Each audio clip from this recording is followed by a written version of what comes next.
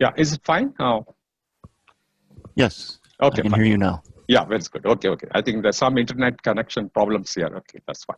Okay. Okay, now we finished the schedule management last week. You have any questions on that? Everything is clear, or you need any clarifications on that?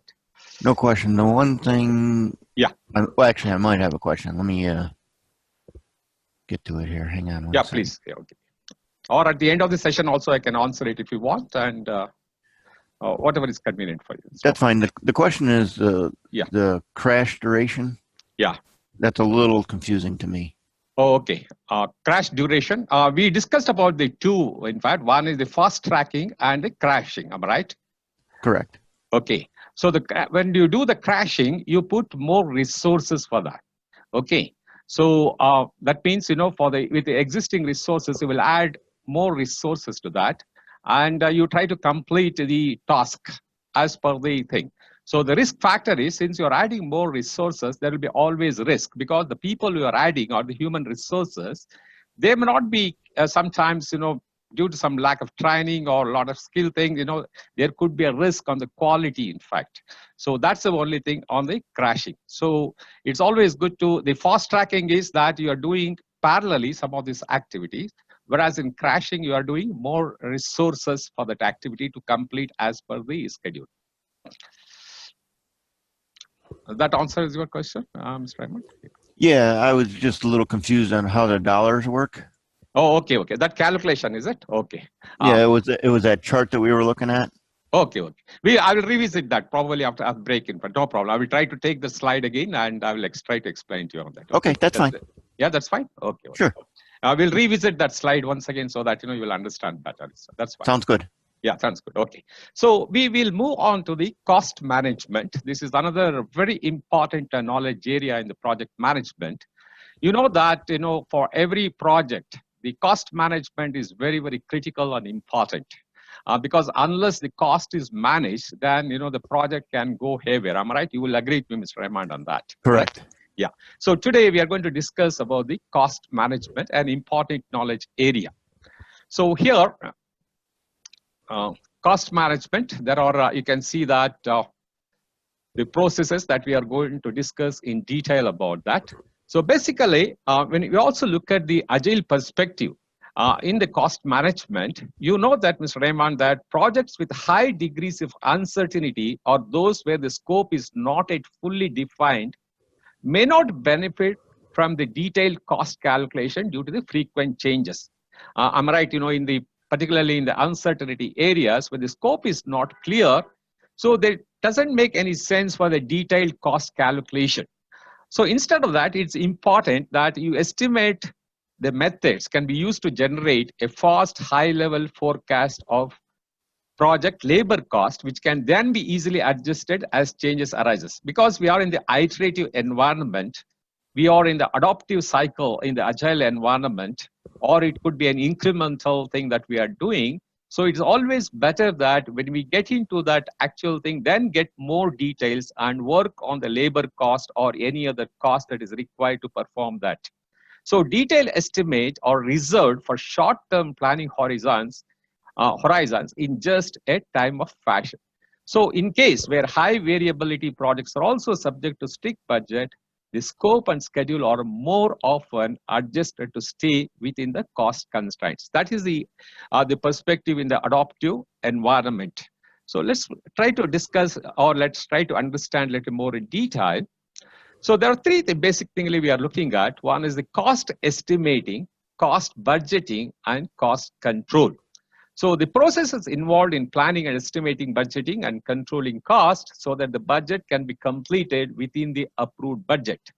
So what is important is that for any of your project, first you estimate the cost, right? You develop an estimate of cost of the resources needed to complete the project. That means you are taking all your human resources, all your physical resources, you add up, you estimate the cost. After estimating, you budget it, allocating the overall cost estimate to individual work items. It is called cost baseline. Like the schedule baseline, like the scope baseline we discussed, here also you come out with the cost baseline. So all your measurement of the project at the various, when you do the various analysis, or when you look at the all the other things, you look at the cost baseline and you try to compare that how you're progressing in the project. Then controlling change to project budget. That means, you always do the monitor and control of the cost to ensure that the costs are within the budgeted cost baseline. So that's the total of the project cost management. So here, like we discussed in the schedule management, you remember that while estimating the project time, WBS is created to break down the project into smaller deliverables. I hope you understood that decomposition, the tools and technique we discussed last week, Mr. Raymond. I'm sure you are clear about that. Am I right? Yes, yes. That's right. So there in the schedule management, we looked at the work package, each work package. So in the cost management, we look at the activity, and you'll also look at the control account. Control account, particularly for the high, major, complex projects, the control accounting is nothing but, what we do is that all the material cost will be under one head, all your human resources cost will be another head, all your physical resources could be in another head, in fact. So that is how you control the cost of these various deliverables that you require under various resources that you require. So here in the cost management, you look at the activity, and this is how the work package is further decomposed to activity level. So if the activities are planned well, it becomes easier to achieve the compliance with the overall cost and budget of the project. So here the planned cost management is basically a process of defining how the project costs are estimated, budgeted, managed, monitored, and controlled. Mr. Ahmed, you were telling me that, what is your cost, for example, your budget for the project we are doing?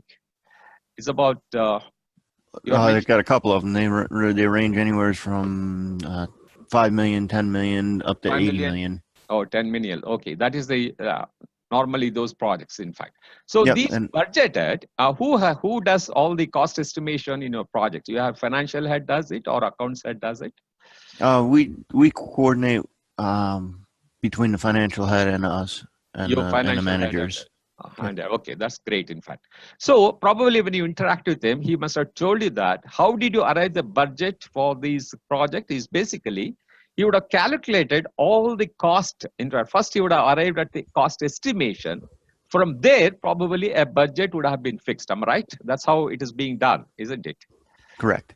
Correct. Okay. So that's great, in fact. So you are on the same page so that, we can understand much better as we go more in detail to that. So in the plan cost management, so basically you define how the project's costs are estimated. After estimation, how it gets budgeted, then managed and controlled. So here are the inputs. Of course, we have discussed in detail. Project charter is one very important thing here. The schedule management plan that we got the output from the last schedule management process group. Then tools and technique, we discussed expert judgment, data analysis and meetings, and you get the cost management plan. So let's look at the estimation of cost. How do you estimate? Estimate the cost is the process of developing an approximation of the cost of resources needed to complete the project. That means here we are not only talking about the human resources, even all the physical resources that is required, you estimate, then that's how you come out of this. In fact, you estimate the cost. So cost of specific activity is estimated based on the information available at that point of time. For example, since you being an architect, let's take home project as an example. So the foundation is, let's say, is one of the activity. You estimate all the cost involving or making a foundation. For example, you are using cement, you are using concrete, you are getting how many people are involved to making a foundation. Then you estimate all those activities, then you arrive at the cost estimation for a foundation. That's how it is being done. So like that, there are so many activities that you do in a home project. It could be erecting a pillar, it could be erecting the walls, it could be for the roof, everything. So all activities, the costs are estimated then you total it up, then you get for an estimation for a home project. Am I right, Mr. Raymond? That's how it's being done? Yes, correct. That's right. Yeah, great. So, so the estimation cost estimate, the tools and technique. Of course, here the input is you take the cost management plan, which is an output from the previous process. Then you get a scope baseline, then project schedule and resource requirement. As I told you, the resource requirement could be your physical resources, it could be your human resources, all the resources you take into account.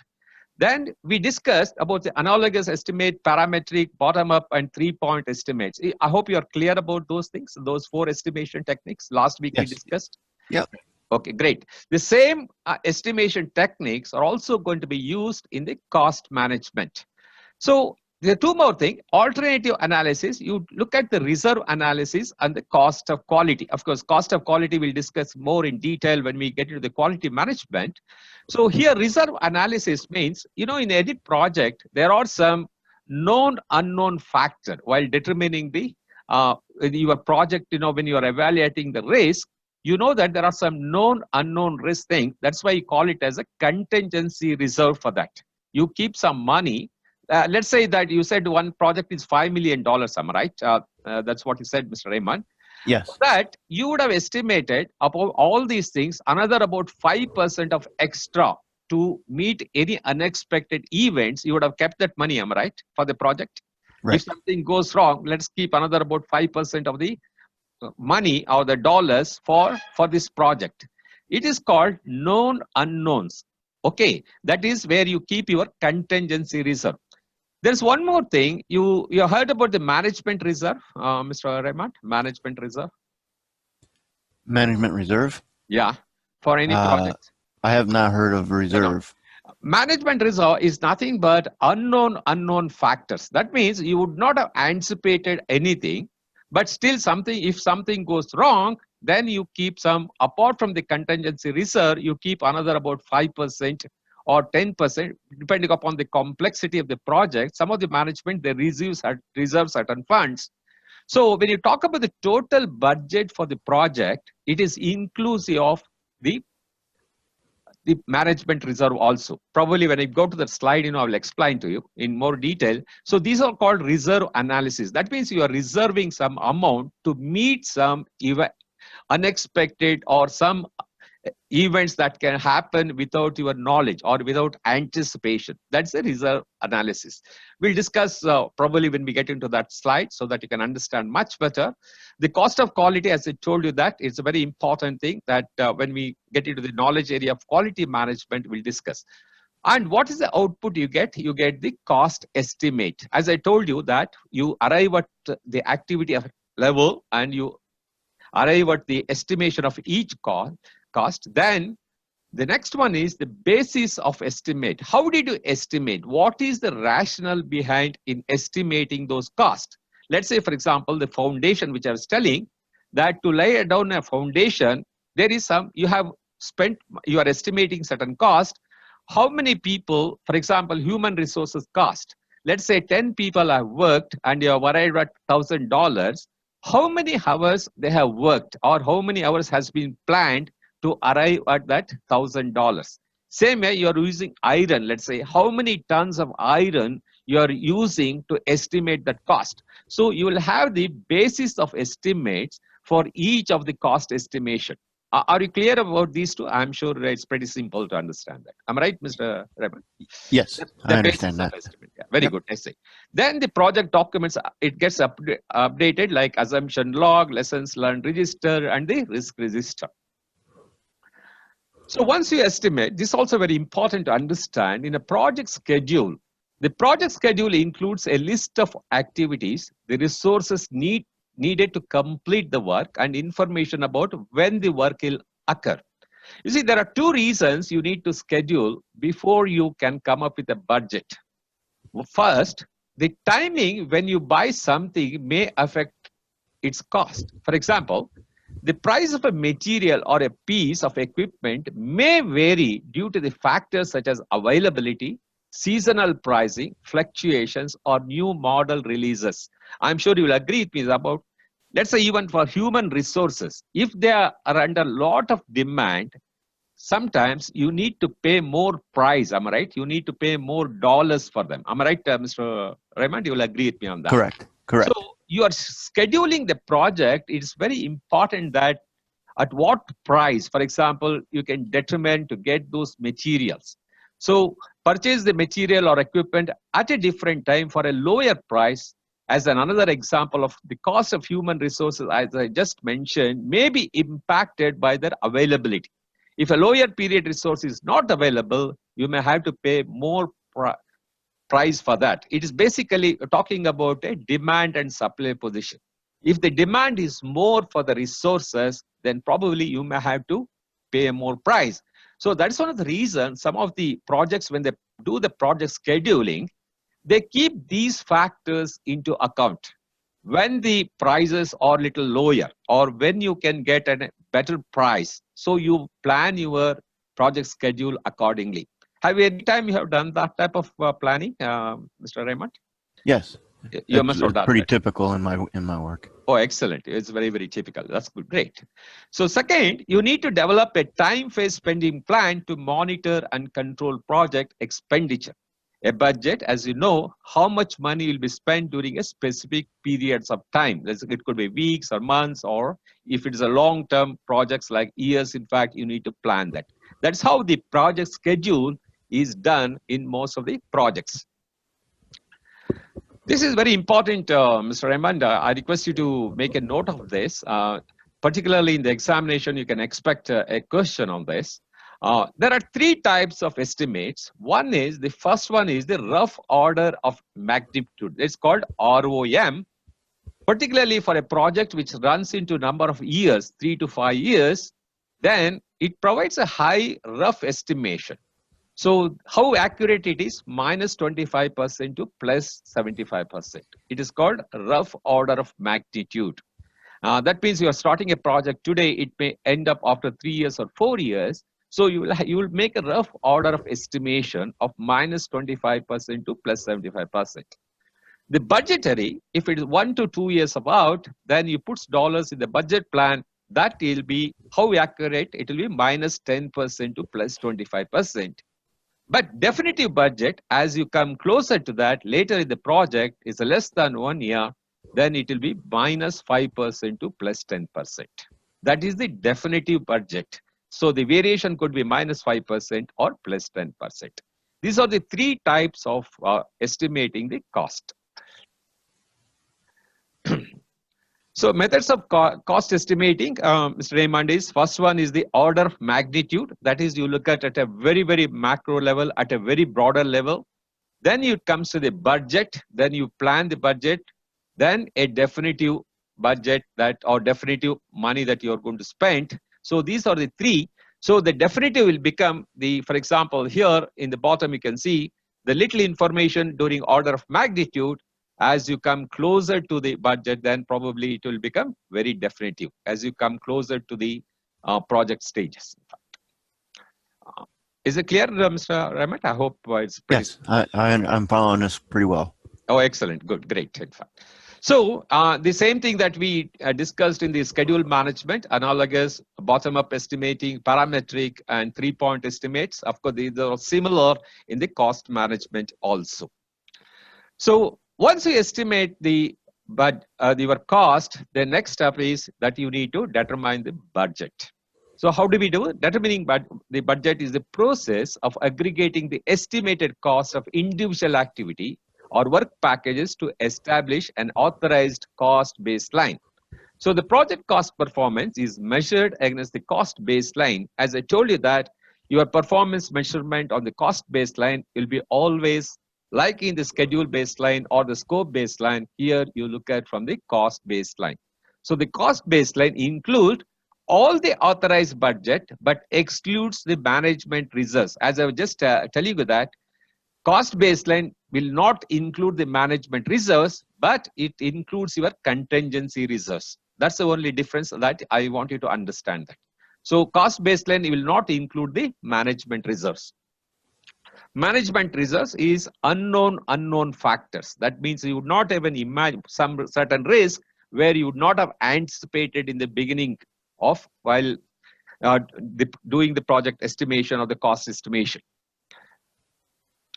So what are the tools and techniques for determining the budget, the cost aggregation? Probably in the following slide, I will show it to you. The funding limit reconciliation is another important technique that you need to follow. And the inputs we discussed in the last slide, that basis of estimates, the cost estimates, and the project schedule. And what outputs here you get is the cost baseline and the project funding requirements. So let's look at it. This is the cost aggregation I was just explaining to you. Here you can look at it, the activity estimates, the bottom one. So all the activities, I was just giving an example of foundation. For example, your concrete cost, your water cost, or your resources cost, all the various activities cost here you put it, then that will become a work package. And from the work packages, let's become the control account estimates. Then it will become a project estimate. Then the contingency reserve, which I was just telling you that these are the known unknown factors. These are the contingency reserves. Then that will become the cost baseline. And after this, you add your management reserve. These are all the unknown factors. And that will become your total cost budget. Are you with me, Mr. Ramat? I hope it's very clear. Yes, I got this. You got this. Great. That's how I'm sure you must be doing this in your projects also. I think I'm right. Pretty regularly, yeah. Regularly, you must be doing it. That's great, in fact. Yeah, okay. So we'll move on. So this is an important slide to understand. Here we talk about the funding requirements. So this line is your cost baseline. For example, in the previous slide, if you look at your cost baseline is $1,355. So this line represents that $1,355. Okay. Your expenditure, as you go on with the project, you will be spending that money and you keep dotting that, for example, and this will become your expenditure. Now the cost baseline, the funding requirement is as you move on the project, you keep on funding the project. So based on the expenditure, based on the cost baseline requirement, you keep funding for the project at a various stage.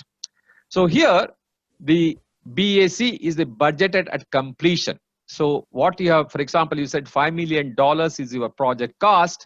That will become your budgeted at completion. But sometimes the expenditure can be more than what you have determined, in fact. So your expenditure could be more. So here we talk about estimation at completion. Okay, EAC. In the following slide, when I show you some the formulas and other things, you will understand that.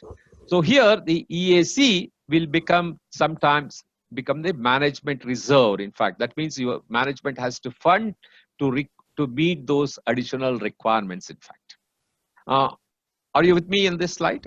It's pretty simple. Yes, we need to keep our cost baseline and our expenditures below the funding requirements. Absolutely right. Yeah, absolutely. That is the key factor for the success of the project. In fact, I'm right. I totally agree. That's great. So okay, now control cost. Control cost is the process of monitoring the status of the project to update the project cost and the managing changes to the cost baseline. Here we talk about the typical activities of the control cost process or ensure that the cost expenditure does not exceed the authorized funding. This is very, very important, in fact, because you know that, Mr. Raymond, that once it goes out of control, then your project can go haywire. In fact, it will not be under your control. So monitor the cost performance to understand the variance and monitor the work performance against the funds expended. So let's see, how do we monitor? What are the, for example, formulas we have to monitor the cost performance? So control cost, basically here we talk about the inputs or the cost baseline, the performance measurement baseline, and the various analysis. To complete performance index, it's called TCPI. We will look at that formula. There is a formula available for that. I explained to you about the reserve analysis. Reserve analysis is where contingency reserve, the known unknown factors and the unknown factors, and you get the cost forecast. By doing this, once you estimate the cost at the completion, then you get the cost forecast. So let's look at what are the things. The earned value management. This is very, very important, Mr. Raymond, to understand the various formulas to determine, to analyze your performance. In fact, on the cost management, it's very important to understand the earned value management. Are you familiar with this terminology, earned value management? No, not this terminology, no. Not at this time. Okay.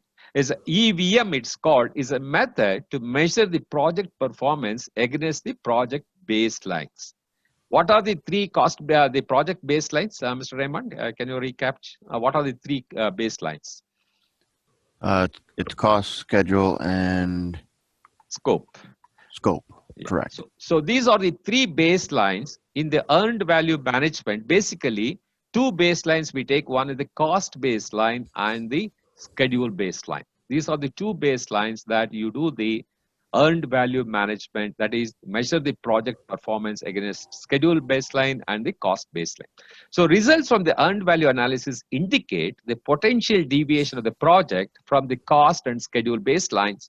So the schedule baseline is the first approved project schedule along with the approved changes. We discussed about the schedule baseline in the schedule management, and in the cost, we just discussed about the cost baseline. So these are all the formulas. These are all set of terminologies. I want you to be very, very familiar, Mr. Raymond. You have heard about the PV, planned value, anytime in your organization, planned value? No, I have not. You're not heard, in fact. Okay. Now, BAC, you have understood, am I right? You said, for example, $5 million is your budget at completion. That is the budget for the total work. I'm sure you're familiar with the BAC, am I right? Correct. Budget at completion. Yep. Yeah, that's great. The planned value is, it is the authorized budget assigned to schedule work. For example, let me give an example. Your budget at completion is the $5 million. What is the schedule for the budget? How many months or years you are planning for that project? Oh, that would be 2.5 months. 2.5 months. That is that is 2.5 months. That is 4 plus 10 weeks. Am I right? 10 weeks. Correct. Correct. Okay. So 10 weeks is your $5 million. It's the budget at completion, and the schedule is for the 10 weeks. Okay. Let's say you are analyzing or you are measuring the performance at the end of 5 weeks. Let's say, okay, at the end of 5 weeks. So what should have been the money allocated at the end of 5 weeks? $5 million is your total budget at completion. So at the end of 5 weeks, so what should be the planned value for the budget? It is $2.5 million. Am I right? Right. It should be half. It should be half. That is 50%.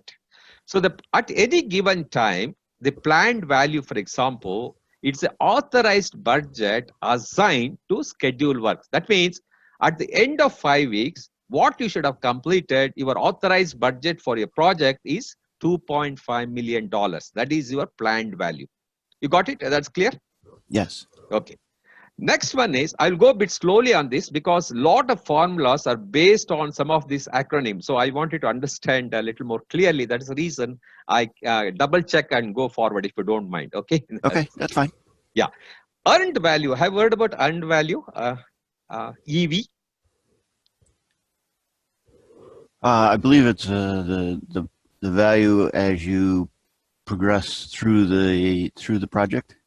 Yeah, let me give an example. Now, Okay. the planned value I've understood very clearly at the end of 5 weeks, that is your planned value for your budget for your project is $2.5 million. That means you should have done 50% of the work at the end of 5 weeks, correct? Am I right?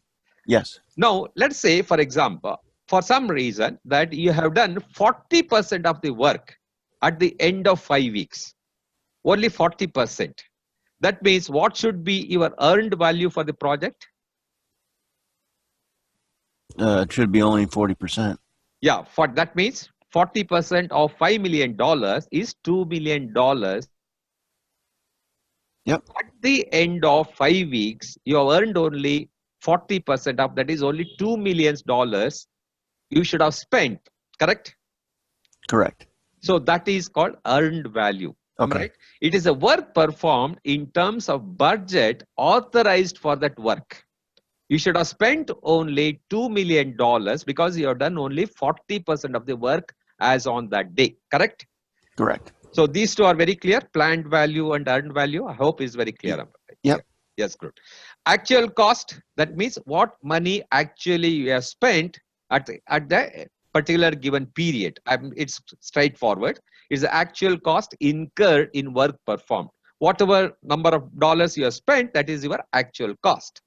BAC, I explained you, it is a budget at completion.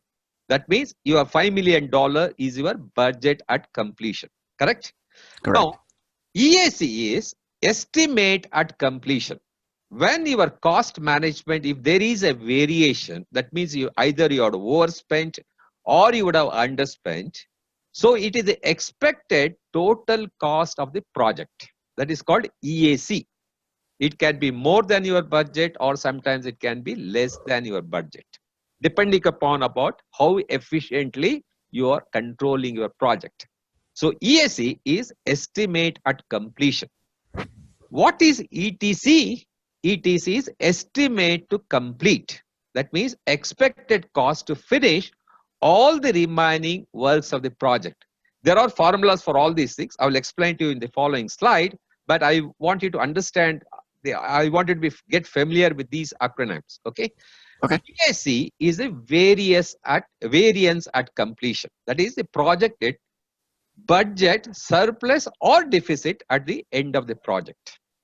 I hope you are clear about all this. You can take a photo of this and keep it. We'll be sending that the recorded version, but still I want you to have that in case if you have any. Okay. Yep.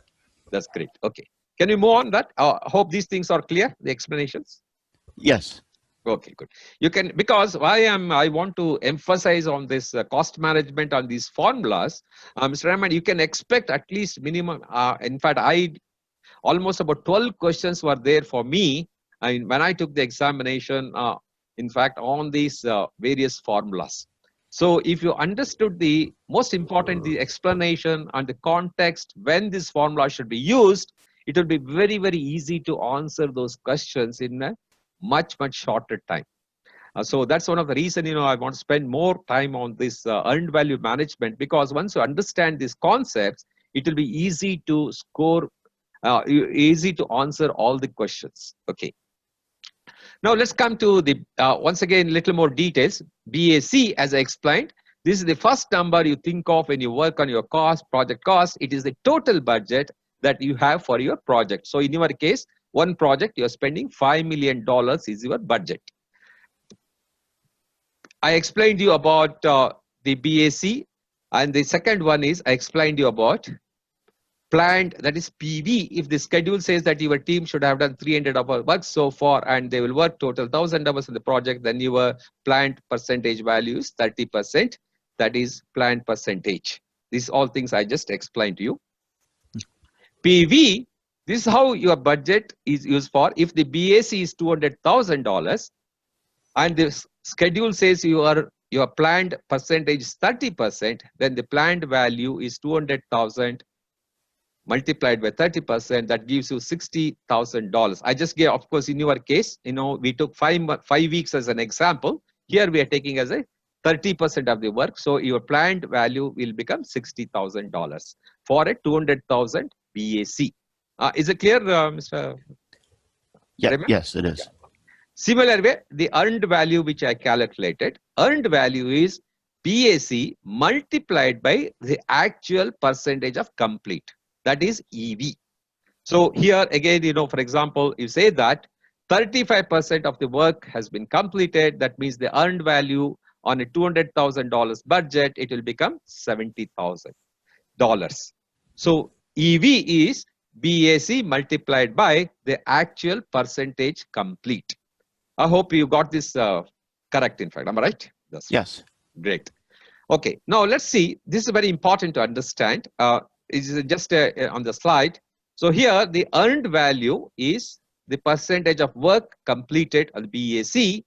Your planned value is here, and your ATC, for example, the actual cost you have spent so far on this like this.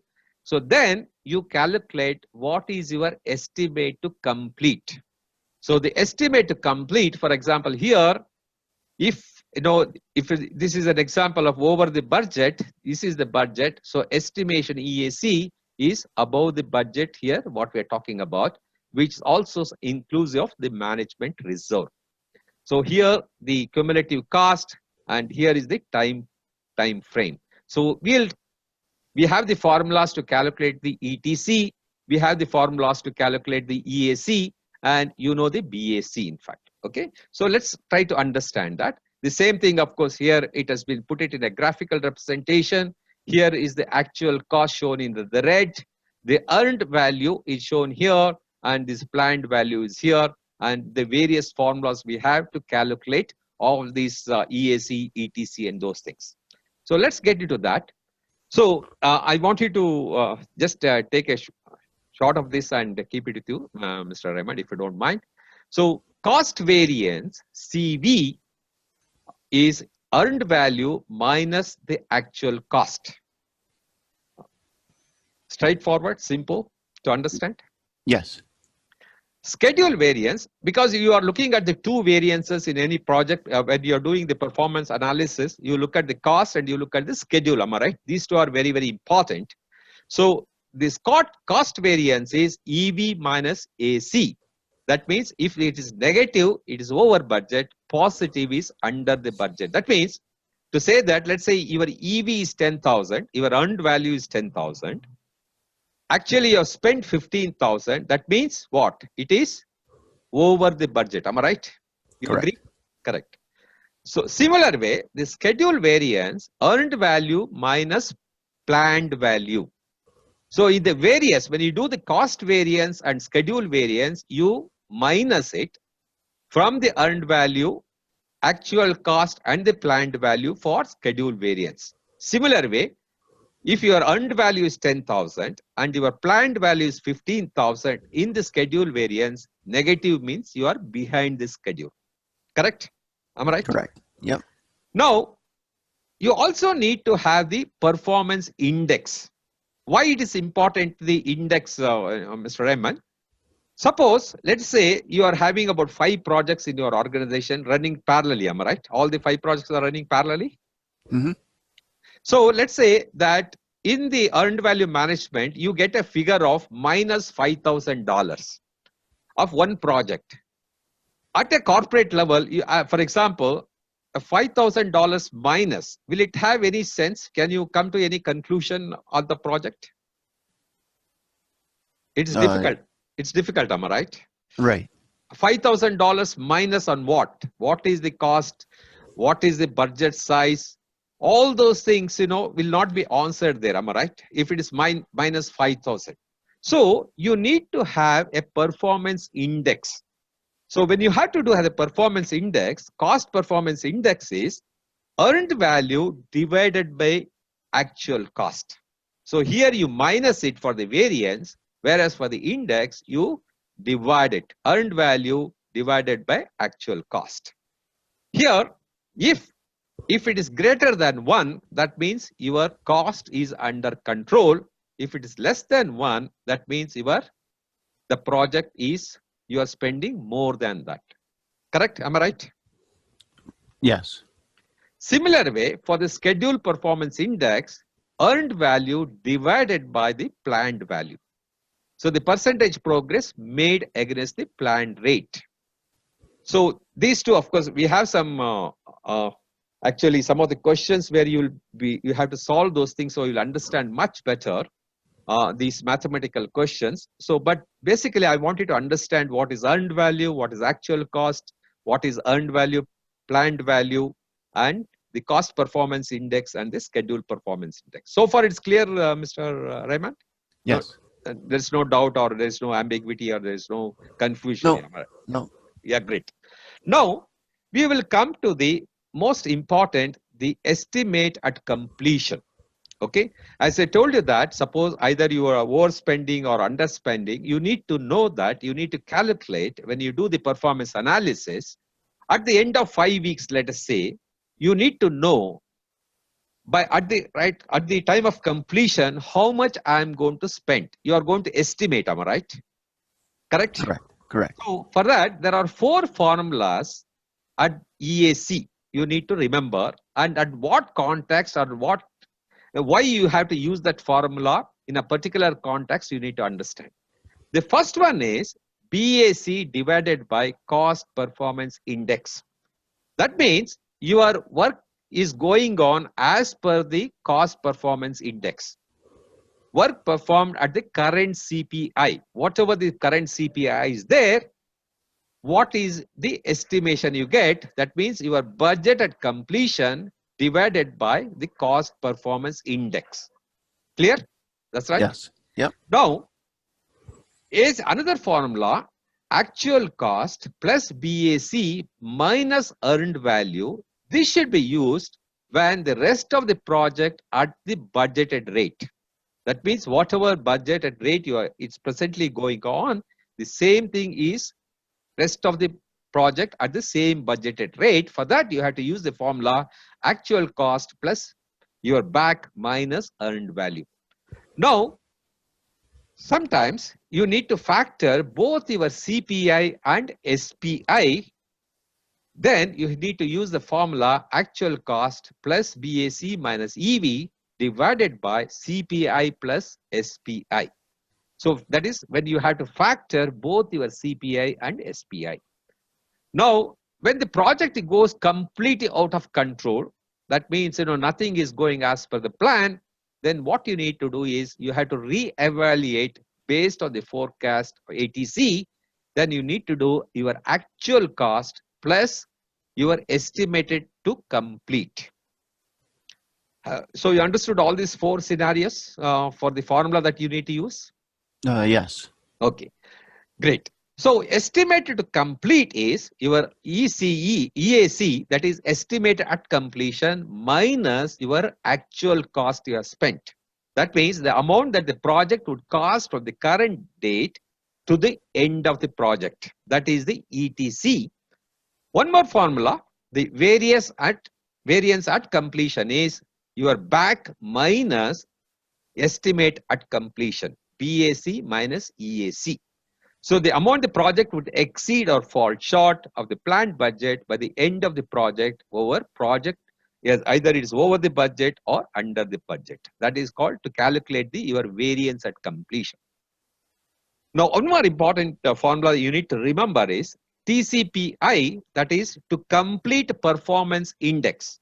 Here, there are 2 formulas that you need to remember. If it is going as per the budget, for managing to budget, that means you need to use a formula BAC minus earned value divided by BAC minus actual cost. That is as per the budget. Now, if it is, you have to manage according to the EAC of one of these formulas, then probably you need to use, back minus EV divided by EAC. Here you have to take that EAC numbers and you have to deduct minus AC for managing to specified value. These are the formulas that you need to by heart, Mr. Raymond, in fact. What I would suggest is that every day you keep writing, or every day, in your mobile phone or whatever smartphone, you have that and keep looking at it every day, in fact, so that you will understand. More than remembering the formula, you need to remember the context or the interpretation when you have to use these formulas, in fact. Are you with me on this? Yes. So you see what I did, or most of when I interact with some of my friends, from the PMP, what most of them they do, Mr. Ram, one tip I want to give you, that when you go to the examination, you'll have 4 hours time. The first 5 minutes, I want you to write down all these formulas and keep it in front of you. Okay, so you must be able to write all these formulas, about 17 to 18 formulas, you will have in a piece of, they will provide a sheet of paper and pen. Within that stimulated time, within that period time of the examination time, the first 5 or 7 minutes you spend on writing all these formulas. Once these formulas are in front of you, Because when the questions start coming, you don't know whether it could be 5th question or it could be 10th question or it could be 15th question. It will be easy for you to answer those questions. Got it, in fact? Yes, I do. I would request you humbly, I would request you that you write down these formulas first 5 minutes and keep it in front of you so that it will help you to answer those questions easily and also without losing much time. Okay, once you are, have any questions on this so far? No questions at this point. Excellent. Okay, so we'll go on that. So as I explained, again, it's a repetition of this, but still, let's go through quickly. EAC is AC plus bottom up ETC. That's this formula used when the original estimation is fundamentally flawed. It calculates the actual plus the new estimate for the remaining work. EAC, the first formula, BAC divided by cumulative CPI. This formula used when the original estimation is met without any deviation. It signifies that your project is going well and you are maintaining the CPI and SPI as one, and you should continue to the project in the same way. It's always good for the project manager if he or she is maintaining the CPI and SPI as one or even more than one. As I told you that if it's greater than one, that means you are under the budget and you are ahead of this or equal, you are maintaining your schedule or you are on the budget. The next one is EAC is AC plus BAC minus EV. This formula used when the current deviation with the original estimation is thought to be different in the future. It generally AC plus the remaining value of the work to perform. The one more scenario here, EAC plus BAC minus EV divided by cumulative CPI and SPI. Here the formula used to calculate the actual to the date plus the remaining budget changed based on the performance. It is used when we believe the current ratio is typical as planned. In other words, we have to meet the schedule earlier than the original determined, and we calculate the EAC according to meet the schedule. Now let's see, here is one, I want to take 5 minutes and let's try to solve this so that you can understand these concepts very clearly. Let's say your current project is an $800,000 software development effort with 2 teams programmers that will work for 6 months at a total of 10,000 hours. According to the project schedule, your team should be done with 38% of the work, and you find that the project is currently 40% complete. You have spent 50% of the budget so far, so calculate these numbers. Can we do this, Mr. Raymond? We can certainly try. Yeah, please. Okay. So first you arrive at the BAC. What is BAC? The 800,000. Can you fill it up here? So $800,000 is a BAC. What is the actual cost? Actual cost?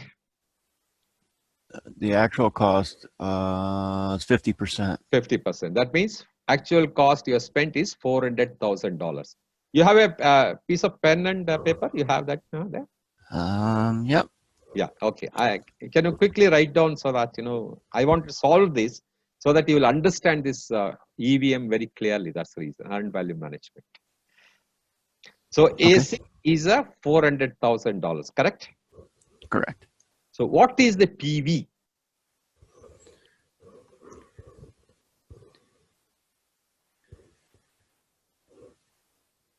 That would be the 10,000 hours.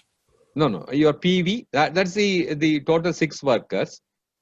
38% of the work has been, you should be done. Am I right? Correct? Yes. So your planned value is 38% of $800,000. So how much is that? 38% of 800,000. Yeah. It's $304,000. $304,000. Yes. Correct. So your Correct. PV is $304,000. Correct. Okay. What is your earned value? You find that the project is currently 40% complete. That means your earned value is 40% of 40% of the 800,000. That is $320,000. Correct. Yep. Correct. So what is SV? What is the formula for SV, Mr. Raymond?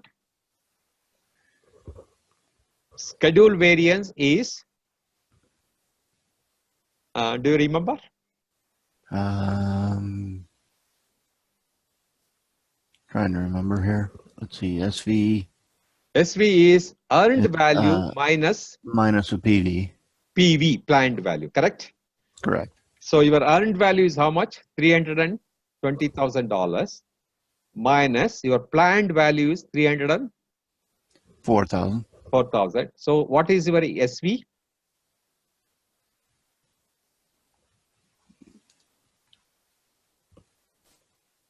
It's EV minus PV. EV. Yeah. 16,000. 16,000. So your schedule variance is $16,000. What is your CV? What is the formula for CV?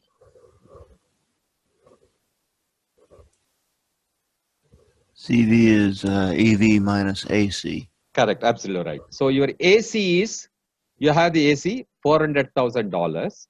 Your EV is $320,000. Correct?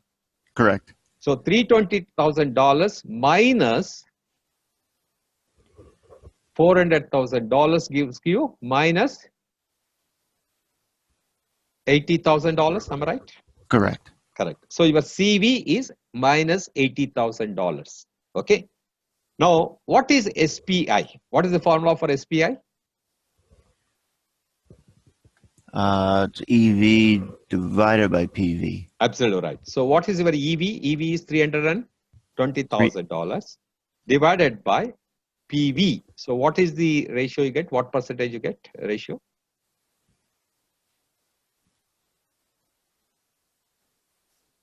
Uh, 1.1. Hang on, 3.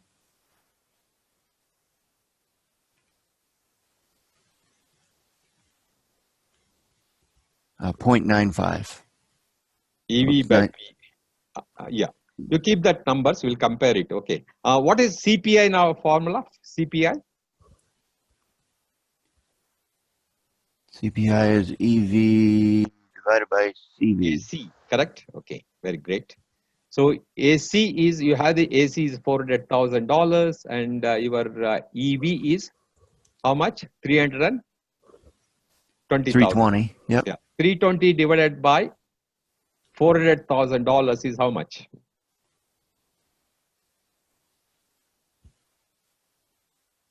What is the ratio?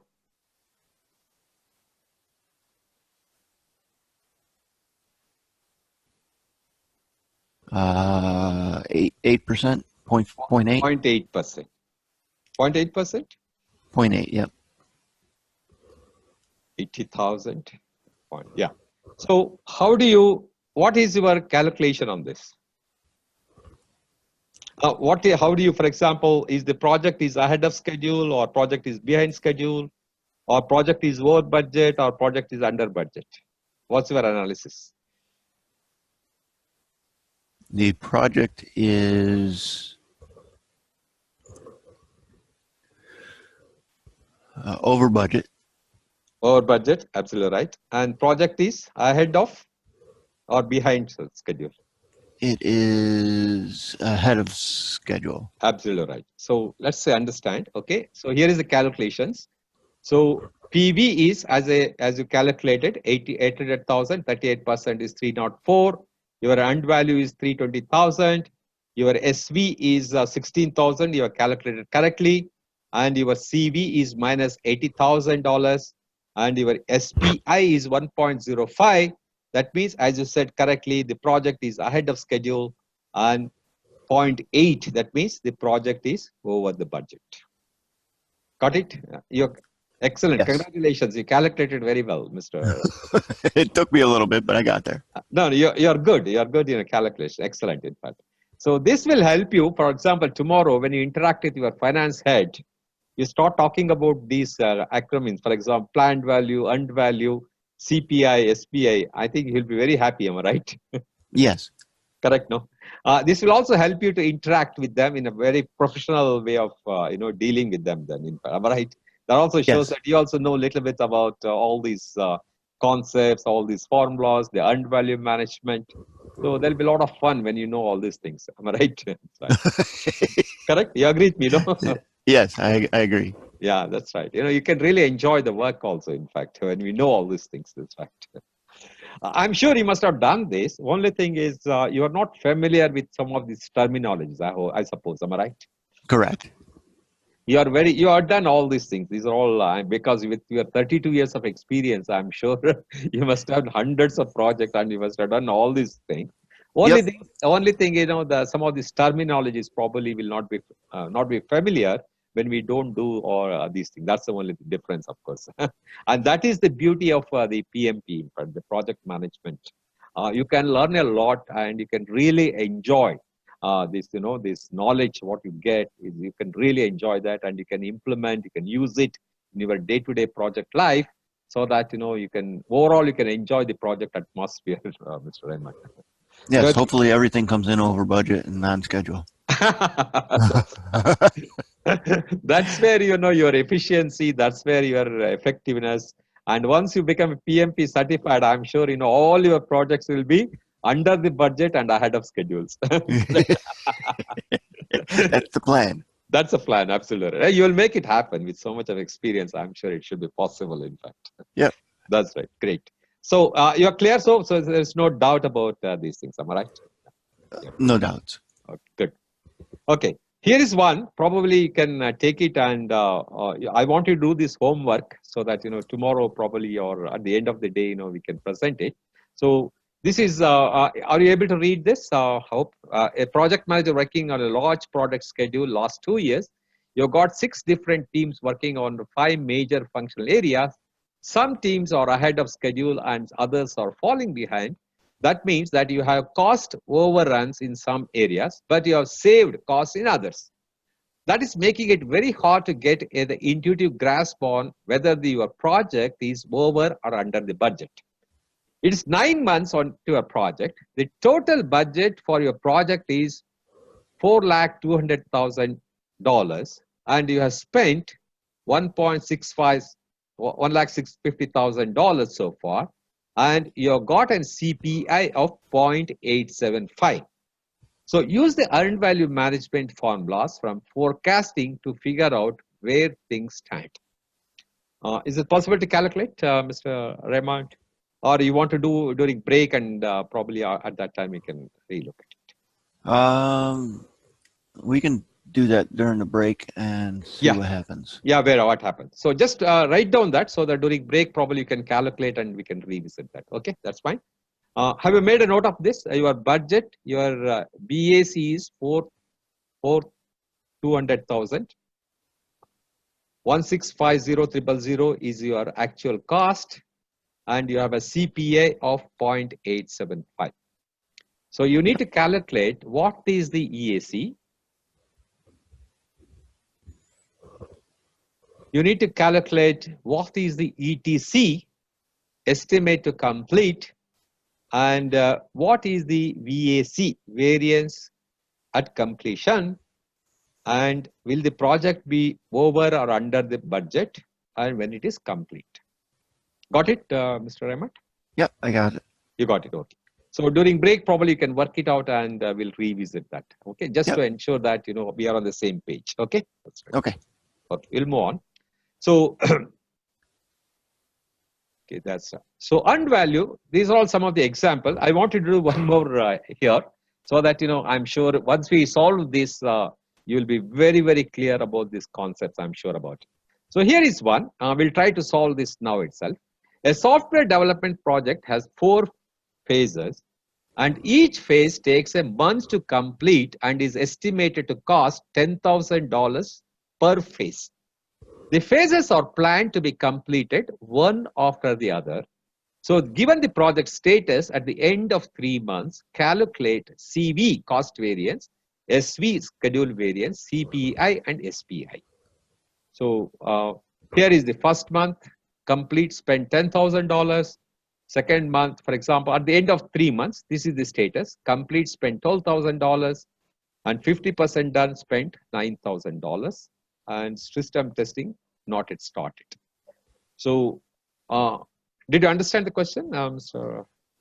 Hope it's Yes, clear. Okay. I believe I have. Yeah, okay. So can we calculate what is CV, what is SV, CPA, and SPI? Take a piece of paper and you have in front of you. Can we start putting those numbers? Sure. Yeah. So we want to calculate CV. Yeah. We want to CV is calculate you have the SV. formula. Yeah. So CV is PV minus AC. No. Sorry. EV minus AC. EV, earned value minus actual cost. EV minus AC. AC. And SV is? SV is EV minus PV. Correct. Absolutely right. CPI is? CPI, I'm writing as I go here. CPI is EV divided by AC. Great. Yeah. SPI? And SPI is EV divided by PV. Absolutely right. Great. So now what is the earned value here? And what is the planned value? What is P? How much is PV at the end of 3 months?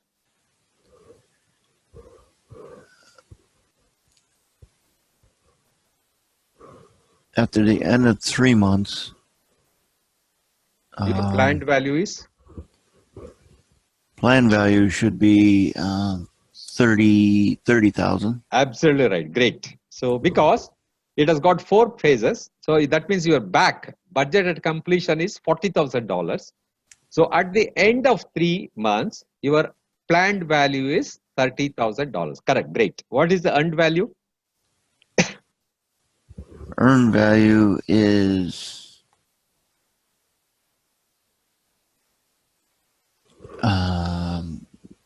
what has been used, so it would be the 22, 30, 31,000. No, 31,000 is not 31,000. Earned value, because first 2 months has been completed, third month 50% done, correct? Oh, 50%. Okay. So how much will be the earned value? Just give a thought. So we have 10, 12, and 50% is done. That should be 20, 25,000. Yeah, absolutely right. 25,000 because 2 months completed, 10,000, 10,000 plus third month it is 50% done. That means your earned value is $25,000. Great. What is the actual cost? The actual cost is the 31,000. Absolutely right. So you got the figure of what is the earned value you have, what is the planned value you have, and you have the actual cost. Yeah, I missed that 50%. That's what messed me up. Oh yeah, I know. So that's a tricky. That is a tricky point. In fact, that's how they confuse you with the examination also. So that's why we need to be very sharp when we read the question. So can we calculate now what is the CV, Mr. Raymond? Yeah. Yes. Yeah, CV, CPA, and SPI. Please calculate. So it'd be, I didn't write down what those other numbers were. Yeah. The EV and the AC and the PV. Estimated value is 30,000. It is earned value. It's not estimated. It's earned value. Okay. Earned value. Yeah.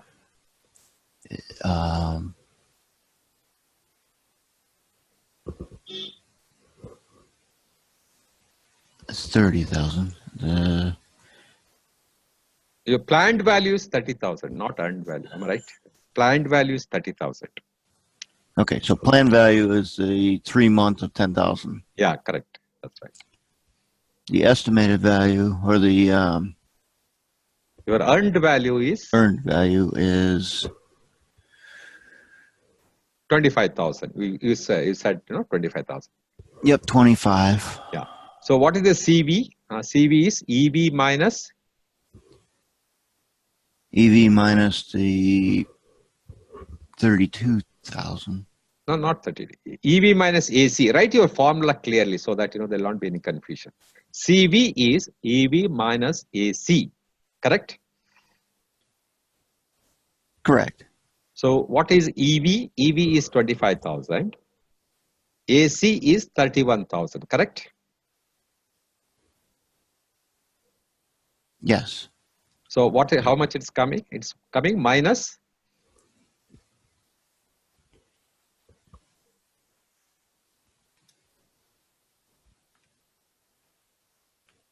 minus 6,000. Absolutely right. Correct. So what is SV? What is the formula? EV minus PV. Correct. So what is EV is here is EV is 25,000. Yep. PV is 30,000. Correct. So it's minus Correct. 5,000. Correct. Correct. So what is CPI? CPI is EV by EV divided by AC. AC. So how much is that? EV is 25,000. AC is 31,000. So what is the percentage you're getting there? 80.5% approximately. Yeah, 0.8 something. Okay. And what is SPI? EV by PV. PV. So EV is 25,000. PV is 30,000. So what percentage you're getting? Ratio? 0.83. 0.83. Okay. So you calculated very nicely. Let's look at the answers in the next slide. Okay. So as you have calculated, Mr. Raymond, calculation 3 months, 30,000 is your PV. Your undervalue is 25,000. Your actual cost is 31,000. Your cost variance is minus 6,000 you have calculated. Your schedule variance is minus 5,000. That means it is over the budget and it is behind the schedule. Am I right? Correct? Correct. So the CPI is 25,000 divided by 31,000 is 0.8. So that means 0.8 worth is got over every dollar you spent. That means it is over the budget. And schedule performance is 0.83. That means project is behind your schedule rate. Correct? Correct. So this is how I hope with this you got the complete idea about earned value management calculation. Yes. You have it's just going to take me a little bit to you get all the terminology, but yeah, that's why I'm telling you that every day I wanted to go through that. It's very, very important. Yep. At least for about 1 week's time, so you get a hang on that. And those formulas, I want you to mug it up, or you have to memorize it. In fact, that's very, very important. Okay. You need not memorize other things. In fact, if you understand the flow of the project management, the various processes, that's very important. You need to understand because the PMP guide is 950 pages, Mr. Raymond. Yeah, I know. I saw that. You saw that. So you cannot, mug or you cannot memorize all those things. You need to understand the flow. You need to understand the concepts. Okay. But these 18-20 formulas, you need to memorize. There is no alternative. There is no other go. Because as I was telling you that in the examination, there will be 3 or 4 types of questions. One is your situation-based questions, or one is some of the situation or some of the scenario-based. Other questions, all these mathematical questions. And these mathematical questions, if you know these formulas, if you have memorized it, you should not take more than 10 or 15 seconds to answer these questions. So you can save time, which you can spend more time on the scenario or on the problem questions, in fact. On the cases, those things, those type of questions where you need to, read at least 20 seconds to complete the question itself, to reading it. Then you need to look at the 4 options to select. So it will take 35 to 40 seconds sometimes. Are you with me on that? You got it? Yes, I understand that. Yeah. So this very, very, I keep repeating that because this will help you. If you know this formula, you can easily answer 12 to 15 questions with less time and without making any mistakes. That's you are done what basically your computer science or the thing, Mr. Architecture, B, the engineering. Architecture. Yeah, and basically you must have done a lot of calculations, am I right? When you're designing Yes. those things. Am I right? In fact? Yep. You must have used a lot of mathematical formulas and all those. I'm sure about it. Yeah, I have. Yeah. So this should be an easy for you. In fact, I'm sure if you just go through 2-3 times, you will get you will become really. Yeah, I'll pick it up pretty quickly. It's just yeah, a I'm matter sure. of I'm sure going through it. You can pick it up. That's the reason I spent a little more time to understand these concepts, understand these formulas. And I hope it's clear and it was useful, Mr. Raymond. Yep, very useful. Thank you. Yeah, that's great. In fact, okay, that's right. So we'll move on. Here is some of the questions, how the questions will be. As I know, here is one question, Mr. You can see. The finance department requires that you keep them updated of the cost being spent on the capital project you are leading. You are required to submit a funding plan and monthly forecast are necessary so that any changes to the funding plan can be requested in advance and evaluated. Exceeding the budget limit is unacceptable as it will impact the stock value. You have successfully implemented processes and practices to anticipate funding changes, and you evaluate them to minimize the problems and increase the efficient use of funds. You have employed a variety of reporting and analysis technique to meet the finance department requirements. One of them is EAC, that is estimated at completion, which is the periodic of evaluation of. So this is the question. How will you answer this?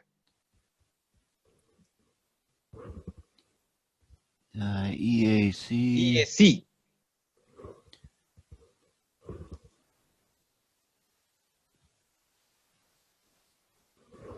Estimated completion.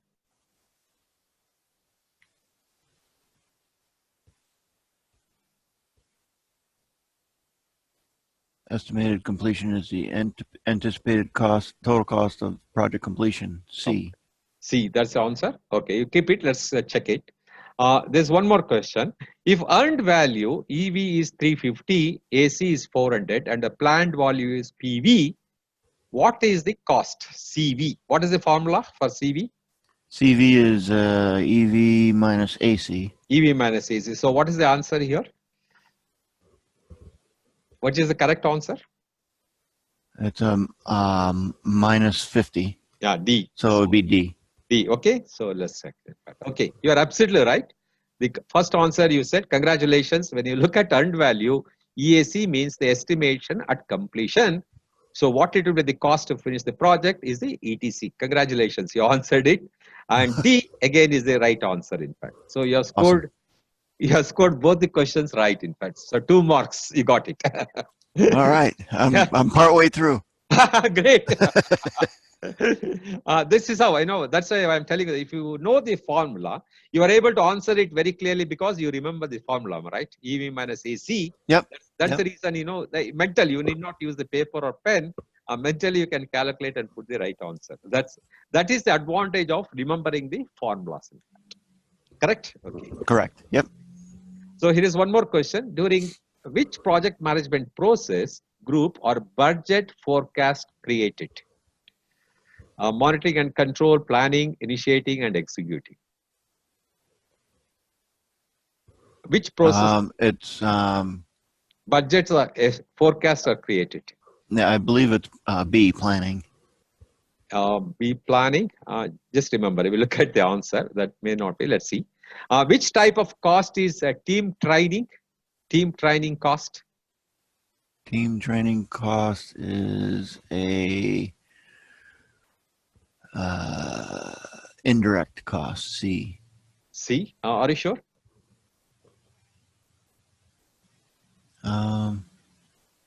Which type of cost? Training cost. Training. Basically, it's a training cost. I don't think it's direct. NPV? No, NPV, no. It's not NPV. Definitely not an NPV is the right answer.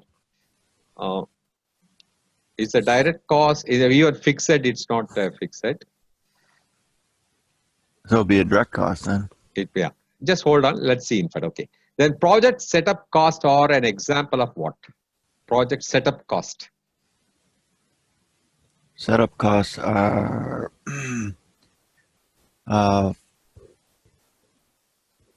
fixed costs. Fixed cost. Okay. B.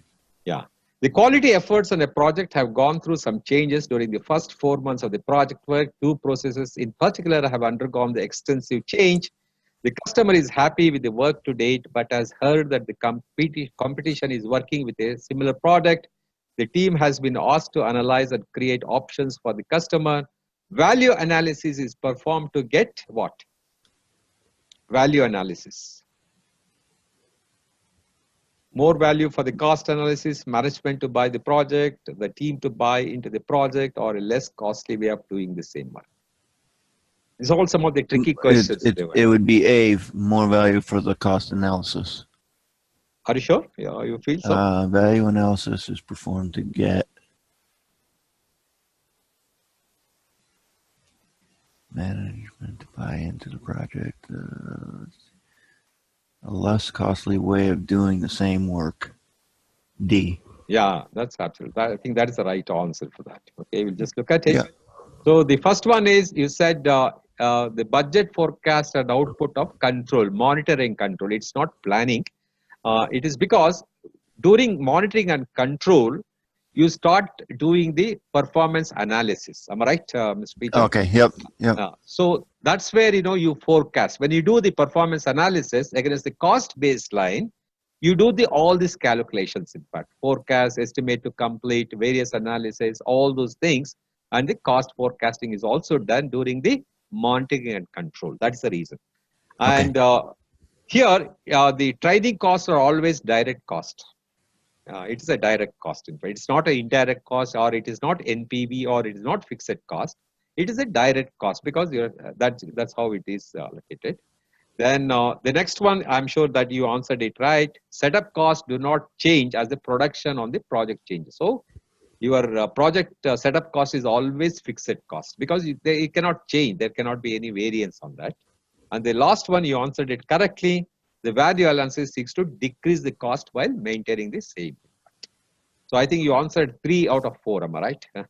Correct? Yes. So 75% you scored. Very good. Congratulations again. Okay, very great. You're going great. Okay. So that is about the cost management. Any doubts or any clarifications you need on this? I hope it's clear. No, I'm just got to go through the formulas and keep them in my head. Absolutely. I request you to put it in your smartphone or your iPad and memorize it. And most important, particularly at the EAC formulas, you need to remember in what context that formula should be used. That's very, very important. Yeah. Okay. And the TCPI also I explained, in fact, that is again to complete the performance index. In TCPI, only thing is the percentage should be less than 1. That means, it is how much fund, how much money you are spending against that's to complete the performance index. So kindly remember these formulas, practice it, and put some numbers every day and start, like some of these questions which we did, revisit that again so that, you practice it so you will remember it. Yep. Correct? Okay, great. So this one, probably during interval you do that, and during the break when we take, so that we'll revisit and understand that also clearly. Okay? Okay. Yeah. So we'll go to the next important knowledge area, quality management. So this is again now very important knowledge area because unless your project meets the required quality, then the project is not successful. Am I right? You agree with me on that? Yes. And who handles the quality aspects in your projects, Mr. Raymond? Who handles that? That would be me as a manager. You as a project manager, okay. Yeah. You have any quality team in your departments or in your organization? Quality. We have a couple of people that do quality reviews, but not very often. Not very often. You outsource them whenever you require? Pardon? You hire them or you take it from external agencies or the quality team? No, there's a couple people in the office. In the office itself. They do that in fact. Okay, yeah. Great. Yes. And they reports to you, am I right? For the project. Yep. Yeah, they are under your control. Okay, great. That's great. So here in the quality management, the process direct and manage project work, which we did go through during integration management, direct and management project work. It goes to deliverables, and once the deliverables, it goes to control quality, and in the control quality, it becomes a verified deliverables, and it passes through. Then you validate the scope, and after validation, it will become the accepted deliverables, and you close the project. This is how the flow takes place during the project management, that under various process groups. And here, for example, when you validate the scope, if it is non-accepted, then it goes to the change request. In the change request, you do that. Then in the performed integrated change control, whether the change is accepted or rejected, once it is accepted, it will become approved change request. And again, it will go back to the direct and managed project work. This is how the flow goes through, in fact, in the project as far as the quality is concerned, in fact. I hope you got this, in fact. Yes. Great. That's right. And once this is finally comes here, the closed project or phase, it becomes the final product service, and it goes to the customer, in fact. This is all about the quality management. In fact, how you do that, let's try to understand more detail.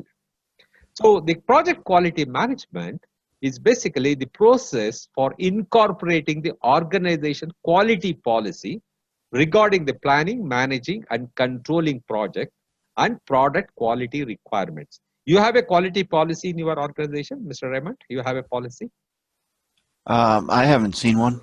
You have not seen one? No. No. For example, you should meet the ISO standard, the quality policy. Do you follow that ISO standard? ISO we do not. You do not follow. You have a different policies. Okay. Yep. Because every organization will have, of course, a different quality policies, in fact. So it has to align with the organization quality policy. That's very, very important regarding planning, managing, controlling, and product quality requirements in order to meet the stakeholders' objectives. So the project quality management also supports continuous process improvement activity as undertaken on behalf of the performing organization. I'm sure you must be doing that continuous process improvement, am I right? You must be doing it. Yep. To meet the quality expectation of your customer. Correct. So here, what are the inputs we talk about here? The project, there are three processes: plan, quality management. Then first, you manage the quality, then you control the quality. These are the three important things that the process you have during quality management process group. So how do you plan you have the project charter, project management plan, project documents. Then you have the various tools and techniques which we discussed: expert judgment, data gathering. You analyze the data, you make the decision making, and you represent the data in various forms, and test and inspection planning and meetings. And what you get out here is the quality management plan. And in the managed quality, what you do is the most important thing. The tools and techniques here is the audit. Audit, sometimes it could be internal, or sometimes, some of the organizations, they also hire the external auditors. Even sometimes the customers can send their auditors to see that, whether the organization has met the quality policies, quality things. Then the quality reports you generate, this is the output you get. And in control quality, as I showed you in the previous slide, the approved change request and the deliverables. These are all very, very important inputs. And what you output you get is the quality control measurements and verified deliverables. Let's try to understand a little bit about validation and verification. Are you familiar with those two, validation and verification in quality management? Yes. You're familiar about. Can you just tell me what is validation and what is verification? Validation is to make sure that everything is going as planned. Yeah. And then verification is to make sure that the processes that we're using meet the validation or meet the process that's required. Yeah. Verification, you ensure that it is meeting certain specification, and in validation, whether those specification meets the customer's requirement. Correct? Am I right? Yep. Yeah. You verify according to the verification, and you validate according to the customer's required specification. So this is very, very important to understand these two things. Okay. So quality management, you see, basically when you talk about the management process, is concerned with the quality that the work needs to have Whereas managed quality is concerned with managing the quality processes throughout the project. So whether the organization is following these quality processes throughout the project, that's very, very important.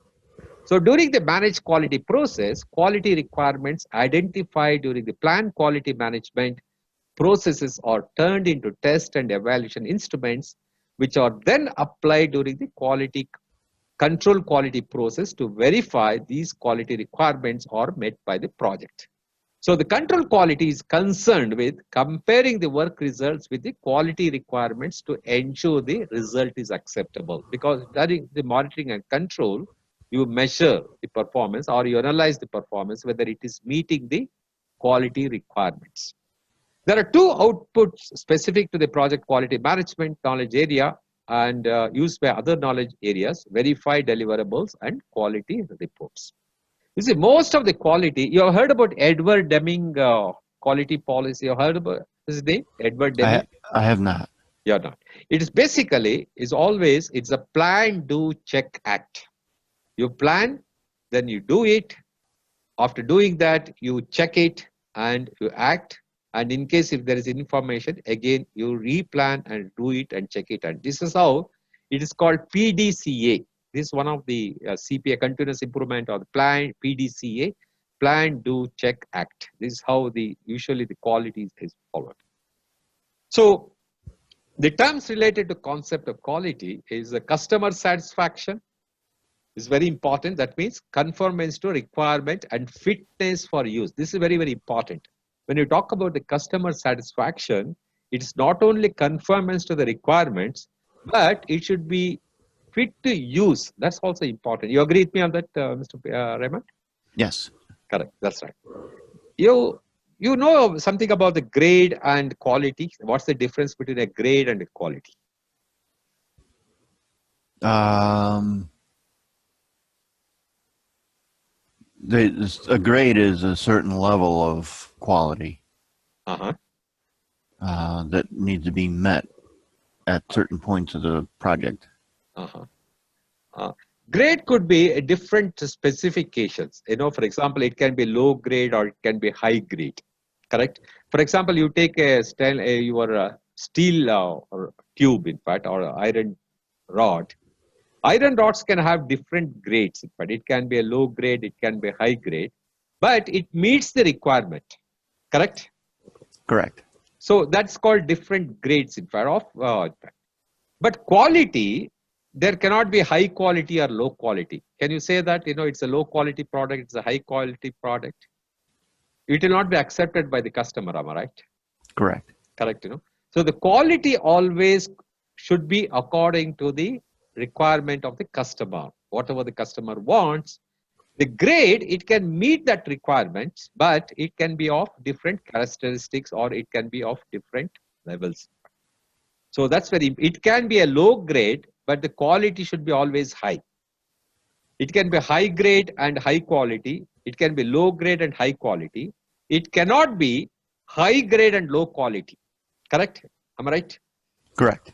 So that's very, very important to understand. Grade is classification based on certain technical characteristics. It can have a high grade, it can have a low grade, it can have a medium grade. It's like that.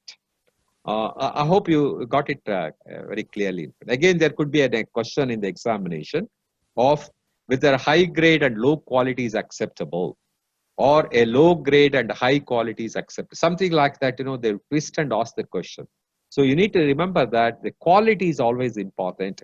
The grade can vary according to the technical characteristics of the product or the deliverable. You're familiar with the precision and accuracy? Precision and accuracy? Yeah. What is precision and what is accuracy? Precision is being precise, is being right on. Yeah. And accuracy is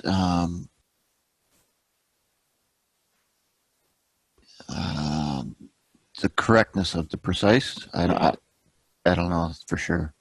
No, here itself, like, for example, here, it is, you can see here, the accuracy is correctness. That means in the bull's eye, every time you hit this here, it is accurate, correct? Yep. You are hitting at the center. Okay. The precision is, for example, if you are hitting every time, 4 times if you hit here, that also it is precise. Precision, it need not be accurate. So it is, for example, granularly of measurement, how fine the outcome can be measured, in fact. That means you are hitting all the 4 times here, then it is also precise, in fact. You are hitting, that means the consistency, you are hitting every time here. So that is precise. It's a granularity of measurement. Just to give one more example, you see my weight is 90 kilo. That is my actual weight. That is my desired value. For example, 90 kilos is my weight. So when I stand on a weighing machine, every time if it shows 90 kilos or 90 pounds, for example, in US you call it pounds, am I right? Let's say. So 75 pounds is my weight. So every time I stand on the weighing machine, if it shows 75 pounds, that means it is accurate. That weighing machine is accurate. Now, let's say that every time it shows, when I stand there on the weighing machine, it shows 74.1, 74.2, or 74.15, or 74.16. Those 4 measurements or those things, that means it is precise. You got the difference between precise and accuracy, I hope. Yep. Correct. So you need to understand, because again, sir, there will be some questions. Indirectly, they will ask you whether it's accurate or the precise, whether the data is accurate or precise. So it's very important. Accuracy is the correctness and is being close to your desired value. My weight is 75 pounds. So when I stand on the weighing machine, it's showing me 74.95 or 75 pounds. That means it is accurate. Precise is that even if it is showing 74.1, 74.15 consistently there, that means it is precise. So I hope you understood the grade and accuracy and precise. These are very important things in quality management. So here the quality management concepts, total quality management TQM, an integrated management philosophy around quality and continuous improvement. TQM is all, most of the quality thing comes from Japanese expertise. You know about it, I hope, Mr. Raymond. Most of the qualities, from the Japanese manufacturers, they started implementing in their working place. That's how most of the quality concepts, even the Kaizen, a philosophy that looks for small and continuous improvement. Deming cycle, which I told you, the plan, do, check, act, a framework for process control and improvement. Kanban, a pull-based inventory management system based on the principle of just-in-time. This Kanban is, most of the time, it is used in your supply chain management, in fact. That means you are taking up certain for production today, previous day or just-in-time you receive the materials. That is Kanban. You heard about this thing, Deming, PDCO, PDCA and Kaizen concept, or the total quality management concepts, or the Kanban. I haven't heard of any of those. Any of those things. I think probably today I request you to remember these things. So when you interact tomorrow with your quality guys, you can talk to them that are we doing PDCA or a Kanban or a Kaizen or the total quality management. They'll be very, very happy, in fact, when you interact with them, in fact. I'm sure it will be easy to remember all this. TQM is the total quality management. Kaizen is change for better. That means you're doing the continuous improvement process. Deming cycle, plan, do, check, act. And Kanban is a pull-based inventory thing. Even your PMP processes, if you look at initiate, plan, execute, monitor and control, and close, it's also some extent is based on this, in fact. You plan, then you do it, you execute it, you check. That means you are doing a monitoring and control, and whatever information you get during monitoring and control, you act on that, and again you plan it. That's how, am I right? This is the cycle we follow. Yep. The Kanban. Supply chain management, who handles in your organization? Supply chain? The inventory management, we don't really have You a don't lot do of that actually. inventory. Yeah, you Being don't an do architect, yeah, absolutely. it might be our paper and our Yeah, yeah, printers and that, but other than yeah, that, yeah. we don't do much. Probably when they go for, the once the concept, when they start building your projects, then they use these Kanban, I think. Because they will be using in the operation cycle, they use this concept Kanban just in time. Mhm. Yeah. For example, when they take it for construction, once you give an architecture plans, when they go for construction, suppose they want cement, they want iron, they want sand. So just before the day of doing the foundation work, they will get the required material. Am I right? That's what they do. Whatever Yep. iron they want, they get it. Whatever cement they want, they get it. Just in time. When they take up the activity, you get those things in fact. Just in time concepts. The quality management in plant, what you do here is the requirement documentation. That means, you have this requirement documentation, what all you required, and stakeholder register. We are going to spend a lot of time in the one of the knowledge area on the stakeholder register, and data analysis, cost benefit analysis, and cost of quality. These two techniques are very, very important. We'll discuss this in the following slides.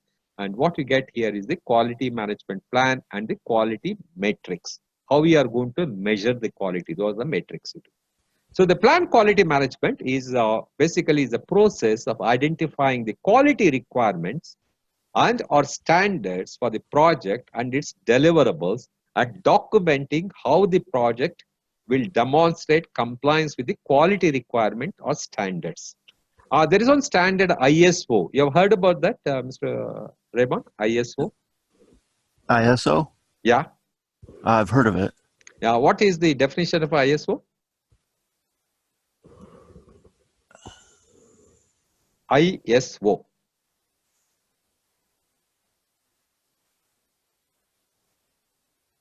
Can you recollect? I do not recollect that. Yeah. Guess. What's your guess? ISO. ISO stands for what? ISO. It's an acronym. How do you define that? Independent study operations. No. Actually, ISO stands for, because again, there will be a question sometimes on this. It is International Standard Organization. Okay, it is International Organization for Standard. It's like the ISO. It is not International Standard Organization. It is International Organization for Standardization, ISO. You need to remember that very clearly. Okay. International Organization for Standardization. It's a ISO. Okay, kindly remember that. Many times, what happens, they will give you 4 variants. Like that, for example, Indian Standard Organization or International Standard Organization. They'll give you 4 different things, and you need to pick the correct one. So probably when you Google it, you'll get the exact one, International Organization for Standardization. That's very, very important to remember. Okay. That. This is another important, the cost of conformance and cost of non-conformance. What are the cost of conformance is your preventive cost. That is a built to, what are the preventive cost? How do you prevent, for example, prevention of cost is your training, what money you are going to spend on the training, the document processes, equipments, time to do right. These are all, the prevention cost.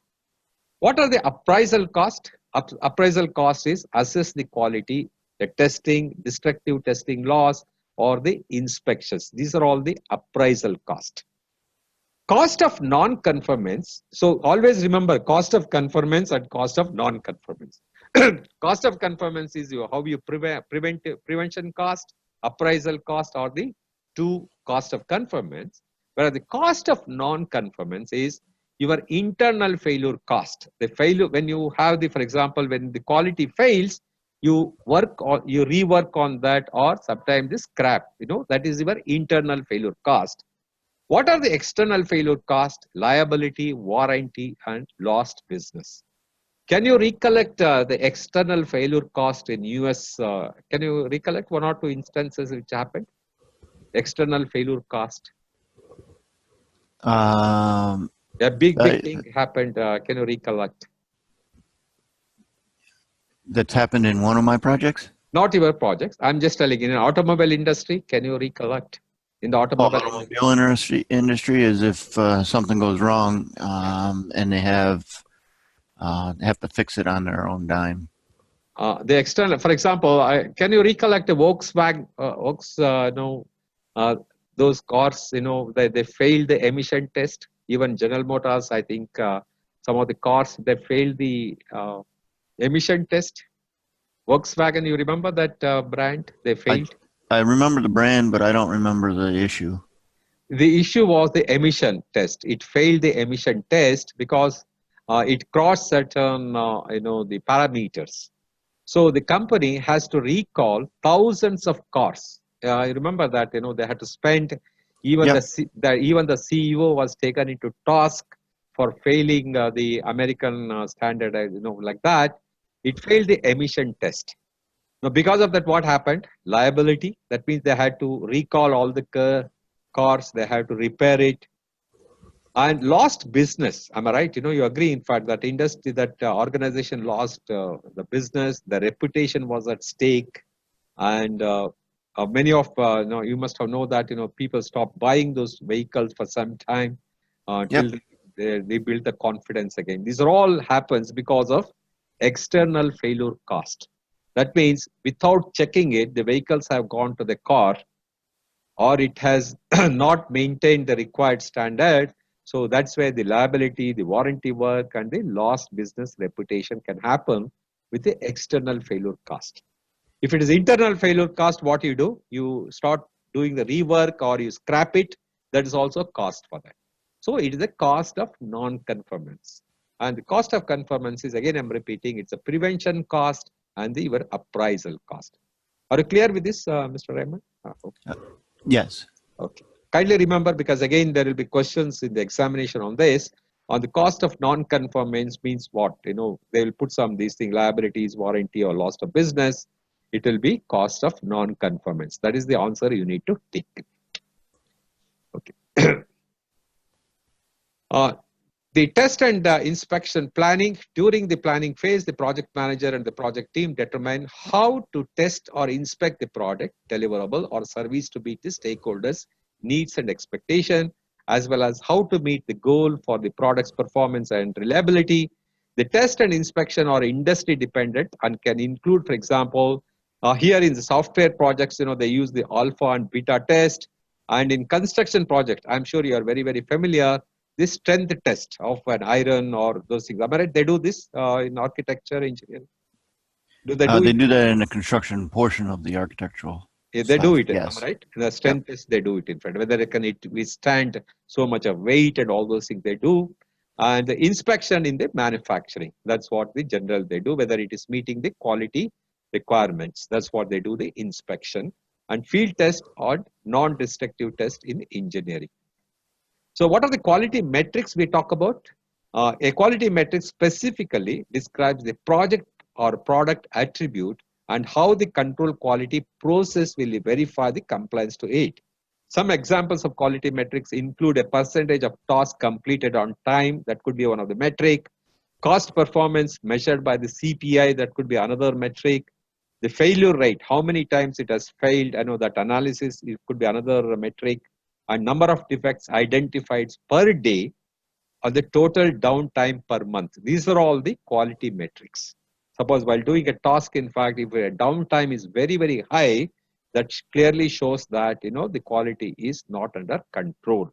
So errors is found per line of code, customer satisfaction scores, and percentage of requirements covered by the test plan as a measure of test. These are again, according to the organization or the requirement of the project or those things, these quality metrics can happen. So the next one is manage quality. Manage quality is the process of translating the quality management plan into executable quality activities that incorporate the organization quality policies of the project. The key benefits of this process are that it increases the probability of meeting the quality objectives as well as the identifying the ineffective processes and causes of poor quality. So managed quality uses the data and results from the control quality process to reflect the overall quality status of the project to the stakeholders. This process is performed throughout the project. So what are the inputs here? Managed quality is the lessons learned register, the quality control measurements, quality metrics, and the risk report which you generate. These are all some of the inputs. And the tools and techniques here, the most important tools and techniques is the data representations, that is through an affinity diagram, the cause and effect diagram, I'll show you in the following slide, the flow charts, the histogram, the matrix diagrams, and the scatter diagrams. Audits and design for X. You've heard about design for X, Mr. Raymond? No, I have not. You're not. I'll try to explain to that. In fact, design for X, design, that is nothing but design for excellence. I'll explain to you. And the outputs here you get is quality reports and the scope baseline.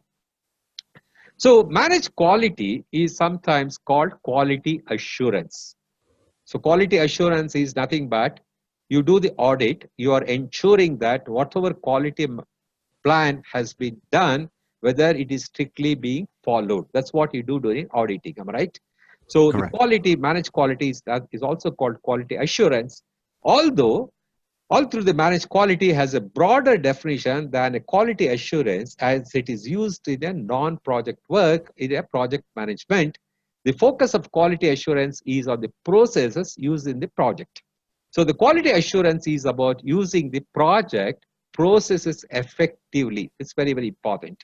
It involves following and meeting the standards to assure stakeholders that the final product will meet their needs, expectations, and requirements. That means your organization is strictly following the quality management plan that you have done. That means you are following all the processes required to ensure the quality product is delivered. That is the main function of managing quality or the quality assurance. So managed quality includes all the quality assurances activity and is also concerned with the product design aspects and process improvements. That means that will also help with whether the process is getting improved. Managed quality work will fall under the conformance work category in the cost of quality management work. So it comes under the conformance work. What are the documents, project documents that can be considered as inputs for here? The lessons learned register. Lessons learned register early in the project with regard to the managing quality can be applied to later phases in the project because it is an OPA, am I right? Lessons learned is your organization process assets which can be used for your future projects.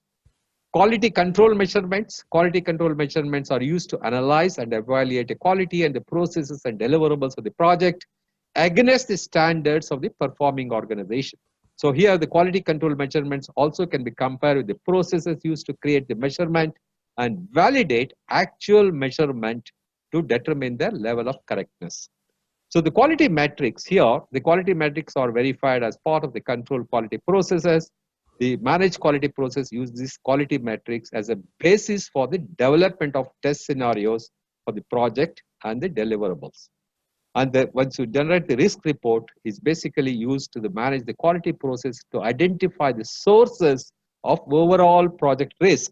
We'll discuss about the risk in the risk management area in detail, but this is how the risk report is generated. Overall risk exposure that can impact the quality objectives of the project. These are all some of the inputs. I'm sure you're already familiar, Mr. Raymond. So this is another important thing. I want you to memorize these things, Mr. Raymond. I'm sorry about this, but you need to memorize this. Like your formulas, earned value management, these 7 quality tools, because definitely you can expect 1 or 2 questions in the examination. And if you know this concept, it's easy for you to score the marks. Okay, are you with me? I am so far. Good. Okay.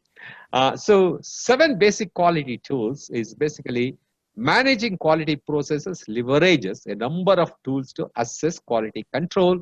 And most of the tools are based on the work, as I explained you, the PDCA. You remember what is PDCA? Edward Deming? It was that circle of. Yeah. Can you recollect? Is for just Um, PDCA. PDCA stand for what?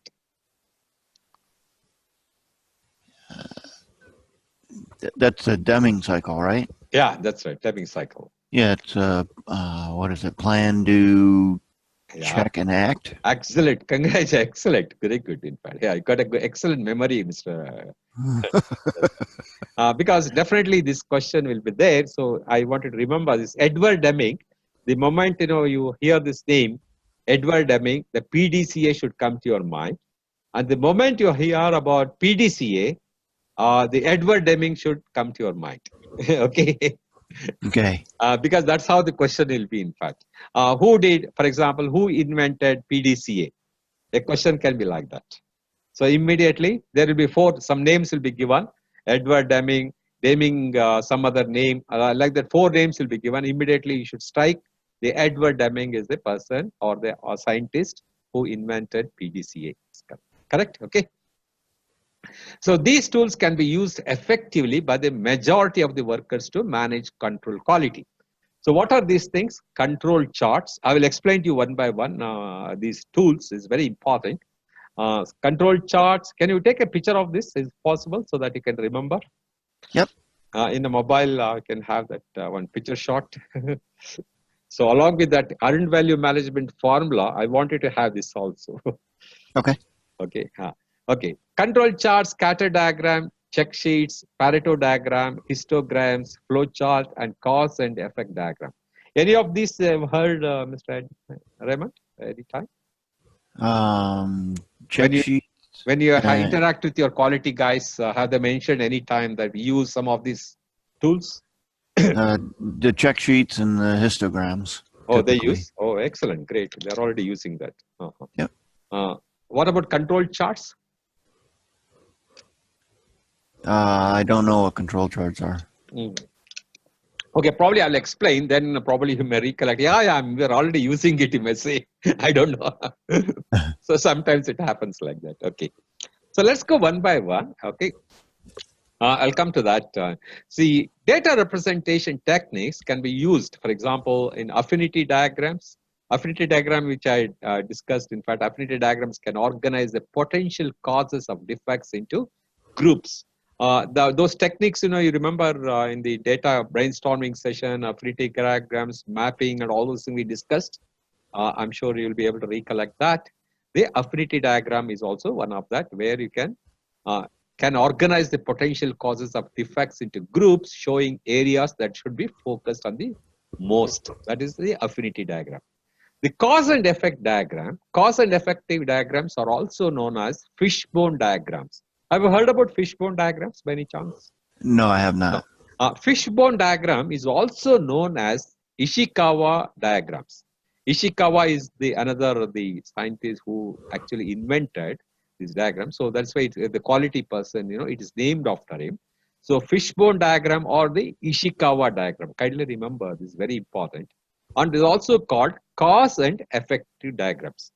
It's also YY diagrams or Ishikawa diagram. This type of diagram breaks down the causes of the problem statement identified into discrete branches, helping to identify the main root cause of the problem. As an example, I will show you in the following slide so that you can understand a little more clearly.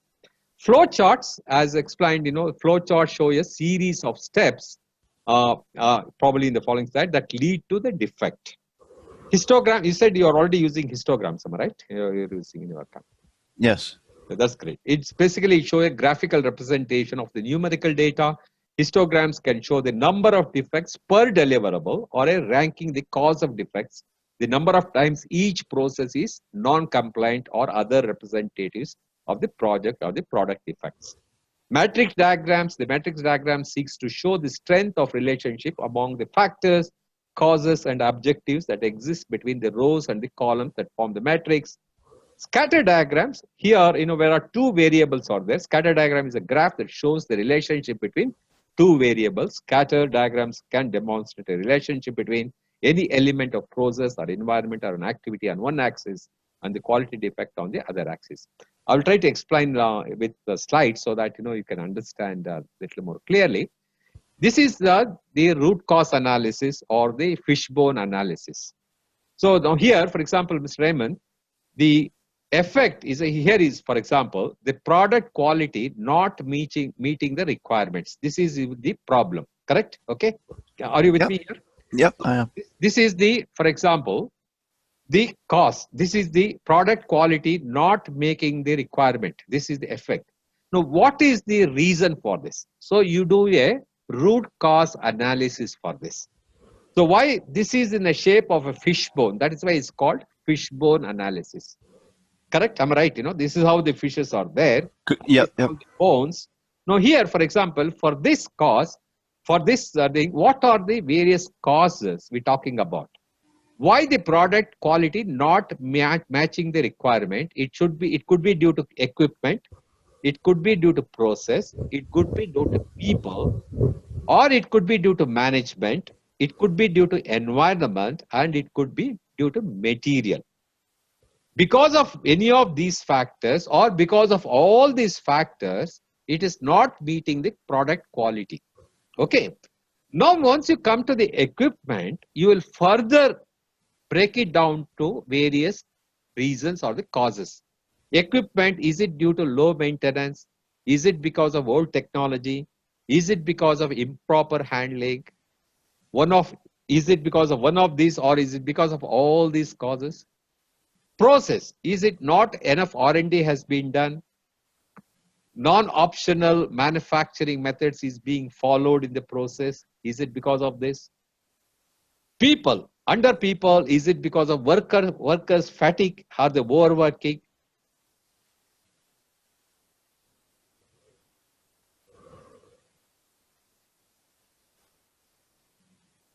Management is a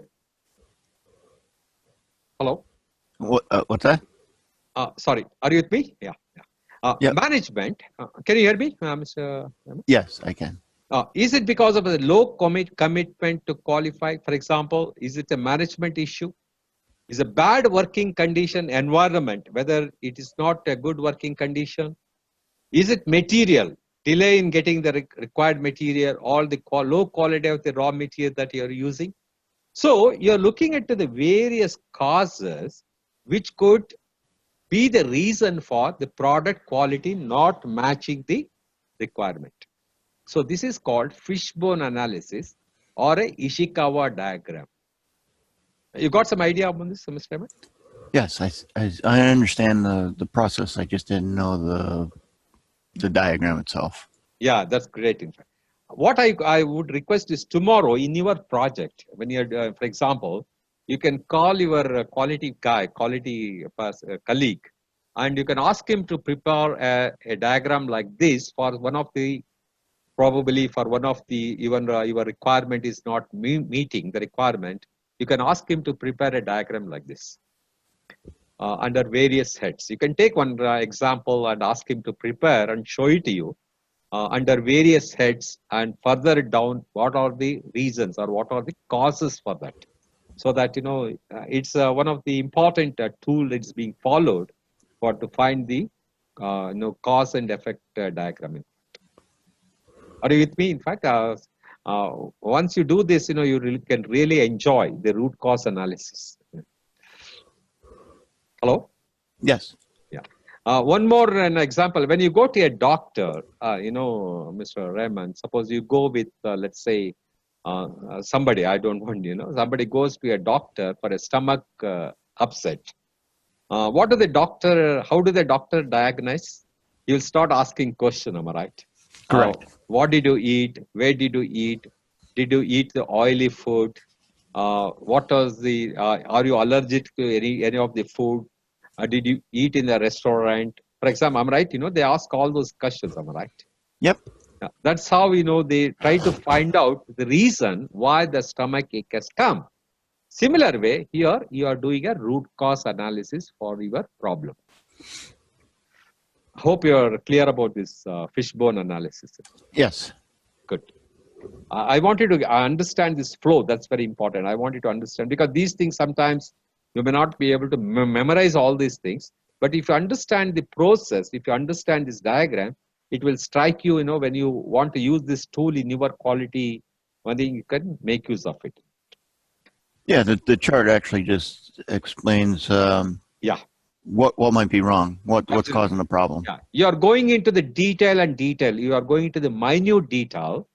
And once you start solve these problems, for example, equipment, if it's a low maintenance, if you know that this is the reason for this problem, what you do immediately, you address this problem, am I right? Correct? Yeah, exactly. That means you give a better service, you will do a better maintenance. If you are using a old technology and because of that you are having this problem, so then you start using a new technology. So that will solve the problem. So unless we know the root cause of the problem, we will not be able to find the right solution for that. Correct? Am I right? Correct. Yep. And this chart or this cause and effective diagram will help you to identify the root cause of the problems. That's why it's called root cause analysis. That's why it's called the cause and effective diagram. It's also called the fishbone diagram. It's also called Ishikawa diagram. There are 3 names to that. I request you to remember those things. Okay. Yeah. So next one is the control charts. So the control charts help to determine if a process is stable or within acceptable limits. This is how the control charts look like. I don't know. Have you seen this type of charts in your projects anytime? No, I haven't seen a chart like that. Okay. I'll give an example so that you can understand this a little more clearly. I'm sure you must be eating McDonald's burgers, Mr. Raymond. Must be doing what? Yeah, burgers. You're familiar? Burgers, yeah. Yeah, you're right. Okay. Now, let's say you go to a restaurant. McDonald's is the famous burgers they make. What are the other brands you have for burgers? Donut burgers you have, or the burger restaurants? Yeah. Red Robin. Red Robin is there. McDonald's is there, and who else is there? McDonald's, Burger King. Burger King, absolutely right. Okay. Yep. Now, see, those restaurants. What they do, I'm just giving an example. They have put a process that for let's say, every 60 seconds, a burger comes out from the oven. Okay, every 60 seconds. So this is the control chart they have. That means every 60 seconds, the burger should come. They have an upper limit of 70 seconds and they have a lower limit of 50 seconds. Okay, you got it? That means even if the burger comes within 50 seconds, again, that process is under stable. Even if it comes at 70 seconds, the process is stable. So it is called upper control limit and lower control limit. 60 seconds is the standardized. That means exactly 60 seconds if it takes, it's fine. But even if it takes 70 seconds, it is upper control limit. Even it is 50 seconds it comes, it is a lower control limit. Okay. So as long as the burgers comes with these limits, the process is under control. Correct? You understood this? Yep. Okay. Now, suppose some burgers comes at, let us say, 75 seconds or 80 seconds. That means the process is out of control. That means they need to look at the process and correct it. This is the control charts. So for every quality, this is one of the charts that I use it very in many industries, in many manufacturing units, control charts. One more thing you need to remember, you understood the upper control limit and lower control limit, am I right? Once it exceeds, that means the process is out of control, correct? Am I right? Correct. Yep. Now there is one more thing.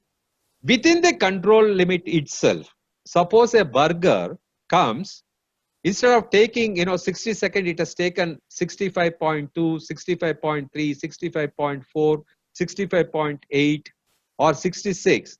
7 consecutive times, if the burger comes in that, then that is also the process is out of control. 7 consecutive times. How did they come up with 7? Pardon me? How did they come up with 7? No, they have taken the 7 as an average thing. In fact, they have worked out on the various permutation combinations and they arrived at if 7 times, if it is the same, the data comes, relates to each other, then either here also in the same for the lower one, if it is, let's say, in fact, I'm talking about 50 seconds, for example, it is coming 53.2, 53.5, 53.6. If it is coming 7 consecutive times, again, the process is out of control. So kindly remember that the process is out of control when it exceeds the upper control limit or the lower control limit. And also within the control limit, if it comes at 7 consecutive times, then again, the process is out of control. You got it, Mr. Raymond? Yep. Okay. So this is the control chart. So I'm sure you are very clear about these two things. You're clear Yes. about the fishbone analysis. You're clear about the control charts. Okay. Yep. Yep. Now, the next one is the flow chart. It's a very simple one. Do you use such the flow charts? For example, your supplier, input, process, output, customer.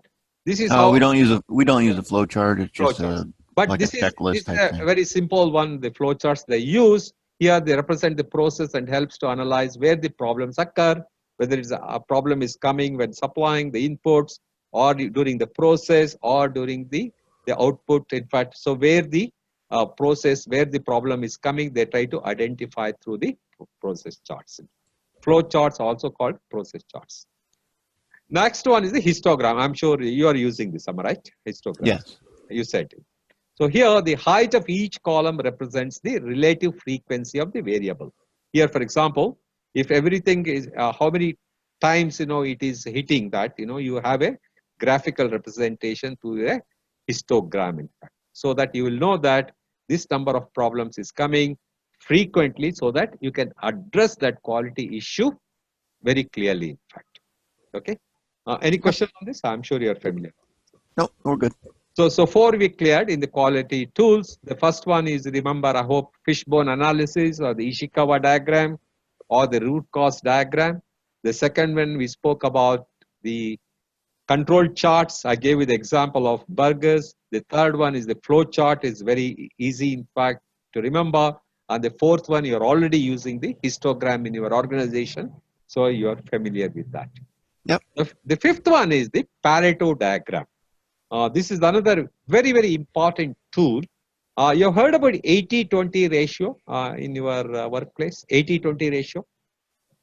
I've heard of 80-20, but I'm not familiar with what it is. 80-20 is, that means your 20% of the problem leads to 80%, in fact. That's why, it is called 80-20 ratio. That means your 20% of the defects can have 80% of the impact. For example, here, if you look at it, it's called a Pareto diagram or 80-20 ratio. For example, here you take these two, for example, defects is contributing your higher problems, in fact. Am I right? You agree, no? Correct? Yes. Yeah. So when you are working place, that's how it applies into many, many areas, Mr. Ivan. In fact, even your 20% of in the organization, 20% of the people contributes 80% of the success. You must have heard about it, in fact, correct? Your 20% of your assets gives you 80% of your returns. Am I right? You must have heard those things. Yep. Yep. So it's applied. This 80-20 ratio is applied across the industries, across various things, in fact. So this is also called Pareto diagram of defects, or it's also called as 80-20. That means 20% of the problems here is causing 80%, in fact.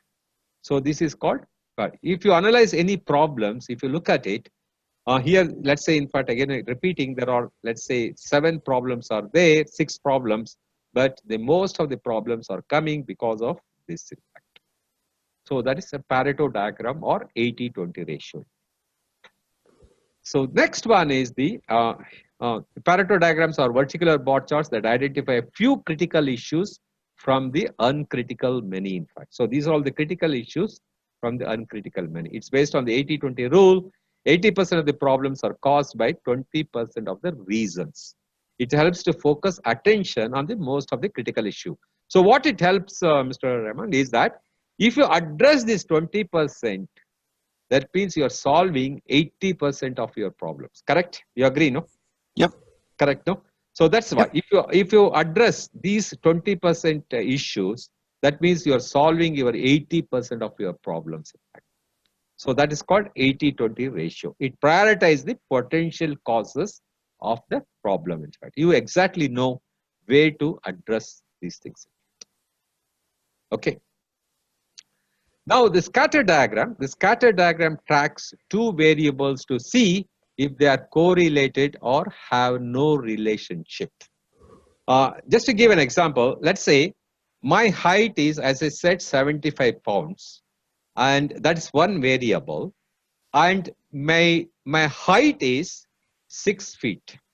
Okay, so because I'm 6 feet, my weight is 75. You must have when you go to a doctor's clinic, you must have seen the health chart where his height is somewhere proportional to the weight of the person. Am I right? Do they say that suppose you are let's say 5.5 feet, then your weight should not be more than 60 pounds. Am I right? You heard about that, correct? Yep.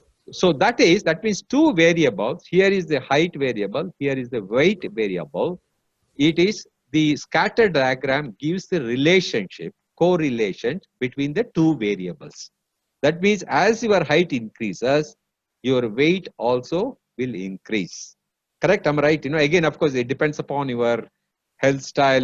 Depends upon your working style. Depends upon how sportsman you are. All those factors are there. But generally, the doctor says that if you are 6 feet, your weight should not be more than this, like this, if you want to maintain a good health. Similar way, one more example I can give you for the scatter diagram is when the temperature goes up, the consumption of cold beverages also goes up. Am I right, Mr. Raman? When the temperature goes up, the what goes up? Your consumption of cold drinks, ice cream goes up. Yep. Correct, no?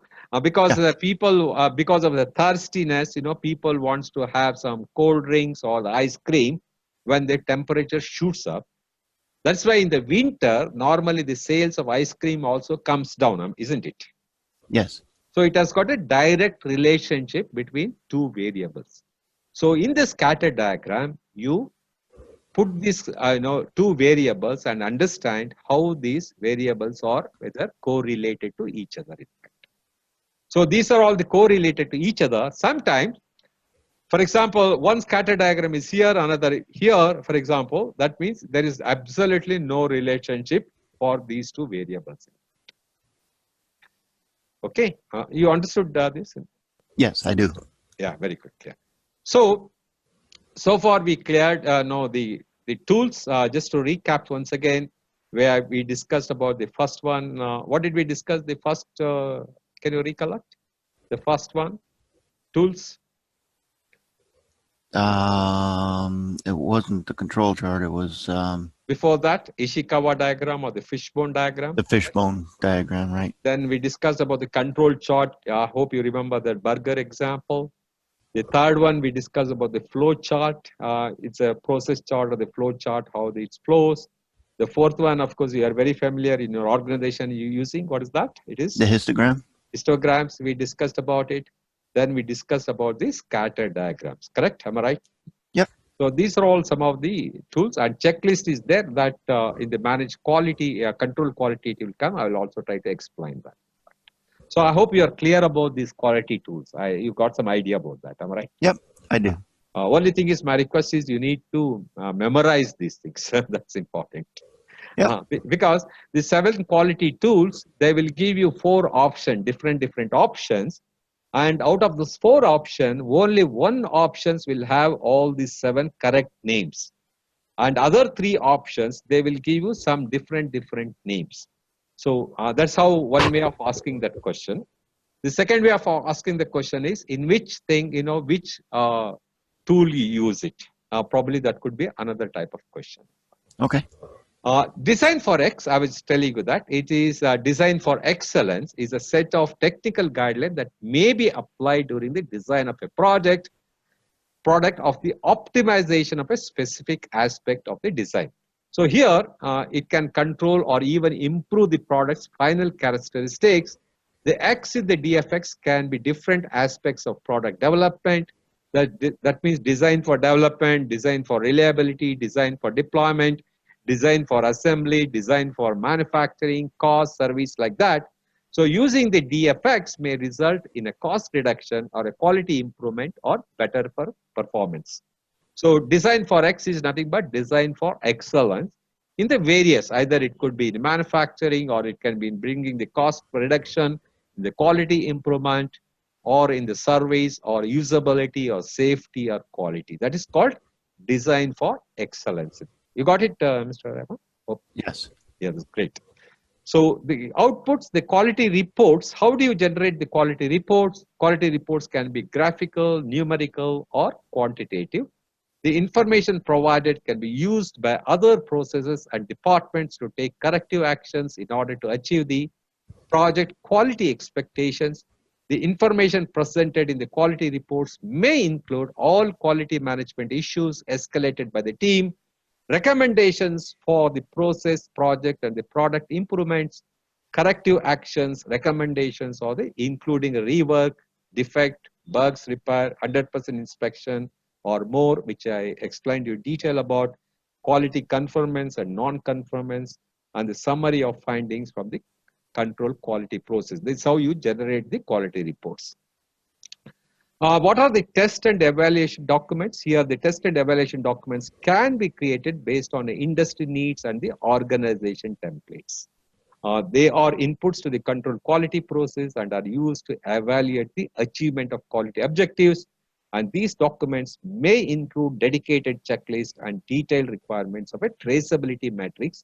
Remember that we discussed about the traceability matrix. I hope you recollect that, and as a part of a document. Next one is the final process in the quality management process is the control quality. So how do you control the quality? Is the process of monitoring and recording the results of executing the quality management activities in order to assess the performance and ensure the project outputs are complete, correct, and meet customer expectation. So here the key benefit of the process is verifying that the project deliverables and work meet the requirements specified by key stakeholders for final acceptance. So the control quality process determines if the project outputs do they what they were intended to do. That's very important. That means here what you're doing is whether it's meeting the requirements.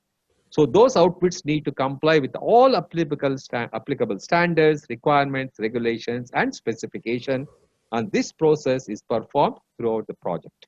So what are the inputs here? We look at the lessons learned register, which we discussed in the previous thing. Quality metrics, we covered it. The test and evaluation documents in the previous slide I explained to you. And the approved change request and the deliverables. And the tools and techniques, the check sheets. You said you're using check sheets, am I right, Mr. Ram? Yes. Yeah, okay, so that's great. So yep. We'll also look at that. And the performance reviews and the root cause analysis we discussed. The inspection and testing product evaluation, you inspect and do that. And the data representation, it could be the cause and effective diagrams or the control charts, histograms, or the scatter diagrams, which we just discussed. And what is the output you get here is the quality control measurements and the verified deliverables. I also explained you the difference. Of course, you're also very familiar with what is verification and what is validation. These two are very, very important. So this is the an example of a checklist. Do you use such a checklist, in fact? Check sheet. Check sheets? Similar. Check sheets are also known as the tally sheets. There's another name for this check sheet is the tally sheets. Kindly remember that. So the check sheets are also known as tally sheets and are used to organize facts in a manner that will facilitate the effective collection of the useful data about a potential quality problem. So here, for example, a small scratch, date 1, date 2, date 3, date 4, same problem is coming. Large scratch, how many times it's happening, the missing component, how many times, the labeling error, how many times it's coming. So these are all the checklists that you will have, check sheets, that will help you to collect the data and take the necessary action for the particular defect. Are you with me on this? Yes. That's great.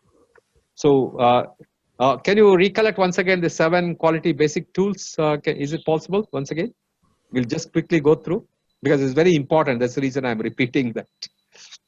That would be the scatter diagram, the Yeah.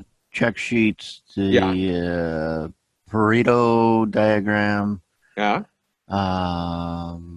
histogram, Correct. flow charts, Correct. Excellent. Good. cause and effect diagram. Yeah, correct. Absolutely right. In fact. And then control charts. Control chart. That's great. In fact. Okay.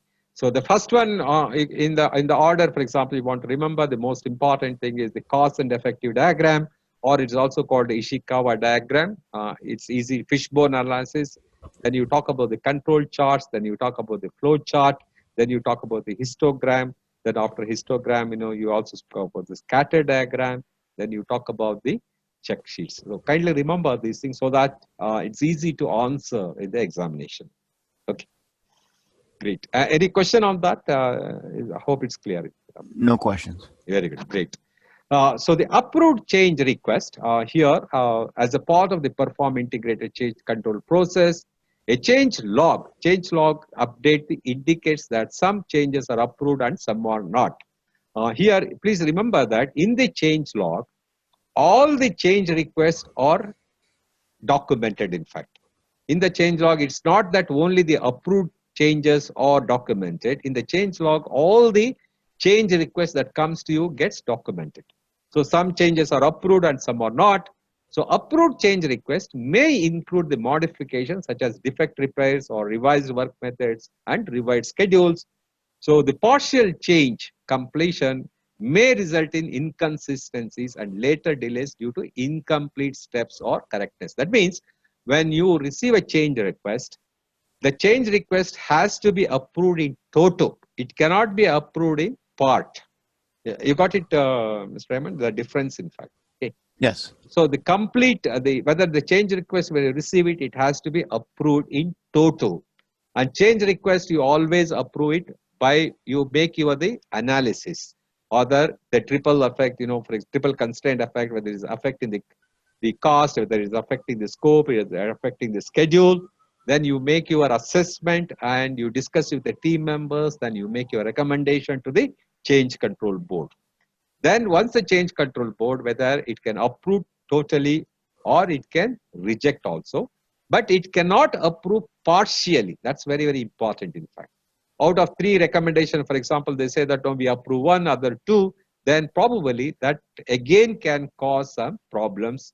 It incomplete steps are corrected. So the implementation of approved changes should be verified, confirmed for completeness, retested and certified as correct. That's very important. You got it, there's a little trickiness there. I hope you were able to get that. Am I right? Yep. Great. And once the approved change requests are done, then you get the deliverables. A deliverable is in any unique or a verifiable product, result, or a capability to perform a service that is required to be produced to complete a process, phase, or a project. A deliverables that are outputs from the direct and managed project work process are inspected and compared to the acceptance criteria defined in the project scope statement. The acceptance criteria is from the customer perspective also. Am I right? Whatever the customers meet, whatever the customers wants, that it has to acceptance criteria. That's important. So here the project quality, the project management plan, direct and managed project work, and it will go to the deliverables and goes to the control quality. Once it passes through the control quality, it will become validate deliverables. And once it goes to the validate deliverable, it will become the validate scope. If it is accepted, then the closed project or phase, the product or service as a result. This is how the scope, the quality goes through. In fact, are you with me, Mr. Raymond? Are this is clear? Yes, I understand that. Very good, great. So here are some of the questions. We'll take some break after some time, but before that, let's try to answer some of these questions. What a product or a service completely meets? When a product or a service completely meets a customer requirement? What's the answer? When a product quality is achieved, A. quality is achieved. That is the right, correct? Okay, good. Okay. To what does that means answer A? Please remember, we will just compare. To what does the following definition refer? A type of analysis focused on finding the point to which the benefits or a revenue to be received from improving quality equals the incremental cost of the achieve the quality. Is it quality control analysis or marginal analysis or standard quality analysis or conformance analysis? A type of analysis is focused on finding the point at which the benefits or revenue to be received from improving quality equals the incremental cost to achieve that quality. That would be the quality control analysis, A.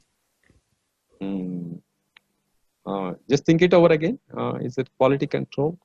A type of analysis focused on finding the point at which we are looking at the equals the incremental cost to achieve the quality. Improving quality equals to the incremental cost to achieve that quality.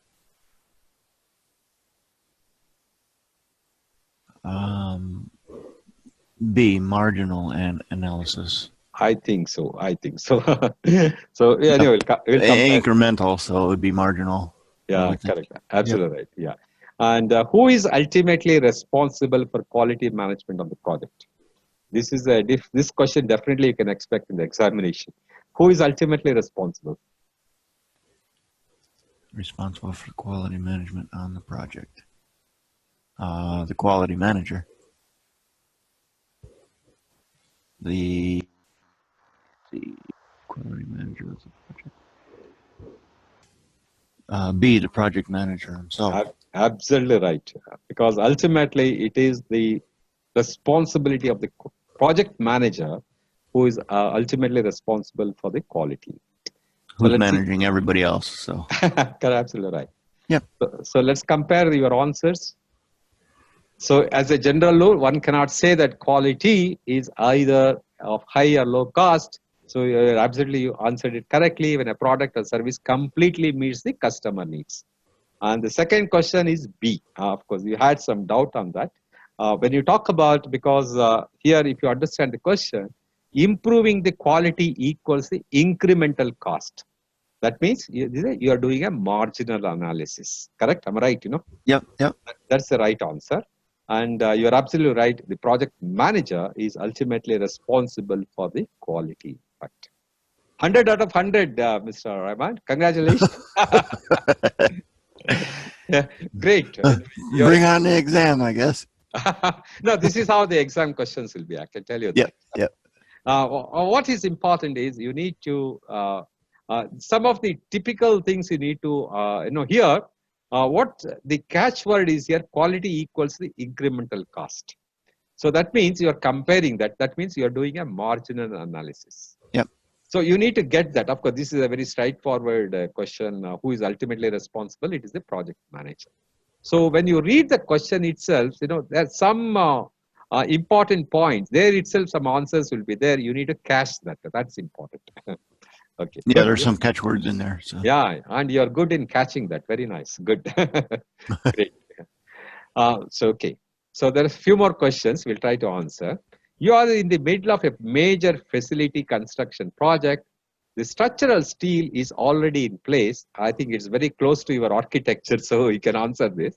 The structural steel is already in place and the heating conduit are being put in place when a senior manager informs you that he is worried the project will not meet the quality standard. So what should you do in this situation? Assure senior management that during the planned quality management process, it was determined that the project would meet the quality standard. Analogously, estimate the future results, involve the quality team, check the results from the last quality management plan. So which is the right answer? I believe it would be D.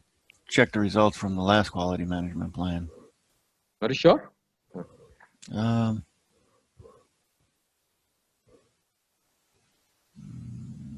Because there is coming and telling you that it will not meet the quality standard.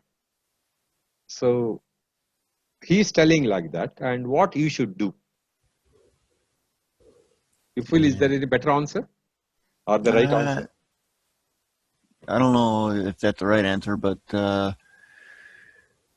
looking at the other answers,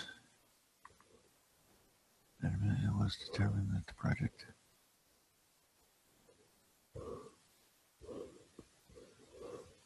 Could be A. Could be A. Could be C. Yeah. Involve the quality team. Yeah. I would guess that would be it. It would be okay. We'll go to that. Okay. You are asked between A and C. Am I right? We will see in fact which is the right answer. You are asked to select the tools and techniques to supplement existing quality control activity. Which are the following would not be appropriate for this purpose? You are asked to select the tools and techniques. Which are the following would not be appropriate? Quality control activities.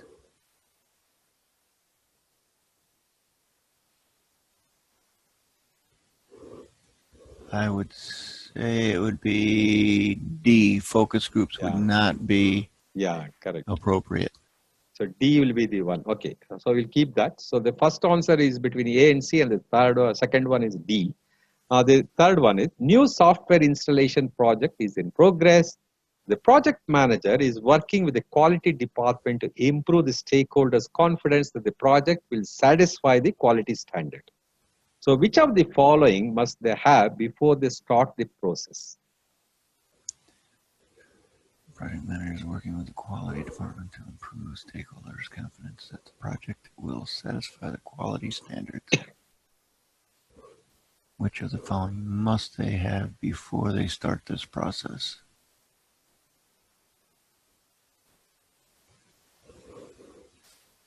I would believe that would be C, quality control measurements. Control measurements. Okay, we'll look at the answers in fact. Okay. The first one is C. That means assuring the management that it was determined in planning. This is the rationale.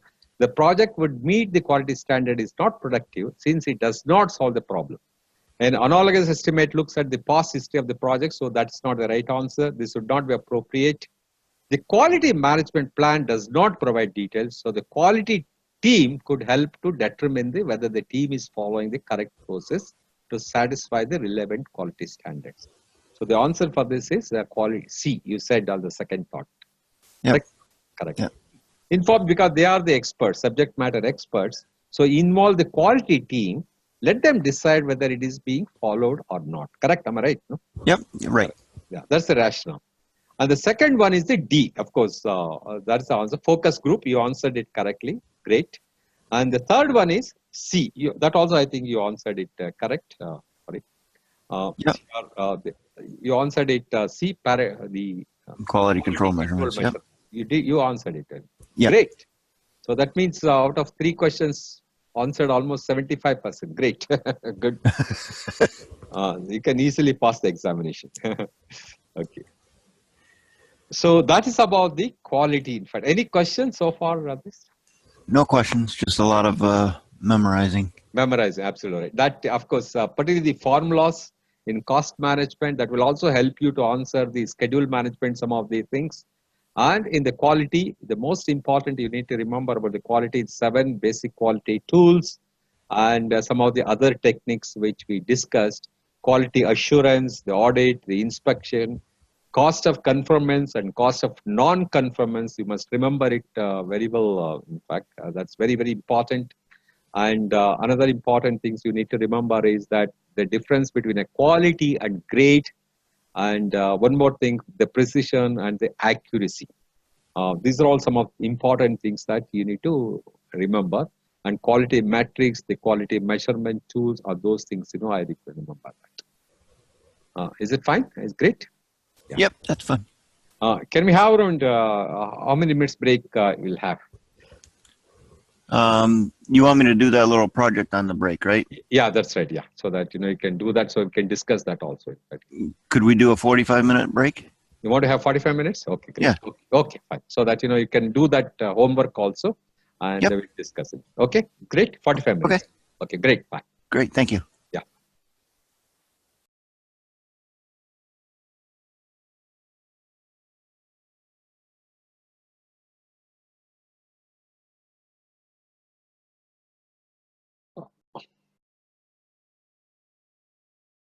Mr. Raymond, are you ready? I am back. Oh, good. Okay. Okay. Can we start now then? Okay. Sure. Okay. Fine. You were able to sort it out, and then I can. You asked me that question. This is about the schedule compression number, right? That was the question you were asking. Correct. Yeah. Okay. So we'll just go through that. You see, there are 4 activities here: A, B, C, D. Activity A has got a original duration of 10 days. Crash duration is 8 days. That means you are going to save 2 days time. Original cost is $10,000 and the crash cost $12,000. That means extra cost is going to cost you $2,000. So per day, the crash cost per day is $1,000. So the question is here, the table summarizes the project activity details. Which activity would you crash to reduce the project time by 1 day? So between these two, I think this is the better option because the cost per day is only $1,000. So you look at from the economic point of angle also, and this is the activity that you can crash. That answer your question? Okay, so yeah. To do the 2 day savings, yeah, we have an extra cost of $2,000, so it's $1,000 a day. Yeah, correct. That's right. And if it is here for the next B activity, you are going to spend $10,000. That means $2,500 per day. And if you look at the from the economics, in fact, the best thing is to crash activity A, where you are going to spend only $1,000 per day. Okay. Okay. I hope it's clear. Okay, great. Yep. Yeah, that's right. Okay, then before we get into the resource management, probably you are able to solve that. Yeah. Actually, I was not able to solve that because I have a question. You have a confusion? Yeah, I have a question. Yes. Yeah. Okay. Please tell me what's the question. The EAC. Yeah. The estimate of completion. Okay. You have there's a bunch of formulas there on your chart. Correct. Yeah. I have to complete all of those formulas to get the EAC. No, not necessarily. In fact. Okay. Yeah, it's not. That's where my confusion came in. No, that's not necessarily that all the formulas you should complete. In fact, use the earned value management formula from forecasting it to figure to where things stand. In fact, so EAC, what is the formula you have? Well, ESA, what formula you took? What's that? What formula did you take? Because they are given you 2 information here. CPI they are given 0.875. Yep. And the total budget for your project is for this is the number they are given. And yep. Here in the top, sometimes it is meeting the. For example, if you look at some teams are ahead the schedule and some teams are behind the schedule. In fact, okay. So this is the CPI you have. In fact. So what is the best formula you can take since these 2 information are available? What is the best formula you can take? Or I would say we do the BAC divided by the CPI, which absolutely is right. That is 4.2 divided by 0.875. Yeah, that's absolutely right. So what is the answer you get for that? Hang on 1 second. Yeah. Your approach is excellent. Correct. Yeah, right.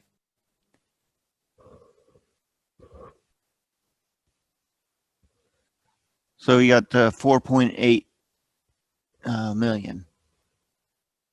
If you take the BAC divided by the CPI. Yeah, 4.8 million. Absolutely right. That is your estimated at completion. Correct. Absolutely right.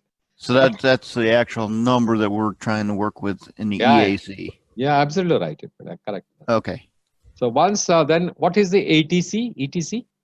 ETC. What is the formula you're taking? ETC is the EAC minus the AC.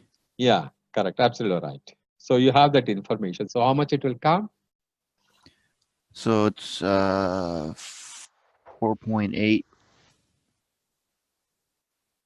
million minus the AC, which I came up with for the AC 111,720. No, AC you have the figure, exact figure you have. You have spent $1,650,000. You have okay, so that's the actual AC number. Yeah, that's the actual number. You have spent 1,650 is actual number. They are given you that. Okay. Yeah. So that makes you. So that is $3,15,000. 16. Correct. $315,000. Yep. Correct. 3. Well, in my terms, it would be 3,150,000. Correct. 3,150,000. Yeah. $3,150,000. You're right. Absolutely right. Yep. Okay. That's right. Yeah. Correct. That's right. And what is VAC? VAC is BAC minus EAC. Correct. Absolutely right. So that's for 200,000 minus the 4,800,000.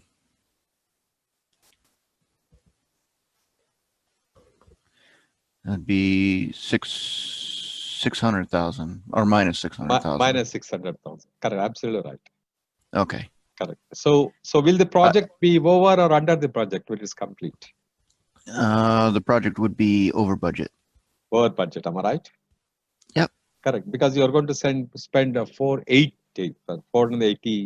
numbers. You know that's what you have. Correct. So if the VAC is a minus, it would be over budget. If the VAC is a plus, then it would be on budget or under. Yeah, correct. Absolutely. Okay. And how much will be the project over budget? It is by 60,000 or 600,000. 600,000. Yep. Absolutely correct. You got it, Mr. Raman. Okay, I was just confused on the formulas and what I actually had to, the process I actually had. Since here, of course, the clue is here. They are given you the CPI here, correct? Yep. So that I think that should be the clue there. In fact, where you can make us up. Okay. I think you got a hang of this. Am I right? Good. I got to start on it. Let's put it that way. Yeah, great. I just got to practice, I guess. You need to practice it. Absolutely right. Yeah, you need to practice that. That's right. Yeah. So thank you for running through that with me. Yeah, that's absolutely right. I wanted to understand this very clear. Okay. Some more, when we do some mock, I will try to send you some links, or even you can get a lot of links from the Google. And I wanted to practice those mock examinations. It's very important. At least about 4 to 5 mock examination, if you consistently score above 75%, then that means at least you must answer 150 questions correctly. Then I think you will be ready to take the exam. Okay. You have already registered. You are planned. When are you planning to take next month? Am I right? You are planning, or? Yeah. At the rate I'm going here, I think I'm going to be at the end of April. End of April? Oh, great. Tomorrow, I can also give me your WhatsApp number, or so you can also make a note of mine, so that anytime any clarifications or anything, you can always mail me. I'll give you my email ID and WhatsApp number. Okay. So that anytime you can disturb me, or you can talk to me, or you can send me a message for any clarification. I'll be doing it. Okay. Okay, that'd be awesome. Yeah, it is. It doesn't get over by the end of tomorrow's session. It's not like that. We are going to have a continuous relationship, so that I want to ensure that first thing is you should pass the examination. Second thing, I wanted to enjoy this project management concepts and more and more, and implement it in your working place. That's important. Yeah, I can see a lot of things that we could probably improve here. Yeah, absolutely right. So anytime you can send me a message for any help or any clarifications, I'll be too happy to do it. In fact, okay. Awesome. As I told you, I'm doing this teaching out of passion. In fact. Yep. You did say that. So I'm just doing it. I'm really enjoying it. And the more and more my friends learn these concepts and implement it in their working place, that will give me a lot of happiness. In fact. Good. Yeah. Okay. So we will go to, any questions on today, what we discussed on the cost management or on the quality so far? I hope it's clear, right? No questions here. Excellent. Okay, good. So we'll go to resource management. And the crushing also I explained in detail. I hope you got it. And this question also you have answered it very well. Very nice. Congratulations once again. Thank you. That's right.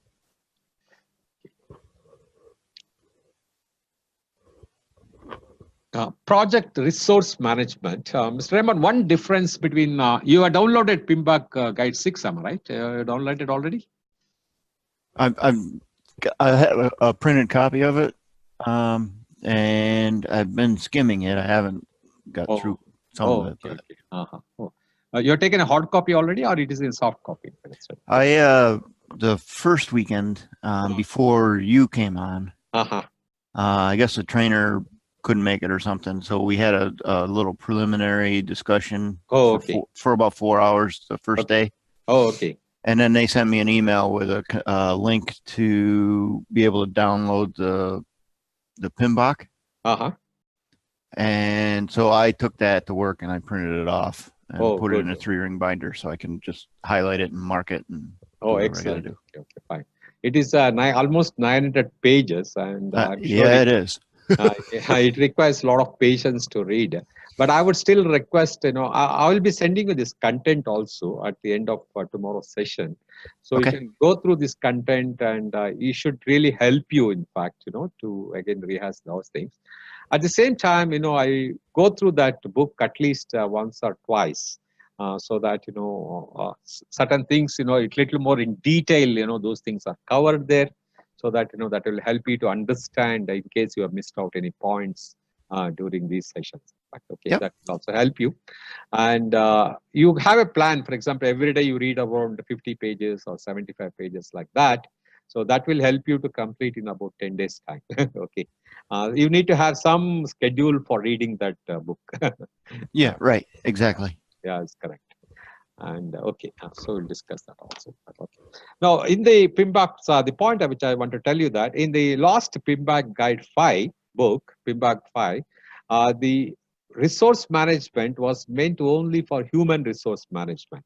Okay, but here in PMBOK 6, they are put as a project resource management. That means it will also cover the physical resources required apart from the human resources. That is the difference in the PMBOK book 6. I hope you got that right. Okay. So here, because for any project, apart from the human resources, you need to have good physical resources. It could be in terms of equipment, and it could be in various other things, and even materials. So all put together only you can make the project successful. Am I right? So here, in the project resource management, we will cover all those important aspects. Okay.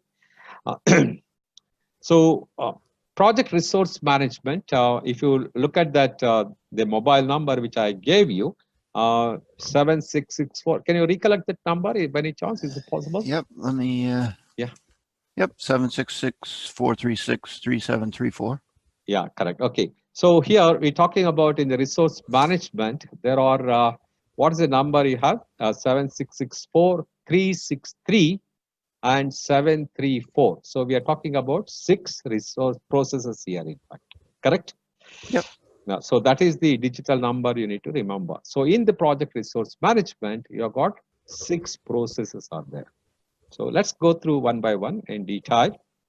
The first one is the planned resource management. Here, basically, we're talking about project charter is the input, project management plan, scope baseline, and project documents, and project schedule. These are the 3 important inputs apart from the requirement documentation, risk register, stakeholder register.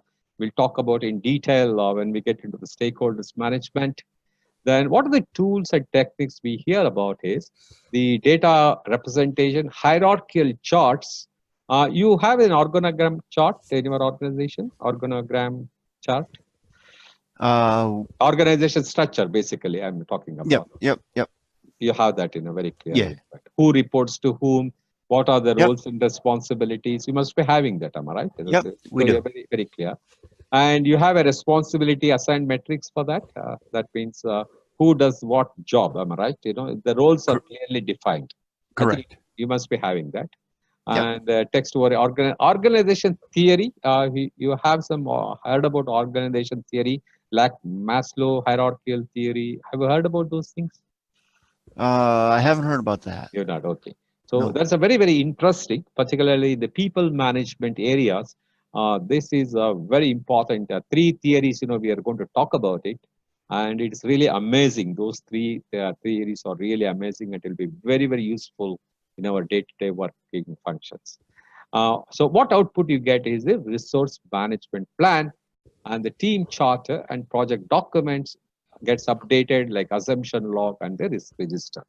Let's go a little more detail.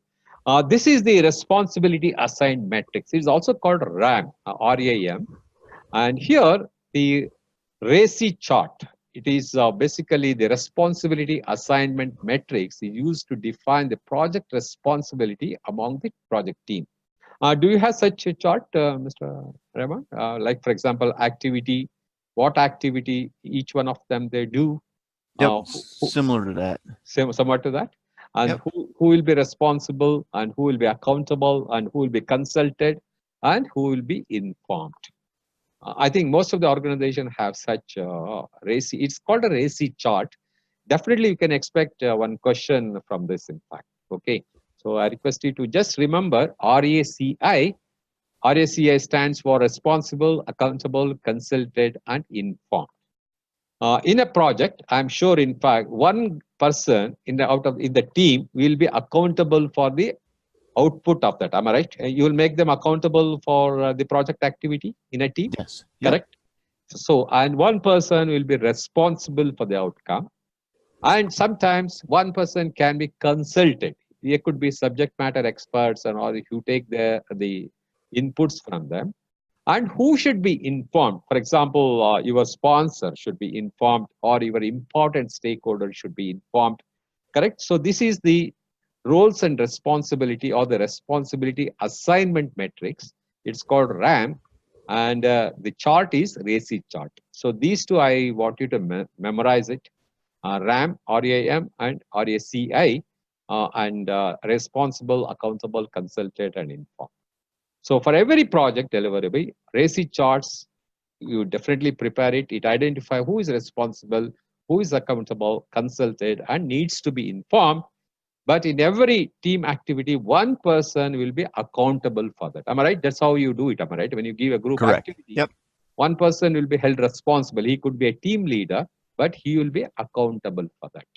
So in the project resource management, this is one question. You can definitely, most of the time, a question comes, RAM and the RACI chart.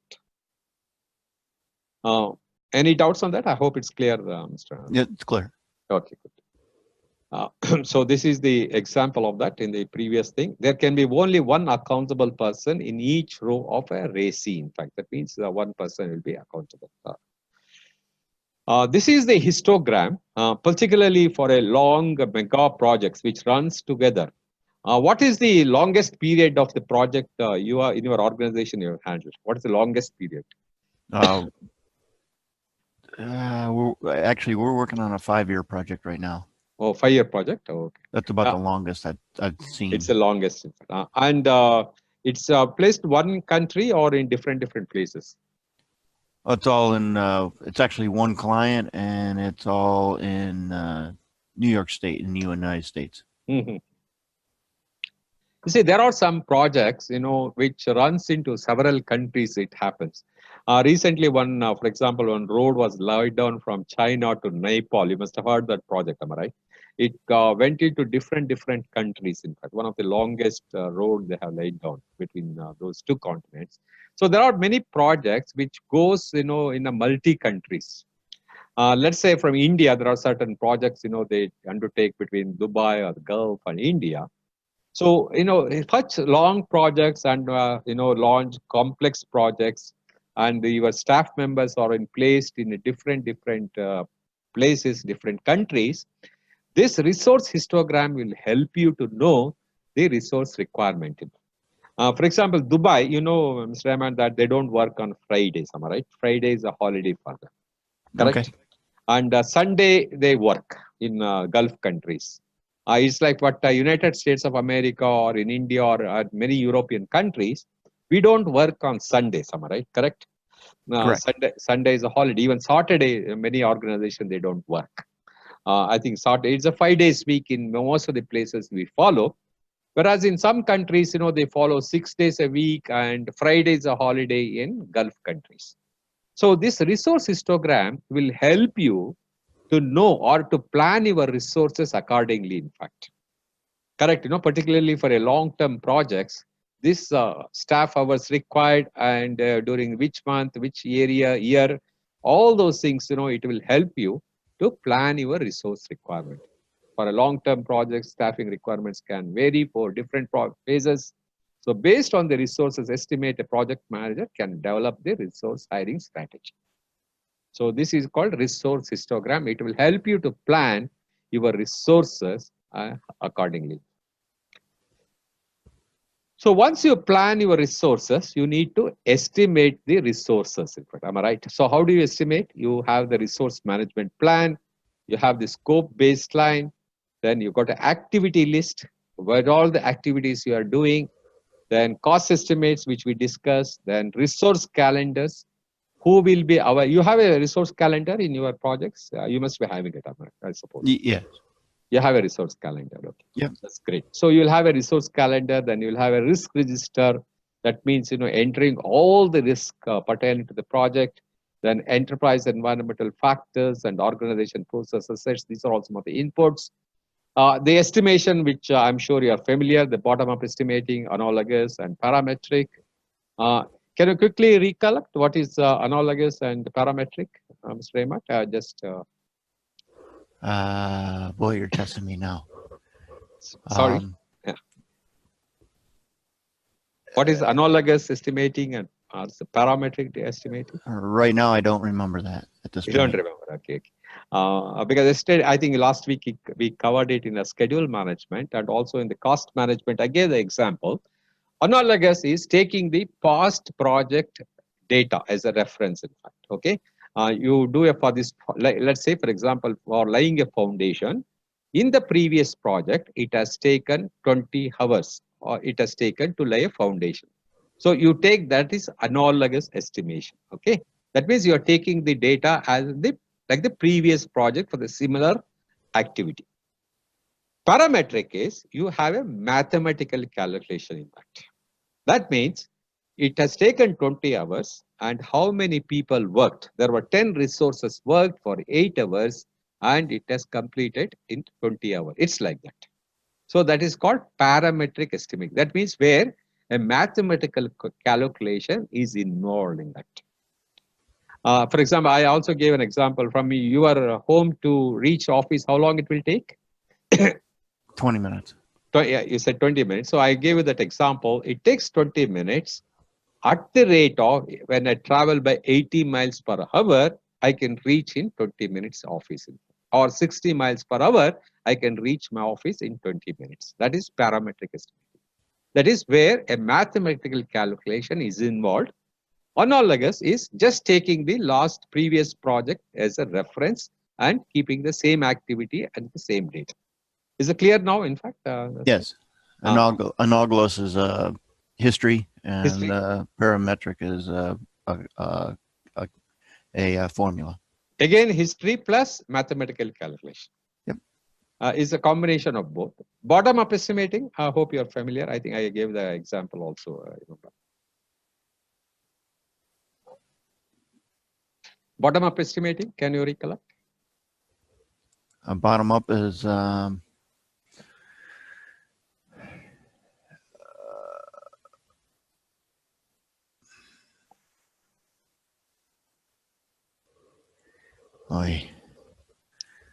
bottom-up estimating is, that means you are estimating from the scratch, all the work packages, all the activity. I showed you that activity in the cost management, you remember? Yes. I'll just go back to that cost so that you remember that. I want you to get familiarized with these concepts, so that's the reason. Yeah. 1 second. Go to that.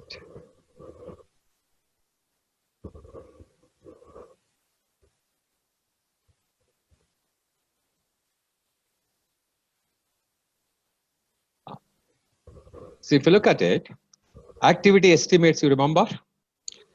This is for the laying a foundation, let's say, that how much concrete it will cost, or how much sand it will cost, how much human resources it will cost. Am I right? So Yes. you do all these things. This is bottom-up estimating. That means you are doing from each activity, you are estimating the cost. That is called bottom-up estimating. Okay. You got it, I hope, it first time. Yep. That is the advantage of bottom-up estimating is very accurate, because you are calculating from the work packages. Correct? Am I right? So Right. you are not missing out any information. You are calculating from the bottom-up. Only thing is, only disadvantage could be it takes a lot of time for you. In fact. Correct? Correct. Whereas, if you look at the analogous or a parametric, it is easy, in fact, and because the ready reference is there, it will take less time, but it may not be accurate in this present context. It can vary also. Am I right? So some percentage of variance could be there, whereas in the bottom-up estimating, it will be accurate. Why I revisited just to refresh your memory. In fact, I know. No, I do need that once in a while. Sorry? I do need that once in a while. Refresh. Yeah, because this is the content is very serious. As I told you that the PMP content is quite serious, and sometimes unless we use these our personal life examples or the close to the project which are close to your heart, it gets boring sometimes. Otherwise, it will difficult to go inside. Am I right? Right. Even if it goes inside, it evaporates very fast. Correct. So that's one of the reason I keep revisiting that, so that these important things you can remember at least. Yep. Yeah. I hope it will be useful. Yes. Okay. So, sorry, where you are?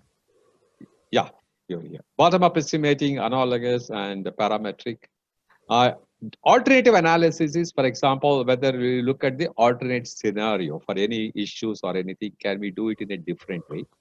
Then PMIS, I'm sure you are very familiar, and resource requirement. Resource requirement is a list of complete requirement, in fact, whether it could be human resources or your physical resources. And the basis of estimates I explained you that what is the rationale of estimating the resources. 10 resources you want means what is the rationale? That means how many hours they are going to work and what is their requirement. So like that, you do the basis of estimate. Suppose for steel is one of the requirement. You put that how many tons that require, why so much is required. So you will have a basis of estimation. Then you do the resource breakdown structure. It's again a hierarchical. You break it down to different levels. And project documents, you do the updation, activity attributes, assumptions, and lessons learned register. So this is, for example, a resource breakdown structure, project, personnel, material, and equipment. You have such breakdown structures in your projects? We don't have any specific outlines, but we do follow in that format. Oh, okay. Mm-hmm. So it can change according to your requirement, according to your complexity of the project.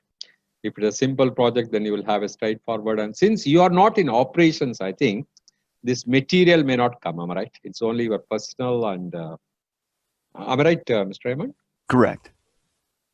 Yeah, we won't have a lot of material. Yeah, you don't have the material, and even equipment you may not have. I think that's right. Yeah, it's more personnel staffing. Because you will be doing absolute right. That's right. So that's right. So it can vary according to the project requirement. Then once you estimate the requirement, you are going to acquire the resources. Am I right? So what are the inputs here? Once you acquire the resources, you need a resource management plan, procurement management plan. You need to have a cost baseline because every resources will have a cost, and you should have a cost baseline. You cannot, for example, for one human resources, normally, what's your project manager cost will be there, average cost for a project executive or a project member? Per member? Yeah. What's your employee cost, average employee cost? I'm confused on what you're asking. How much you pay, for example, in a month? So what's the gross salary? Oh, salary? Per month? Hmm.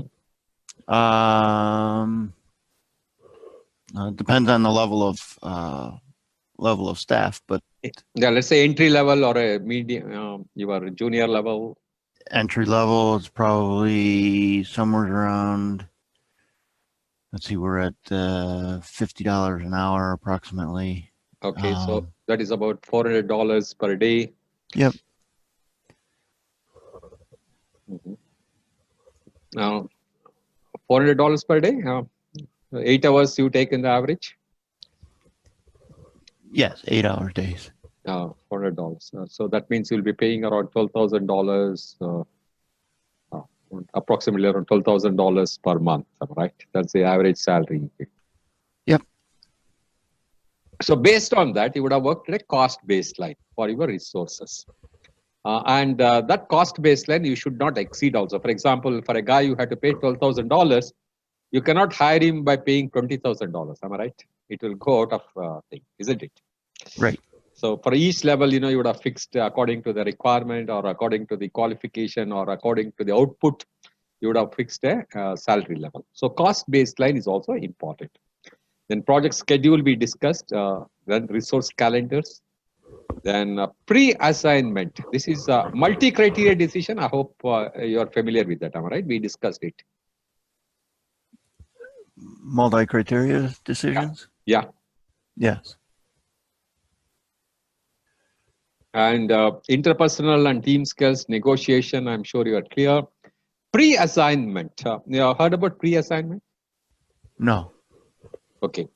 Now, particularly pre-assignment is nothing but, you said, you are taking a junior level or entry level executive. You call them as what? You call them as executive or a manager, or what do you call it, the designation? The lower staff level, it's usually an intern. Intern, okay. And for a senior guy, senior person?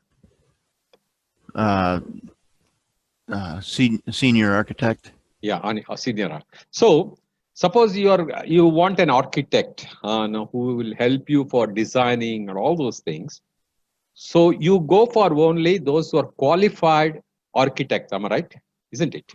Correct. So that is called pre-assignment. You will not select anybody else apart from those who are done architect engineering, am I right? That is called pre-assignment. Now let's say a hospital project. Hospital project, who are the resources that are important? The doctors, am I right? Doctors are so they will select the first and foremost requirement is to get into an hospital to treat the patients, he must be a qualified doctor. So the pre-assignment is that only the doctors who are qualified will be selected for that position. Correct? That is called pre-assignment. You will not select anybody else apart from those who have the required qualifications or required skills. That is pre-assignment. Virtual teams, Mr. Raymond, you heard about virtual teams? Virtual teams? I'm guessing, I haven't heard of it, but I'm guessing it's teams not directly in the office or a consultant of some sort. Absolutely right. It is offshore, in fact, for example, or on the site. So they are the virtual teams, not necessarily in your office or a head office like that. So that means they are placed in different places, in fact. For example, New York is your office. You may have a virtual team in, suppose you have a project in, let's say, in Chicago, or you have a project in Washington, you may have a team there. So they are called virtual teams, in fact. You got it in that? Yep. Yeah. So what the output you get is the physical resource assignments. Because each of these equipments also, for example, that what work it will do, so you'll have the complete information. Then project team assignments, each team, in fact, what they're supposed to do, the roles and responsibilities assignments. Then you will have the resource calendars. You have a resource calendar in your office, Mr. Raymond? You must be having a hope. I don't think we have a resource calendar. I mean, we have deadlines that everybody follows. But I don't think it's a resource, each person calendar. You see, this is a resource calendar. For example, this is a project calendar. Week 1, what we'll do, week 2, what we will do, week 3, week 4, week 5. And resource calendar for this, for example, first week, these are all the people who will be working. Second week, these are all the people who are working. So you have a resource calendar to meet the project calendar objectives. It's clear, in fact. This is your project objectives. Work week 1, you are going to do all these things. To do that, these are all the people available to achieve this objective. So your resource calendar should meet your project calendar task. It's also called resource balancing or resource optimization of utilization of resources according to your project requirement. Okay. Again, this can change according to the complexity of the project, organization, and so many things. So here again, resource calendar could be some within the organization, or sometimes you may have to outsource the resources. All such things can happen in the resource calendar. So when you outsource it, they will all come under procurement, which we are as another knowledge area that we are going to cover. Is it clear on the resource calendar? I hope. Yes. So once you need to develop the team. This is very, very important. So here, some of the project team assignment, which is the output from the previous source, and resource calendar, we just seen that. What is collocation? You have heard about collocation? I have never seen that word before. Never before, never seen. But you would have done it. You will be surprised if I tell you this, in fact. Okay. Collocation is nothing but your virtual teams based in different places. You bring them together to one common place and you address them, or you meet them, or you motivate them, or you talk about the project. That is called collocation. Okay. You got it. You know, for example, your office is in New York. You have a team in, let's say, Washington. You have a team in Chicago. You have a team in Oklahoma. You bring them together to one common place and you talk about the project. You motivate them. You have a leadership. For example, you talk about the team building. All those things. It is called collocation. It's also called war room. In fact, war room. It's also called. In fact, that means during collocation, it will also help you for the team bondage. Let's say your Washington team has not met the Chicago team, only, for example, only over telephone or something they would have spoken. But here is an opportunity for them to meet together, and so that they can mingle, and it will help for team bonding and team building activity. It will help. That is called collocation. Clear, Mr. Raman? Hope. Yep. And the virtual teams we just discussed, based in different places. Communication technology. I think you must be very, very familiar with the communication technology. Am I right? Yeah. What are you use in your organization? Communication technology. We use we have video communications. Video conference. What's that? Skype meeting. WhatsApp meeting. Skype. Yeah, WhatsApp, and what other things you do? In fact, Skype, cell phones. Cell phones. Right. Yeah. Landlines, all that stuff. Computers. Email, computers. I'm right. Yep. So many things coming. So this all comes under communication technology. Interpersonal and team skills, because in project environment, you know that 90% of the time we spend on managing the stakeholders, managing your team members. Am I right? 90% of your team is you are treating your people, or how you get along with their team. Am I right? That's what most of the time we'll be doing it. So what are the interpersonal skills and team skills you require? Conflict management, influencing, motivation, negotiation, team building. What conflict management techniques you have heard, Mr. Raman? You have heard some conflict management techniques? Conflict management.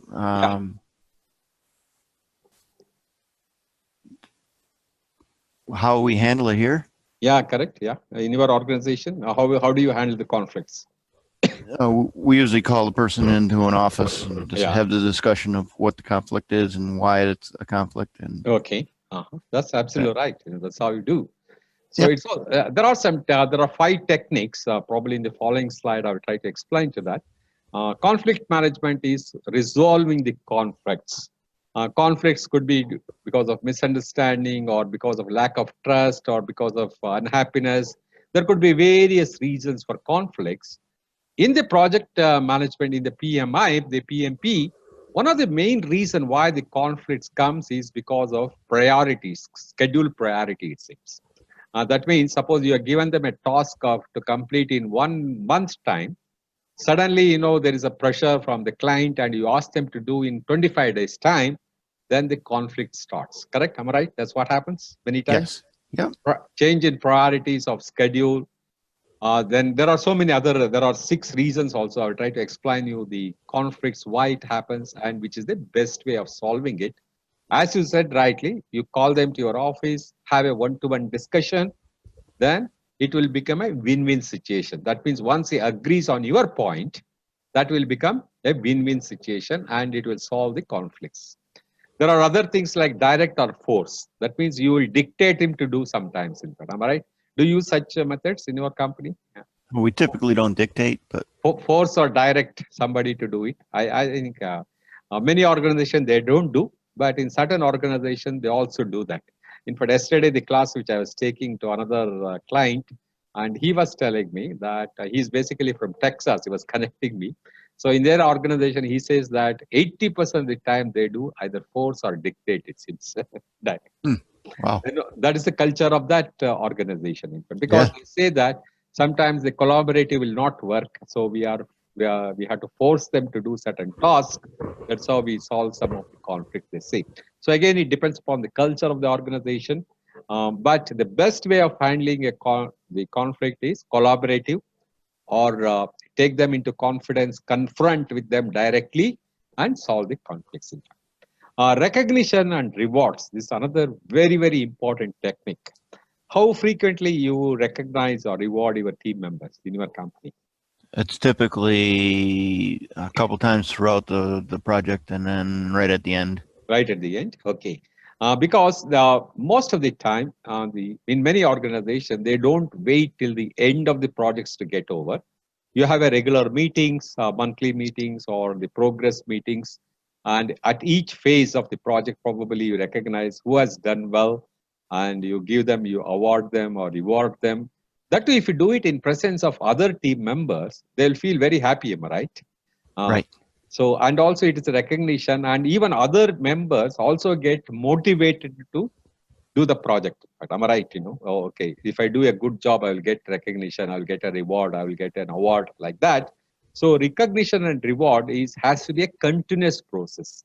We should not wait until the end of the projects to get over and one fine day you call them and clapping. It's not like that. On a regular basis, if you do, it will motivate the person who has done a good job, and it will also motivate others to do a better job, in fact. Correct? You agree, no? Yeah, I agree. So recognition and rewards are very important. The training is another important aspect, particularly when you know that the team members lack certain skills to come up to a certain level. So you keep training them. It could be on-the-job training, or it could be classroom training also. What type of training you do normally? Is a on-the-job training or the classroom trainings you do? It's mostly on the job. On-the-job training. A senior manager or person will train the juniors one hour, right? That's how it is. Yep, correct. And individual and team assessments, of course, you keep doing it. You perform a performance appraisal. You do that in the meetings. Yep. And the outputs, what you get is the team performance assessment and the change request in pertaining to that. These are all some of the important outputs you get. This is one model. You need to memorize this. It's very, very important because most of the time a question will come on this. You see, the Tuckman's team. The Tuckman is a famous, for example, a leader who played a big role, and he has written many books. Tuckman team, right, for a group development model. Here, any team, Mr. Ayman, when you start a team, first stage is the forming. You form a team. Then what happens? When you form a team and a new team, a lot of storming happens. Storming means, they don't trust each team member. They don't trust the project manager. They don't trust the organization. So it is just for storming stage. Once the storming stage, after 1 or 2 months, what happens? It becomes a norming stage. That means they start trusting each other. They started trusting the project manager, your organization, the projects they are working. And after this stage, the team will be performing stage. This is the best time where the whole team start performing, in fact. So when you develop a team, in fact, these are the 4 stages it goes through, in fact. First, you form a team, you recruit team resources, and immediately after recruiting team resources, the first 1 month or 15 days, there will be a storming stage. That means they are not trusting each other. They'll be just working, but with half-heartedness sometimes like that. But after some time, after 1 or 2 months, the norming stage, and once it passes, it becomes a performing team, in fact. Have you experienced these things when you handle a team? Yes, a little bit. A little bit you would have. Yep. Probably you would have experienced it. Sometimes you would not able to, articulate like this, am I right? Right. You would have seen that. That's many times. Even in my career, it happened like that. So I've seen that when I recruited people, first 1 month, they don't work, they don't trust each other. They will be working with a lot of uncertainty. They'll be asking themselves, did I join a right organization? Is my boss, can I trustworthy? All those questions will be within themselves. But after started interacting, some group development techniques, when the team, when they meet, that's what I was telling the collocation. I gave that example, you bring them together, and then, what happened? They start trusting each other. Then it becomes a norming stage. And after some time, the entire team will have the trust of the project manager, of the organization they work, and they'll start performing, in fact. So in the projectized environment, what happened? Once the project is over, then the project team gets abandoned. Am I right? They'll be sending to require their own working place, or they may move out of the project also. So this is the Tuckman's team and group development model. Kindly remember this: forming, storming, norming, performing, and abandonning, in fact. So these 4, we need to remember this, in fact. Okay. Any questions on this? I hope it's easy. No questions. Yeah, it's good. Again, in the examination, what they will do, they will give these 4 names, and to confuse you, instead of forming, they will say foaming, F-O-O-M-A-I-N-G. You understand, in fact. What is the Tuckman's team group development model? That will be the question they will ask. They will give you 4 answers. One answer will be forming, storming, norming, performing. Another answer could be foaming, storing, norming, performing, like that. With some difference in the wording, they will give you, but you need to select the right answer. So if you remember this, forming, storming, norming, performing, then, you can easily select this or correct answer. Got it, Mr. S, right? Yep, got it. Great, okay. So then how do you manage the team? Here again, the issue log. Issue log is nothing but various issues comes during the project. You keep on putting it in a register. That is the issue log. And lessons learned register, we clearly discussed about it. Then the project team assignments is also the roles and responsibility and assignments we discussed. Team charter, that it's like the team charter, that who will be doing what, all those are clearly mentioned in that. Sorry, work performance reports and team performance assessment. These are all some of the inputs. I'm sure you are very familiar with that. Interpersonal and team skills, the conflict management, which I just explained. There are 3 more. Probably let me see whether in the following slide it is there, or I will try to explain you. Decision making is again, looking at various alternative scenarios and selecting the best thing. Emotional intelligence, we covered this, remember, I hope, in the beginning. Emotional intelligence, can you recollect that? Emotional intelligence? Knowing how Yeah, the emotions of your team are. Absolutely right. So understanding, it's also empathy. It could be, you must be a good listener, understanding the problem from their perspective. It all comes under emotional intelligence. Once you are good in EQ, is as important as like an IQ. IQ is your intelligence quotient. EQ is your emotion quotient, in fact. So you should, to be a good leader, you should balance your emotions. That's very, very important in any environment or any organization. Influencing is one in that, with your thoughts, with your ideas, how well you influence your team members to do a particular task. Leadership, again, you need to be a good leader, in fact. Leader is one who solves the team problems, am I right? That is what a good leader is one. Correct? You agree, Mr. Reban, on that? Yes, I agree with that. Yeah. So a good leader is one, the people will respect a leader who solves their problems, or who understand their problems and find solutions for that. That is the leadership. In fact. Apart from other definitions, so many definitions we can give for a good leader, this is the most important. If you want to have respect from your team members, if you want your team members to follow you blindly, then you must solve their problems. You must take initiative in helping to solve their problems. That's why you're called as a good leader. In US, whom do you as a good leader? What's your rating about like Obama, Barack Obama? You call him as a good leader? I thought he was a little laxed, not very forceful. Not very forceful. Leader. Oh, is it? You feel so like that? Okay. According to you, who is the good president as a good leader? According to you? I liked the older George Bush. Older George Bush. Okay. Yep. Okay. Very good. I see. That's right. And in terms of, for example, in the commercial organization, whom do you think?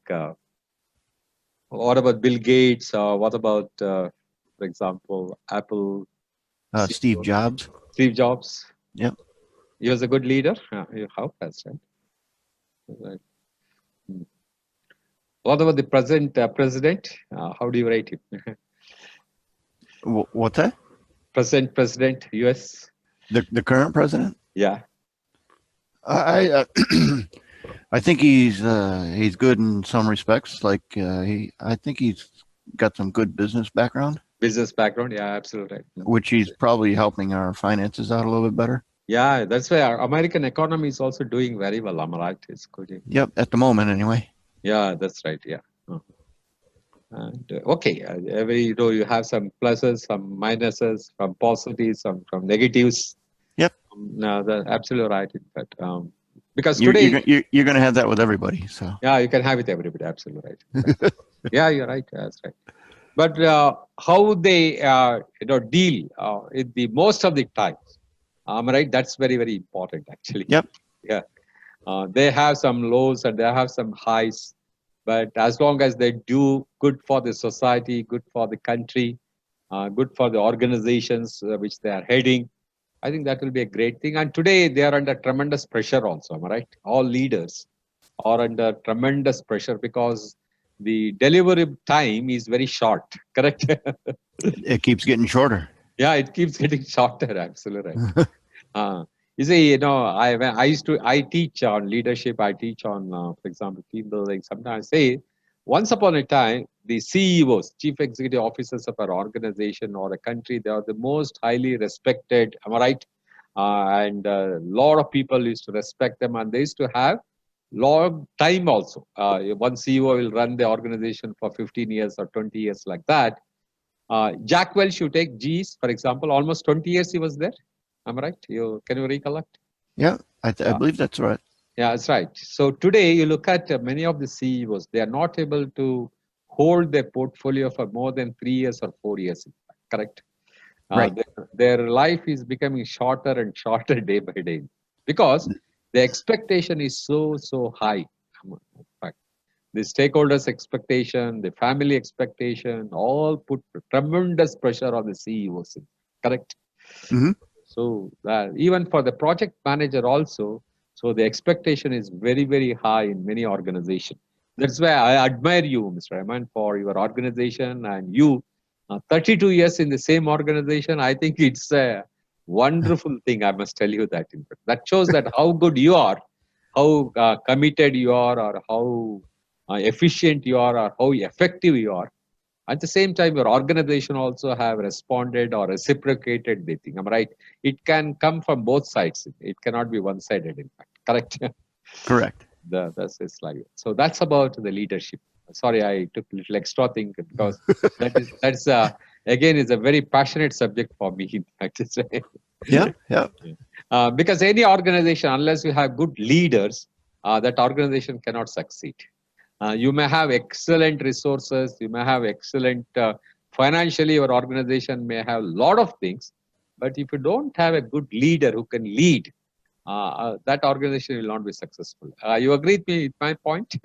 Yes, I understand that, and I've seen it happen in a couple different Couple of scenarios. That's correct. businesses. That's right. So the change request and other things, of course, you're already very familiar with those things. This is one, the conflict management. I was just telling you a few minutes back. So there are these are the 6 reasons why the conflicts can happen. You can tell me in your organization which are the reasons for your conflicts. One is this scarce resources. That means, the resources are very scarce, that time, the conflicts can come. Scheduling priorities, which I was telling you, is one of the most common reason for the conflicts. Personal work styles. For example, if they don't like the way the project manager behaves, sometimes all those things could be another reason why the conflicts can come. Expertise and experience levels is also can be a reason. If we are, for example, in your team member, if you got a person who is highly experienced with 30 years and another with only 1 year experience, sometimes also an ego clash can come. And suppose this junior member tries to tell something to the senior manager or senior member, a conflicts can come. Am I right? Who are you to tell me? Have you heard such conversation? Have you? Yes. You must have heard about it. Am I right? Who is he to tell me? And that's a common problem, actually. So that could be another reason for the conflicts and the communication issues. If you don't talk to them in the language they are very familiar, their understanding power, those things are also very important. And if it's lacking, then also the conflicts can come. Am I agree, Mr. Rahman, on that? Yes, I agree. Communications is almost key. Most key, in fact. So in your organization, which are the more popular or the common conflicts, in fact, out of these 6? The common conflicts? Yeah. It's typically scheduling. Scheduling, that's number 1. And communications. Communication, correct. Okay. And personal work styles among the team members also can lead to conflicts. Yeah. Yeah. I don't see too many of the expertise, experience level conflicts. Okay. In the office. So. Yeah. Okay. Okay. And scarce resources. Suppose you don't provide them the required resources.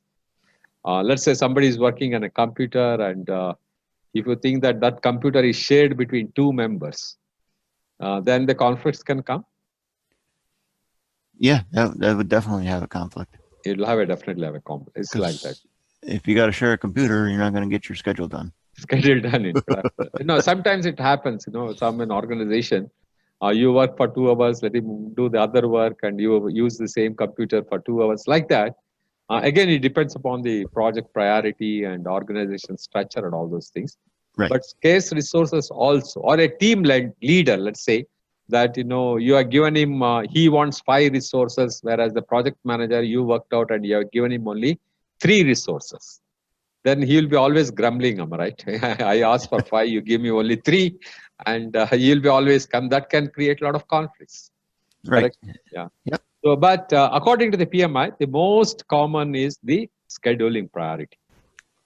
And the business scenario-based questions on conflict management can be expected. I think one question you can expect on this, in fact, which is the most common conflicts can arise, and how do we solve these conflicts? That we need to understand that. So this is one I was telling you that. The collaborating one. You said, this you call somebody to your office who has got a problem, and one-to-one you have a discussion. So collaborating, that means, you're confronting directly with him and you're solving. So this is the win-win situation of the problem. In fact, this is called win-win situation. Either collaborate or confronting or problem solving. The second thing, the other 3, the compromising, avoiding, and accommodating. All these 3 are lose-lose proposition. That means you try to avoid a problem or you try to avoid a conflict, then you will not solve the problem, right? If you avoid a problem. Right, correct? You could make it worse. Yeah, it can make it worse, you're right. Compromising again, it could be a temporary solution. Again, it is a lose-lose proposition. If you compromise on certain things, you are compromising on their ego, but you're not solving the conflicts. Accommodating just means accepting. That's also not a problem solving, right? Problem solving technique. So all these three are lose-lose proposition. This is the best win-win. Competing is either directing or you're forcing him to do. This could be a win-lose situation. That means you may win, but the person who is aggrieved or who is suffered or who is making a conflict, he may not agree on that. So these are the 5 techniques that you use, but these 3 should be avoided totally because all these 3 are lose-lose propositions. And here is a competing. It's a assertiveness, and this is a cooperativeness. These 3, but best thing is the collaborating and the competing. This is also called a Thomas Kilmann model. Just remember this name also, Thomas Kilmann model. Any questions on this, Mr. Raymond? I hope it's no questions. Excellent, good. So these are the various powers of a project manager. I want you to tell me where you fit in here. Is it a legitimate or formal power, reward power, penalty power, expert power, or a referent power? What power you have, if you don't mind? I think it's the expert power. It's an expert power because you are a subject matter expert. So that's one of the reason that they respect you. This is also one of the best power. Some of them have got a legitimate or a formal power. That means I am the project manager, so I have the power. So you should all listen whatever I say. That is called legitimate or a formal power. Reward power is I can reward and recognize the team members based on their performance. This is also good. A reward power is also pretty good. Penalty power is a cohesive power. So it can penalize the team members for poor performance. That means you expect the team members, just because somebody has got a position, they expect them to respect them or they expect them to do their job. So this is a penalty power. That means you got the power to give increments, you got power to even remove them or sack them or punish them like that. Expert power is your subject, the authority to virtue of their expertise in the domain. You have the expertise in the architecture domain, so you have the expert power. The referent power can be considered as a reference of higher authority to get the work done. You refer, oh, he's so good into that. So it's like a role model. It's like a benchmarking. That's a referent power, in fact. So reward and expert power are usually the best forms of authority to use. Penalty or the cohesive power should be resorted only as a last option. Clear, Mr. Raymond? I hope it's like. Yes, clear. It's good. Again, on this, one question might be there in the examination. So they will give you some scenario or they will give you a thing and they will ask you indirectly what sort of power the project manager has got in this situation like that. You can expect that question. Yeah. Oh, okay. Yeah, these are the 3 very, very important. And again, one more thing to memorize. Okay, that's the only way you can remember this.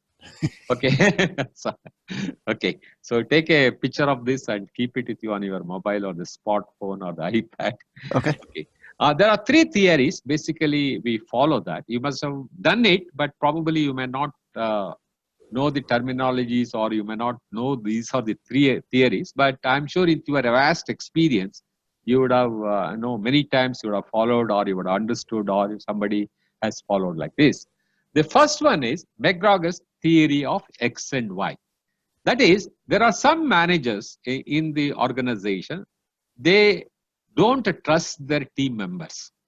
They always wants to do the micromanaging. That means they always want to do the supervising. They think that if I don't supervise my team members, they don't work. Even though they are capable of working, they don't work. It is called micromanaging or theory X. Have you heard such manager or have you come across such managers in your career? You must have, right? In fact. Yeah. So that means a manager who fall under this category believe that the team members need continuous monitoring. The moment you come out of the place, they will stop working. That's what many managers think. It is called theory X. So further, they believe that team members are not capable and they avoid work whenever they possible. So they try to work only when a boss is there. That is called theory X, micromanaging. The opposite of that is theory Y. These managers believe that the team members can work without supervision and they look forward for achieving something. That means they are self-motivators. You don't need to supervise them and they will work on their own. It is called theory Y. So under McGregor's theory of X and Y, theory X is micromanaging. That means you don't trust your team members. And theory Y is you have a complete trust on your team members and they work on their own. They're capable of working like that. So have you understood this theory X and Y? I'm sure it's clear. Am I right? Yes. Okay, good. So, but I wanted to remember these three names also. This is very, very important. McGregor's, Maslow's, and Hertzberg's theory. Okay. Now let's look at the Maslow hierarchy needs. What is the Maslow hierarchy needs? Here, there are basically, as a human beings, what do we expect first in our life? So, can you tell me what we require, basic thing requirement first? It is a physiological need, am I right? We want breathing, food, water, sleep. Sleep, home, for example. These are all the physiological needs. That is what, first requirement in our life, in our early stages, is what we need is physiological. That means we need food, water, called physiological. Once we achieve this, once we have that, then we look at safety. That means we look at the employment, we need a job, we need morality, we need a family, we need health, we need a property to stay, to live, we need a home. Am I right? We try to achieve the safety needs. That is the next step. Correct? Am I right? Yes. It's more of a common sense also. Am I right? Yeah. It's like that. Everybody looks at it like that. Once we achieve the safety, the third level that we look at as human beings is we want to make friends. Correct? We want to have extended family. We'll have children. Then we try to have intimacy with our neighbors. We develop all the social things. So we look at the social fabrication. We look at the social aspects of that once we achieve our safety needs. Afterwards, what? Once we have the social thing, then we look at self-esteem. That means we become very confident. We want to grow in our career. We want to get promotion. We want to get higher salaries. We want to get respect from all the team members or our neighbors. Everybody should respect us. This is called self-esteem. Is correct. Am I right, Mr. Amy? I'm sure you would have experienced it. Yep. After reaching this self-esteem, then we become self-actualization. That means once you achieve that, we look at the problem solving of the society. We look at the problem solving of the organization. We will not have any prejudice, in fact. We will not hate anybody. In fact, all such things will come. We start accepting the facts. We look at the whole life in a very rational way of looking at, in fact. We try to contribute for the society. We try to help others. That is the self-actualization. So under Maslow's hierarchy needs, these are all the various stages that we undergo, in fact. Like with team members also, your team members, beginning, for example, your freshers, what do your freshers require? For example, what do you call them? The interns, am I right?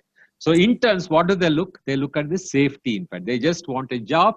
They want a good salary, good working condition. Am I right? That's what they look at, isn't it? Correct. Correct. So once they do that, after 5 years of experience, then they will start looking at the social. They extend, they become friends with other company colleagues, other department. They look at the social, they expand. Then after that, once they become a senior manager, they become self-esteem. That means they want recognition, they want promotions, they want more salaries, all those things they want. And afterwards, probably you try to look at the life in a different way. Probably you are in the self-actualization stage, Mr. Raymond. Yeah, I would say. You're right, I'm right. You are pretty seasoned professional. In fact, you want to help others. You want to solve the organization problems. Am I right? You are in a self-actualization phase, in fact. So these are all the various stages of a Maslow hierarchy needs. I hope it's clear, I'm right. With the examples which I gave, it's easy to remember, I hope. Yeah. Am I right? Good, great. So after this, you will look at the one more theory, Hertzberg's theory. Here, there are two important things in this theory. One is, Hertzberg talk about hygiene factors and the motivating agents. So here, your team members, what is the hygiene factor which is mandatory? That means it's a must. It is a personal safety, your fair compensation, that is your salary, good working conditions. These are all the hygiene factors. Okay. These are all the basic requirements. These are all the hygiene factors. But these are all not motivating factors. For them to get motivated, they need recognition. It is not just the good working condition. It is not just a salary, but they want recognition. That means they want promotion. They want awards. They want rewards. They want higher responsibility. They just don't like to stay in the same position. That is, they are the motivating agents. You understood the difference. One is the hygiene factor. That is a must. They must have a personal safety. They must get good salary. They should have good working condition. But those three are not sufficient to motivate them to do better. They need recognition. They want higher responsibility. So this is the Herzberg hygiene factors and motivating agents. Did you get it, Mr. Raymond? Yep. Okay. Is it clear? In fact, any confusion on this thing? I think it's pretty clear. Yeah, because you can definitely expect one question out of these three areas, in fact. Okay. So my request is kindly memorize it. Okay. Please memorize the three names: Maslow's hierarchy, Herzberg hygiene factors, motivating factors, and McGregor's theory X and theory Y. I want you to mesmerize this, or I want you to memorize this, whatever you call that. Okay, because definitely you can expect a question. Just kindly go through this. So tomorrow once again, I will ask you. Tomorrow, I think the last day that I want to recollect what I'm going to ask you. In fact. Okay. Because one mark you can easily score out of these 200 questions on this. Right. Great. Okay. So these are some of the leadership styles which I was just telling. One is the autocratic authoritarian leadership, participative, or the democratic leadership. I think you are in here, am I right? You in your organization, you solve most of your problem with this style, isn't it? Yep. Yep. Either participative or democratic leadership. I think that's your organization culture and other thing. I believe you're right. Pardon me? You're right. Yeah. Okay. And here, autocratic or authoritarian, some of the organizations also follow this. In fact, the organization which I worked, one of the multinational company, I don't want to name, there it was only this autocratic. Whatever the chairman or the vice president says, no questions asked. Everybody has to follow that. Yeah, right. That's not a real good operation. That's not real good, in fact. But about 20 years back, that used to be the style of many organizations. Yep. Today, it doesn't work like that, of course. As well. No. Time has changed, and today technology advancement and so many job opportunities, all those things, matters. Sometimes, you get into this type of situation because of certain times you're forced to. It's like that. The other layer probably is the delegative or laissez-faire. Here, that means, you take everybody into confidence. You ask them to do. You don't guide them. You ask the team to be on their own. This type of leadership, I think it happens in a very matured organization. When you have all the senior managers who knows their responsibility, who knows their accountability, I think, this type of leadership works. Am I right? You agree with me? Yes, I agree with that. Yeah. So for example, if all of you are similar like you, with 30 years experience or 32 experience, then I don't think that anybody needs to come and teach them or lead them. In fact, you will be doing on their own. But the same leadership style will not work if it's a junior team. Do you think it will work? I agree. It won't work with you got to have expertise at the top. It won't work with your interns, am I right? It won't work. Right. So you need to have this, the point which I'm trying to make, you need to have the combination of the leadership style. All the time, for example, your autocratic will not work. All the time, even participative democratic may also not work many times, in fact. And all the time, the delegative or laissez-faire also may not work. So it depends upon, again, the situation, your structure of your team, their experience level, their maturity level. All those things are very, very important. A good leader is one who adopt his leadership style according to the situation. Correct? You agree, Mr. Raymond? Yes, I agree. Yeah, you need to adopt yourself according to the requirement. That's very, very important. Yep. Okay. Any questions? I think so far it's clear. I think I'm right. Yeah, no questions. The organization theory, you are very clear. The conflict management, you are very clear. And the leadership style, you are very clear. And these are all some of the soft skills also. You can say it's all soft skills. At the same time, there will be definitely some questions from the examination point of view. So please try to remember these concepts, the terminologies, and all these things. Yeah. So once you do this, then you need to control the resources. So how do you control the resources here? Basically, you're looking at resource breakdown structure is your input. That is your organization chart in the side. Then resource requirement, risk register, the work performance data, agreements, these are all some of the inputs. Then you do the alternative analysis, cost benefit analysis. You are familiar with the cost benefit analysis, I hope. We discussed it also in the other thing. Cost benefit analysis, you remember in the beginning of the project selection methods, we did discuss about cost benefit analysis. I remember discussing it. Yeah, you remember that. That's right. That means the benefits are more or the costs are more. So you make an analysis even for the resources. That's very important. The trend analysis, how the trend is going on, and the problem solving. Problem solving is a very, very important technique.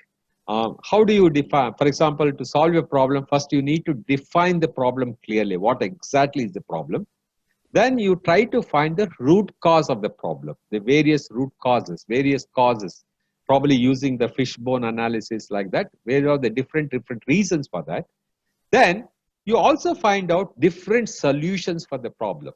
Let's say about one problem is there, you define it, you find the 10 causes why it has happened or the problems why it has happened.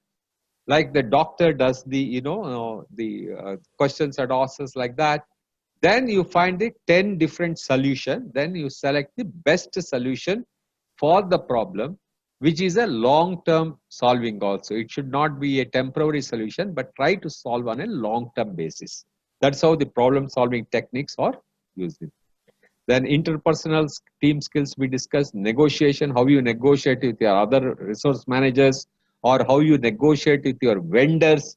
It has to be a win-win situation. It cannot be at the cost of somebody that you try to win. Those are all very, very important aspects during negotiation. You try to influence with your experience. You try to influence with your subject matter expert like that.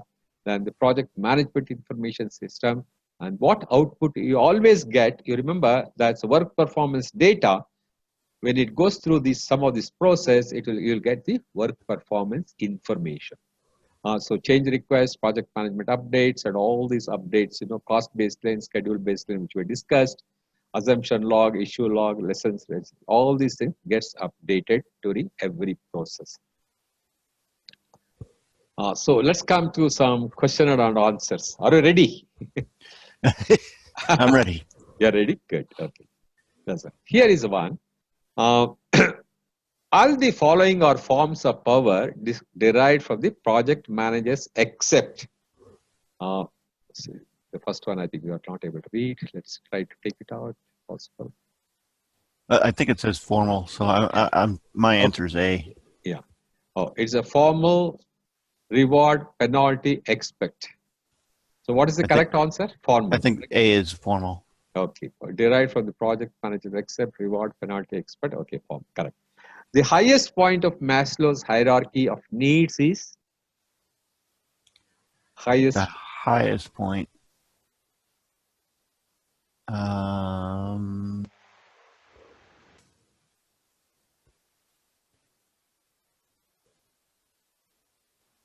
I think it's Maslow's. I think it's the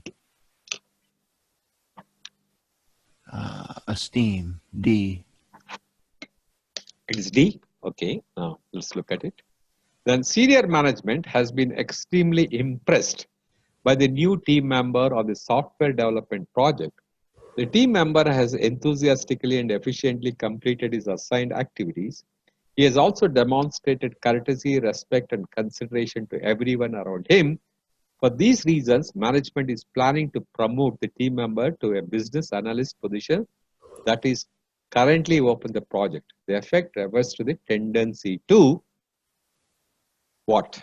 Promote from within, hire the best, or the people into new roles, new technical skills, or they're good. More people into project management because they have the project management training.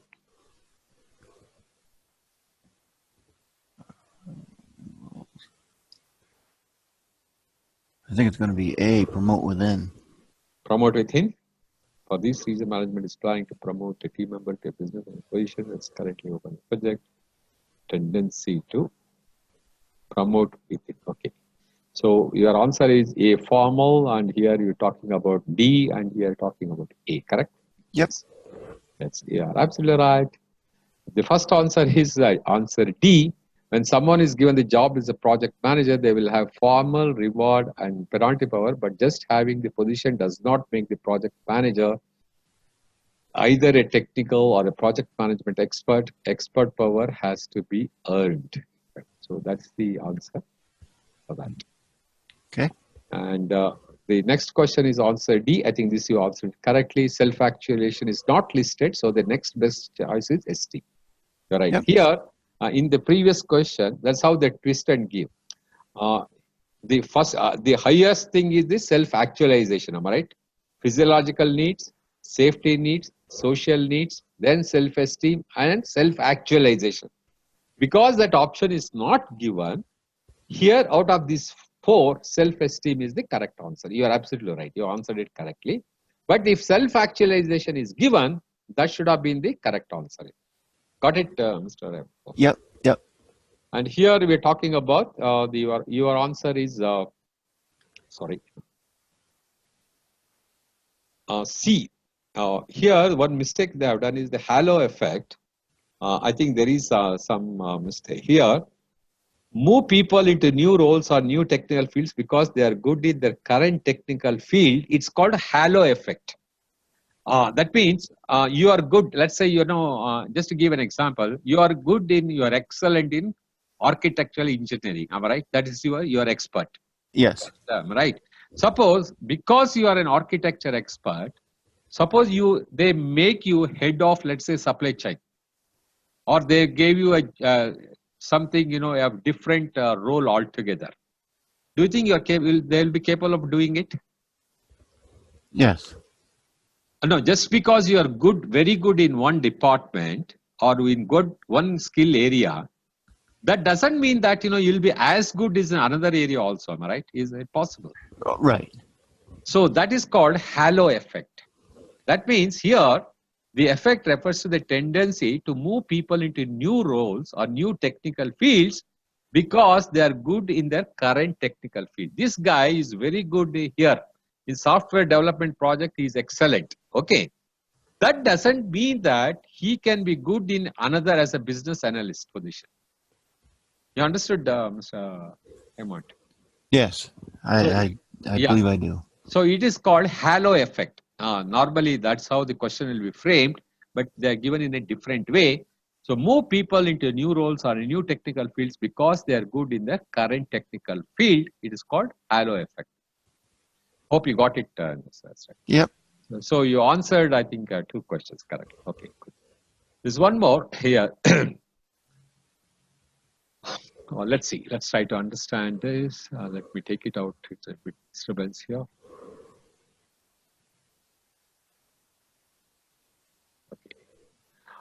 In determining the physical resource requirement of the project, the team has identified the need for a highly specialized piece of testing equipment that will be used for approximately 6 months. The organization only owns one of these units and it has been committed to other projects during the same team period. This team will need it. Purchasing another similar unit is assumed to be cost prohibitive. Which of the following is the least effective action for the project manager to take? Negotiate with the project manager that is reserved the equipment during the time it is needed by the team. consult with the procurement department about the possibility of leasing a similar unit, request that the sponsor intervene on behalf of the project, adjust the schedule so that the work requiring the equipment can be done when the equipment is available. So which is the best option? I would say B, to B, try to lease a similar unit. About the possibility of leasing a similar unit. Cost prohibitive. Okay, let's see. The next one is the project is being completed by a virtual team with the team members from 6 countries. From their various locations, the team members are arguing about which office will take the lead in the project, disagreeing over meeting schedules, the questioning the abilities of the individuals whom they have not worked with before. In which stage of the Tuckman's ladder is the team functioning? Storming, C. Absolutely, 200% you're right. That's great, right? Okay. So the C is a professional responsibility of the project manager to consider the needs for the entire organization. Not only of this project, it also project manager responsible to attempt to deal with this situation before involving the sponsor. For this reason, involving the sponsor is not the best thing to do. All the other choices are options of the project. Here, one thing I think you missed it is, which of the following is the least effective action? Mr. Raymond, did you understand that? Yep, okay. I think probably these we missed, am I right? Yeah. The least effective. Probably what is selected is the one of the best option, am I right? I gotcha. Yep. So I went in the wrong direction. Yeah, so this is the, sometimes they twist and give like this. One small word they will say not, or something like that, not part of that. But we don't read that not, but we read the part of it, so we select the right answer, but that will be exactly the opposite to that actually. So here probably if you are focused on this least effective, definitely you would have selected C, request the sponsor to intervene on behalf of the project, because you will not involve the sponsors all the time, right? For these petty issues, do you think you'll go and disturb the sponsor? No, I wouldn't go to a sponsor for that. Absolutely right. You know, you try to solve the problem at your level, am I right? Yep. So this is the least effective action. Okay. Otherwise, storming is absolutely right. You are 100% right. So this team is in the storming stage. Correct. I hope you got some hang on how the questions are framed in the examination, am I right? That's the reason. Yep. I thought today I'm going through this exercise from the cost management so that you will get familiarized with how the questions will be and how to read these questions and what are the important points to read in the question. And if you miss it, what happened was a classic example of the last question we answered, correct? Right. So that's right. So any questions so far? No questions at this point. Point? Okay. You want to have a break or we'll continue for some time? We can? We can continue for a little bit longer. Okay, good. Okay. So next we'll go to the project communication management. Okay. So today we covered about the cost management. We talked about the quality management. Then we spoke about, we discussed about the resource management, correct? And now we will look at the communication management. You know that, in any project environment, the 90% of the time, the project manager spends on communication, correct? Am I right? Yes. So that's the most important thing, the communication management. So here, basically, there are 3 processes in communication management. You plan communication, then you manage communication, and monitor communication. These are the 3 important processes that we look at here. So the plan communication management, basically the inputs are the project charter. You will have a project management plan. You got project documents. You will have enterprise environmental factors and the OPA. These are all some of the inputs which were discussed. What are the tools and techniques we talk about here? The expert judgment, communication requirement analysis, communication technology, communication models, communication methods, and interpersonal team and skills and data representation and meetings. And what outputs you get is communication management plan. Let's look at it a little more detail. The communication, I'm sure you must be very, very familiar with this process. Communication is a two-way process of transferring information from one entity to another. Am I right? For Correct. example, from on the project perspective, the project managers, the senior management, and other stakeholders, you keep communicating with them. And at an average, Mr. Rahman, how much time you spend on communication in your projects? Probably too much. Too much. How much is too much? I don't know. I would say probably as a percentage, I would probably say 65, 70%. 70% you spent? Uh-huh. What is your team size? Pardon? Team size, how many members you have in team? Typical team, we're probably talking around 10, 15 people. 15 people? And how many stakeholders you have typically? Your internal stakeholders, our team members is 15 people. Then Yeah. your sponsors, your other departmental heads, your customers. So how many of them will be together? I would guess 25. 25? Okay, that's a pretty large, in fact, 25 plus 15. So almost about 40 people you need to communicate, am I right? Yep. That's right, yeah. And these stakeholders, sometimes they keep adding according to the requirements, am I right? They have to do that. Yeah. Depends on how many consultants you need, all that good stuff. Stuff, in fact, that's great. That's great. So actually, according to the PMP and the survey which they have done, with various projects, a project manager spends around 90% of time ensuring proper project communication. Yeah, so I'm a little light. Yeah, yes, that's right. This is what happens in fact. I was handling a team of 400 people in my company. About 400 people used to report to me. Just imagine 400 people writing to me or speaking to me. Of course, I have a different level of people. Directly under my control, I used to have around 20 managers. Under them, reportees used to be around 50. Under them, there'll be another about 150, like that. We used to have a structure. But even then, I was controlling almost a team of 400 people. Just imagine the amount of communication, the amount of emails they used to send, the amount of the information used to get exchanged. So almost 90 to 95% of my time I used to spend only on communication, in fact. How did you get anything done? Yeah, it's like by sending mails, of course. I used to have regular meetings with them once in the fortnight. So I used to address them directly, hear to them like that. Different teams, I used to meet them at different times and sort out their issues like that. So it's a whole lot of, it's a 24/7 job, in fact. Exactly. You come home at 10 o'clock, at 10:30, somebody will call you, in fact. And I used to have some international clients because I was handling around 25 countries, the business, in fact. So, what happened, I had 2 customers from US also at that time. So, for example, I come home at 9:30 night. For him, it will be early morning, 8:30, and he used to call me up at that time, actually. So it's a big challenge sometimes, when you are handling certain projects. I was handling one US FDA project to launch our brand in America. So I was working on that project. I know I used to interact with some of the doctors and some of the clients there. Same thing, for some information. I come home tiredness by night 10 o'clock, and I used to get a call early morning time for them and asking me about 10 questions, in fact.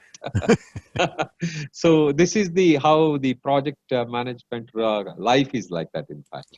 Yes. Am I right? It's you need to enjoy it. That's the only way, you can do. Am I right? You cannot curse. You cannot crib and do your work. It's not possible.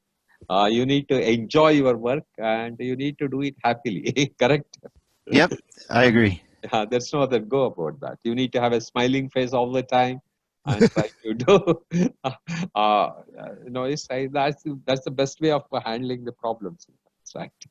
So this is the two-way communication process, transferring information from one to another. So there are different types of communication. You have a written communication, formal communication, you've got informal communication, you have verbal communication. I'm sure you are familiar with all these, am I right? Yes. That's great. So certain rules you write in the formal communication. Informal communication is sometimes a casual approach. That is the informal communication. You are familiar with these things. Formal communications, written, or your project management plan could be a formal written communication. Your project charter is a formal written communication. Long distance communication always has to be formal or written communication, because why it is important written? Various people, so let's say from US, you are trying to communicate somebody in China for your project. Let's say you are trying to communicate somebody in Asian countries. uh, when you speak to them over phone, sometimes it's not understood clearly. Am I right? It could be because of language barrier, or it could be because of your noise in the thing. It's always better to have formal written communication, particularly for the long distance. Correct? You agree with me, Mr. Rahman, on this? Yes, I agree with that. Yeah, that's right. So informal communication could be your emails, could be an informal communication. Notes could be an informal communication. Verbal, all your presentations, and your informal is conversation, casual conversation over a cup of tea, or for example, our lunch meeting sometimes is all very informal communications.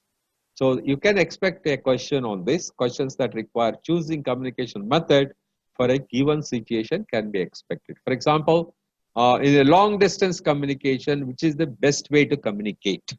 They may ask you a question like that. So then it always should say that it should be a formal written communication. Correct? Okay. Yep. Yep. What is, you heard about the verbal communication. What is non-verbal communication? I'm just asking, just to understand. Non-verbal communication. Nonverbal. Yeah.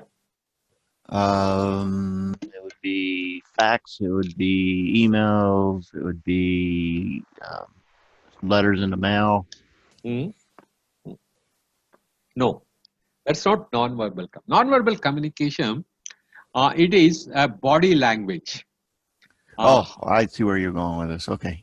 So it's a body language. For example, when two individuals are communicating each other, their body language expresses more than what they speak words.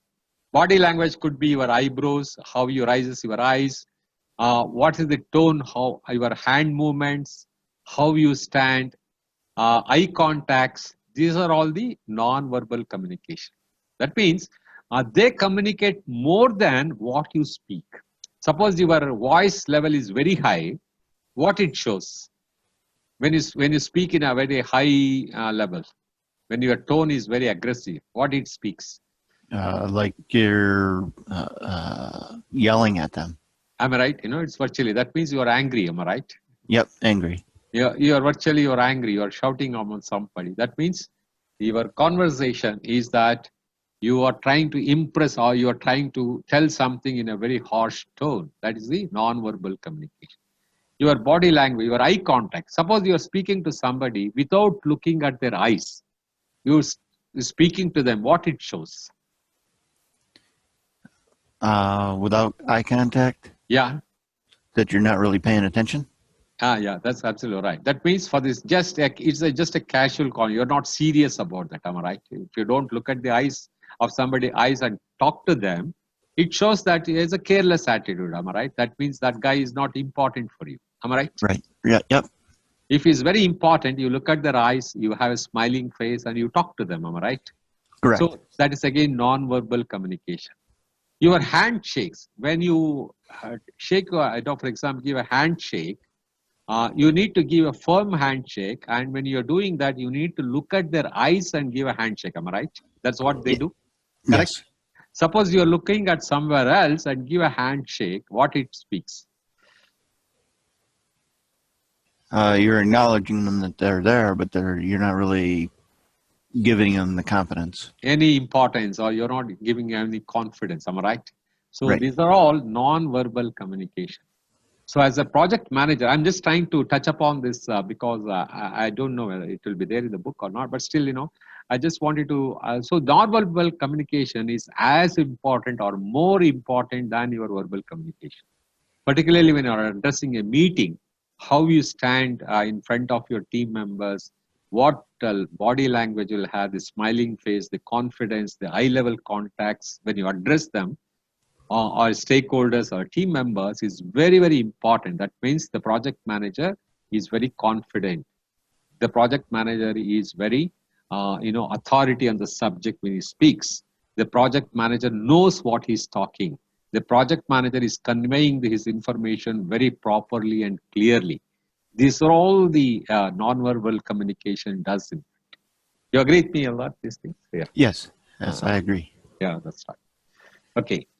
This is the communication technology. Of course, emails, fax. I don't think nowadays we use fax. Am I right? Most of the offices, I think. Actually, we get a few here, but not many. Not many. Of course, the telephone. You've got meetings. You've got a blogger, Twitter, Facebook, Skype.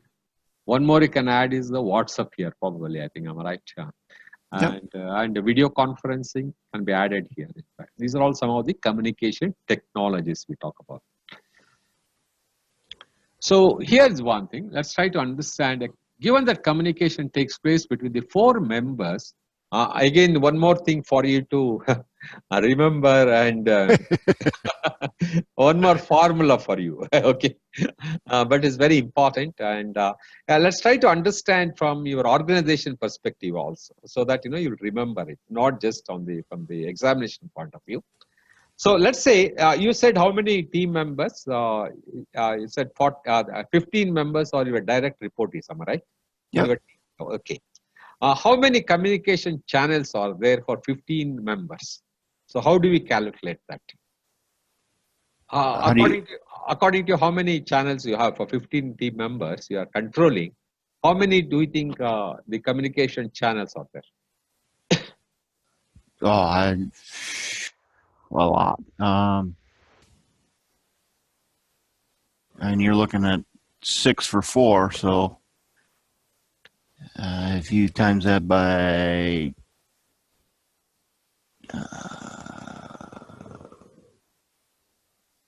just give a guesswork. I will try to explain to you for that. You will. Okay. I would say probably 25 different ways. 25 communication channels. Yeah. You feel so? Okay. Let's try to understand the rationale, or let's try to have some scientific approach to this. Okay. Now, let's say if there are two people out there, suppose one person is reporting to you, that means you have one communication channel. Am I right? You tell him and he tells you. Correct? Am I right? Yep. You agree with me, on that?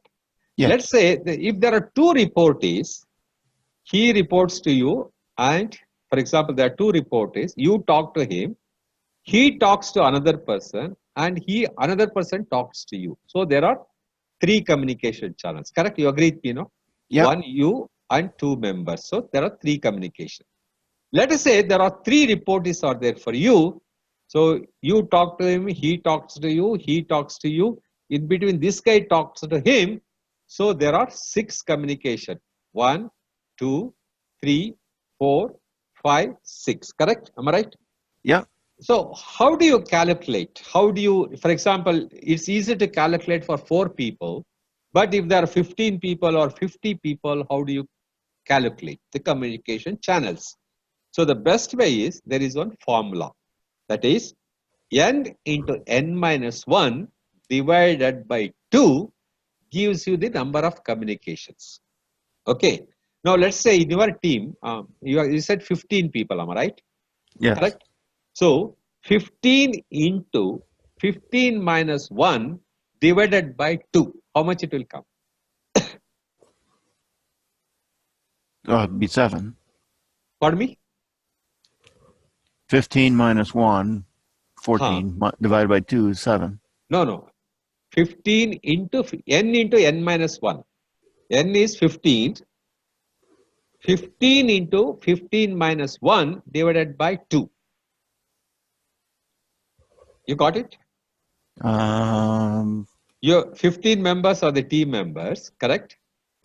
Okay, so it would be, let me see here. Yeah, sure. So it's 15 minus 14 divided by 2. 15 into 14 divided by 2. Correct? So it would be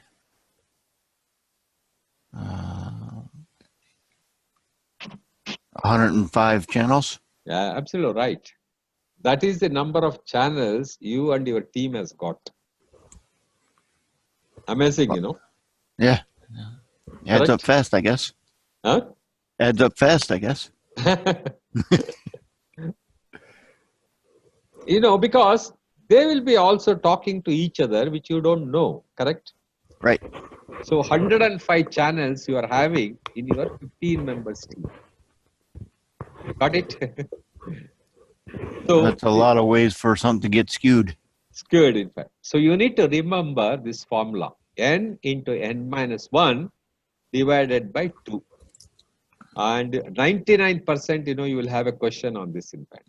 Suppose you are controlling a team of 25 team members. So how many communication channel you are having? And that question also there sometimes they will twist and give you. Out of this 25, 2 are not your direct reportees or something like that. You know, they will twist and give you. So how many? And they will say that presently you are having 10 communication channels. 10 communication channels means how many people are there? Can you work backwards? 10. Communication channels means how many people?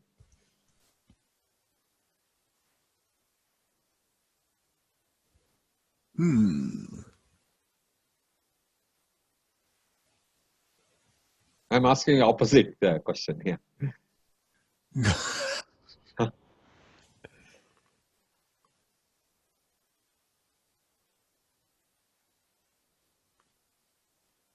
Would be, see if we had 15 at 102 or 105, it would be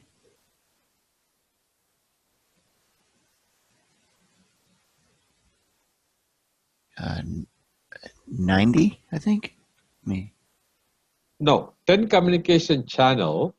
You remember this formula? Oh, 10 channels. Okay. Yeah. N into n minus 1 divided by 2. There are 10 communication channels. That means, let's say you got 5 people. 5 is n. 5 minus 1 is 4. N into n minus 1. So 5 into 4 is 20. 20 divided by 2 gives you 10 communication channels. That means you got 5 team members. Yep. Okay. Correct? Yep. That's how the questions will come in the examination. You got 10 communication channels and 2 more have been added. So how many team members are there? How do you calculate?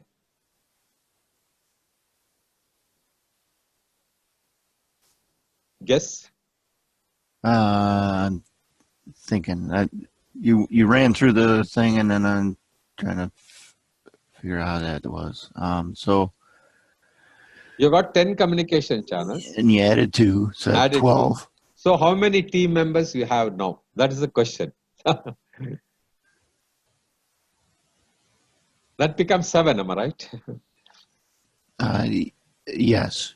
Because 10 communication channels means 5 people. I just gave you that example. 5 into 4. 5, n is 5. N minus 1 is 5 minus 1 is 4. 5 into 4 is 20. Divided by 2 is at 10. That means you got 5 people. 2 more have been added to you. That means how many team members you have? You got 7 team members. Okay. I think I got it. Probably. Sorry. I think I have it. Yeah, I got it. So it is like that's how they trick sometimes with the questions. So, but if you understood the basic, like n into n minus 1 divided by 2, immediately you will get the answer for that. So 10 communication channels means 5 people, and because you work backwards, 10 is like. Yep. Any question on this? That's right. No questions. No question. Okay.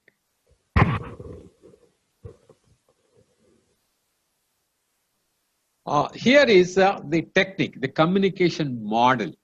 Let's try to understand a bit of this. That means in any communication, there will be always one sender and there will be a receiver. Correct? You agree with me, no? Correct. One sender, it can be a single receiver or it can be in a group meeting. It can be even multiple receivers also sometimes. Correct? Agree. So when you send a message, it is called encoding the message. That means what you are trying to convey, you try to encode it. And when the receiver receives the message, he tries to decode it. That means he tries to understand what you are trying to convey. This is the communication model which happens in almost every case. And message is what you are trying to convey. The medium could be, it could be one-to-one communication, it could be one-to-one direct, it could be a telephone call, or it could be an email, or whatever it is, whatever medium you are selecting. Noise is if there is any disturbance. For example, during the communication, it's also called noise. Noise is also the language you are trying to communicate. If the receiver is not understanding, it's also called a noise. That means, for example, you are talking to from US, a Chinese customer, or a Chinese is the receiver. If he does not understand the English language you're trying to convey, it's also called noise. So noise is anything that disturbs in understanding the communication is noise. Is it clear, Mr. Iman, on this? Yeah, anything that's confusing is noise. Any confusion, absolutely right. Okay. So the receiver receives the message and he gives a feedback. And that means he encodes, he gives a feedback and the sender receives that feedback. In fact, this is how the communication model works.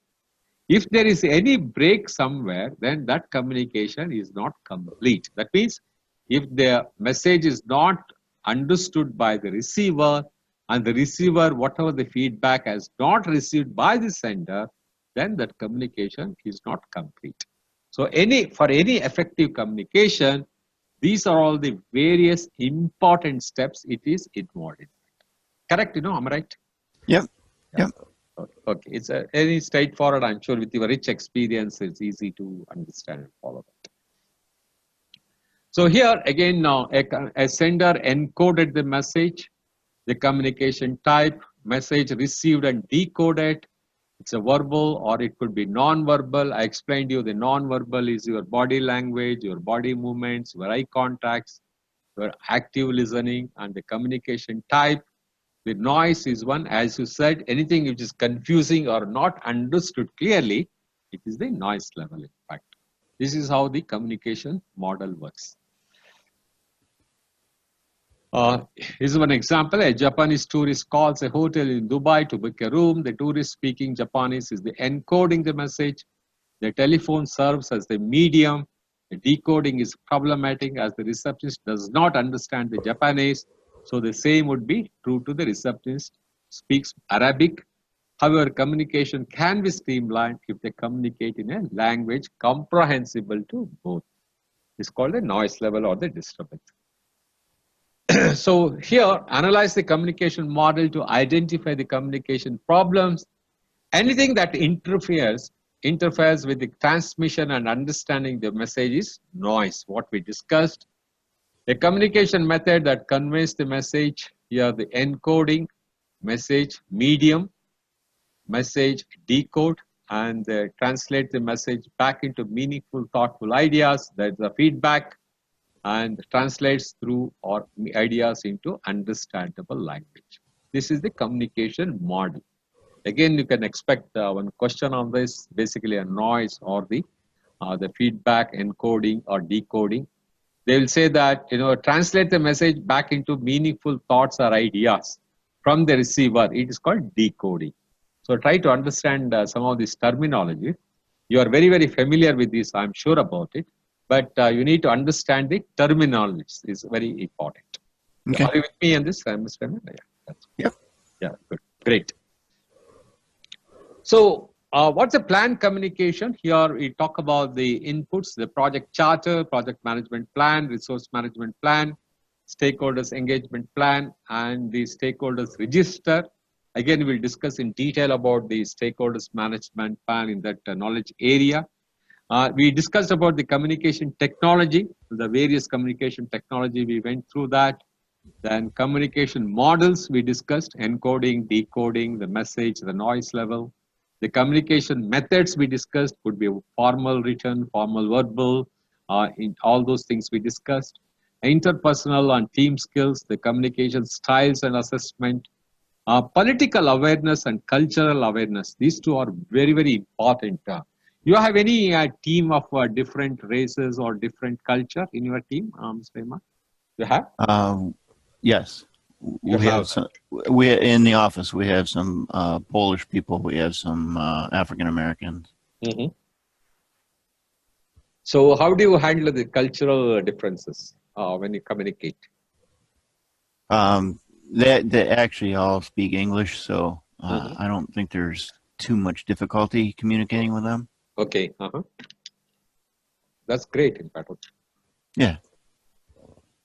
But one advantage is since they're all based in your office, you have no issues. Am I right? That's the thing. Correct. They're all within the office. Within, And so we don't do too much cross country stuff. Yeah, cross country. Or over different countries. Yeah, that's right. And also, you what advantage when you meet in the office is that their body language or eye-to-eye contacts and all those things also helps to have better communication. Am I right? That's there. But imagine that your office is in like a Chicago or California, or somebody is in China, Beijing, or in Japan. Just imagine if you are handling such things that based in different places with a different cultural. You need to have a good cultural awareness. Am I right? That's very, very important. Yes. So that's why in the project management environment, these things are very common nowadays in the global business environment. Am I right? Multi-countries projects, handling different things. So these are all very, very important. So the cultural awareness and the political awareness, you need to understand that different countries, the different political system, or within the team itself, that there is a lot of politics among the team members. Correct? You agree with me on that? Yes, I agree with that. Now, probably in a small team, particularly when they're all based in your own office, you might not have. But when they are based in different places, they get influenced very easily by external environment or from any other environment. So the political awareness as a project manager, you need to have that. Is very important. Data representation, stakeholders engagement, we'll discuss about that, the assessment matrix and the meetings. And what you get out of this is the communication management plan. That means how you are going to manage the communication with your team members, with your stakeholders. That is the output you get. So here is one thing, for example, communication management plan, one example. Key stakeholders, let's say the communication method, you talk to them in the project kickoff meeting, extranet use, the frequency, start of the project, it's an ongoing project, and who is the responsible program management office or the program management office. Here, what are the notes you prepare after both the team and the client kickoff meetings recommend. So these are all, this one example of how you plan your communication management. Do you have such things in your office, Mr. Ahmed? You follow any of these methods? We haven't followed any of these methods. You're not followed because basically your team is 15 small team and direct, and they're all in one place probably. Am I right? Yep. Other than the client, so yeah. And you will be bumping to them every 5 minutes or 10 minutes probably. Yeah, generally. Generally, am I right? You sit in the same floor or same office like that. So right. it may not be that complex, but when you're handling the large projects where the people are based in different places, where your stakeholders are based in different places, you need to have this type of communication plan. Otherwise, it can go out of control. For example, a client sponsor. So client sponsor, what communication? You need to keep on informing about the status meeting, the status report. You need to send them an email or a video call, for example, every day, weekly at Friday 2 p.m. And the project manager is responsible for this and review. You see, in our company, we used to follow that every day, 5 o'clock. There used to be, for example, an email used to come from different offices every day at 5 o'clock to our managing director, the owner of the company, that what is the status of a particular task given to them actually. So every day sharp at 5 o'clock, they have to send an email. So that is the communication, the frequency we had set in for about till the critical phase of the project which we are doing. So it's very important to have the frequency and who will be responsible for that. Who is account manager or the project manager or the project management office, like this. So this will help you. There will be a lot of clarity on these things and nobody will miss out on this. Am I right? You agree with me on this? Yes. Yes. This is a sample of the communication management plan. So the business scenario problem, let's look at it. Communication is 90% of the project manager's job, and communicating status is a critical part of ensuring project success. Your company is a key supplier for a major airline company. Most projects are 1 to 3 years long. A large 18-month design and manufacturing project is about halfway complete when the original project manager leaves for another position and you're asked to step in to the new project manager. The project includes work performed by subcontractors and they have some key deliverables coming up. You need to understand the status of these deliverables. So how should you prepare yourself for the project manager role, especially as it relates to communication requirements? So how do you handle this? I guess I would communicate with all the major stockholders and figure out what, because I may not know the requirements of the deliverables. So I got to figure out what the requirements are, when they're delivered, and what staff I have available to do that. Okay. Anything else you would like to add?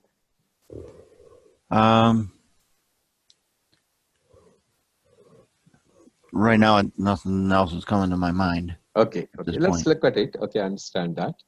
Okay. So probably what you covered, you're right. The project includes work performed to subcontractors and they have some key deliverables coming up. You need to understand the status of these deliverables.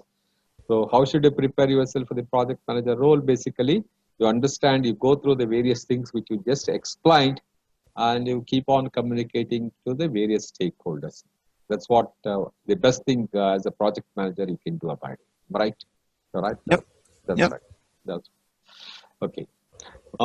Once you do this, then how you manage your communications. So again, you look at the communication management plan. You look at your change log, your issue log. I hope you're clear about the change log and the issue log. In the change log, once again, just for information, I'm repeating that all the change requests are recorded in the change log, whether it is approved or not approved, but all change requests get into the change log register, in fact. And the issues log is various issues that it come across in fact. Those two are very, very important. And the stakeholder register, we talk about it in the stakeholders management. Communication technology we discussed, communication methods we discussed, and communication skills, your communication competence, whichever language you speak, your team members should be able to understand those things. They should give a positive feedback. Non-verbal thing I explained you very clearly, the presentations. And these are all some of the important interpersonal team skills. One is you must be a good active listener. And the conflict management, I explained you, the cultural awareness is very important. The meeting management, network, political awareness. And active listening, I want to tell you something. Almighty God has given us 2 ears and 1 mouth, am I right? You agree with me, no? 2 ears and 1 mouth to speak? Yep. Correct? What could be the reason? Why did He give us 2 ears and 1 mouth? Any reason or any rationale for that, you feel, as a human being, why you are blessed with 2 ears and 1 mouth? Why I invested 2 years in 1 month? No, 2 years. I'm just, 1 mouth. I'm asking. Am I right? 2 years. God has given 2 years. Correct? I'm lost, I guess. I don't understand your question at this point. No, 2 years. We have, if you look at the human beings, we have got 2 ears, 2 eyes, 1 nose. Yes. 1 nose, 2 ears, One 2 mouth. years. Am I right? 2 ears is for listening. One mouth is the less talking. Absolutely. That means we need to listen more and we need to talk less. Am I right? That could be one of the reasons. Symbolic it is. But as human beings, most of the time we try to speak more and listen less. Am I right? Yes. Correct. So that's on the lighter side, I said. Active listening is understanding what the other person is trying to convey. There is a lot of difference between hearing and listening, correct? Hearing and listening, there's a lot of difference. Hearing is sometimes, just a sound you hear, whereas the listening is understanding what they're trying to convey. That is the listening, in fact, correct? You are agreed, Yes. So we should be a good active listeners, particularly for the project managers, because the collecting requirements, you remember in the scope knowledge area we discussed, when you collect the requirements from the stakeholders or from your clients, you do, let's say, for example, the brainstorming sessions, you do the various other techniques you follow, the focus group, brainstorming, and all those things.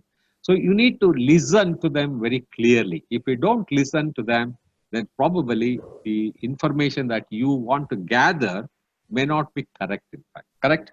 So these are all the some of the interpersonal skills and team skills the project manager should have. So the outputs you get is the project communication, project management plan updates, the communication management plan, which the previous slide, which I showed you that this is your communication management plan. Which stakeholder to be informed when, what is the frequency, and who is responsible. Is all you get from the communication management plan. Any question on this so far? No questions. Okay, great. So once you manage, after managing, you need to monitor the communication. So monitoring communication is the process of ensuring the information, needs of the project and its stakeholders are met. So this is the monitoring the communications. So how do you monitor the communication? You have a communication management plan, which we discussed. You got a work performance data. You got issue log. You have got a lessons learned registers from the previous projects or from the previous things. Then project communications. So these are all some of the important inputs. The interpersonal of the team skills and the observation and conversation. These are some of the tools and techniques when you monitor the communication. Interpersonal skills, I just gave you some of the examples here. For example, the active listening, conflict management, the cultural awareness, the meeting management, networking, political awareness. These are all some of the interpersonal and team skills. And observation is you look at the body language or the communication and the conversations. And the change request, of course, we have discussed many times the importance of change request.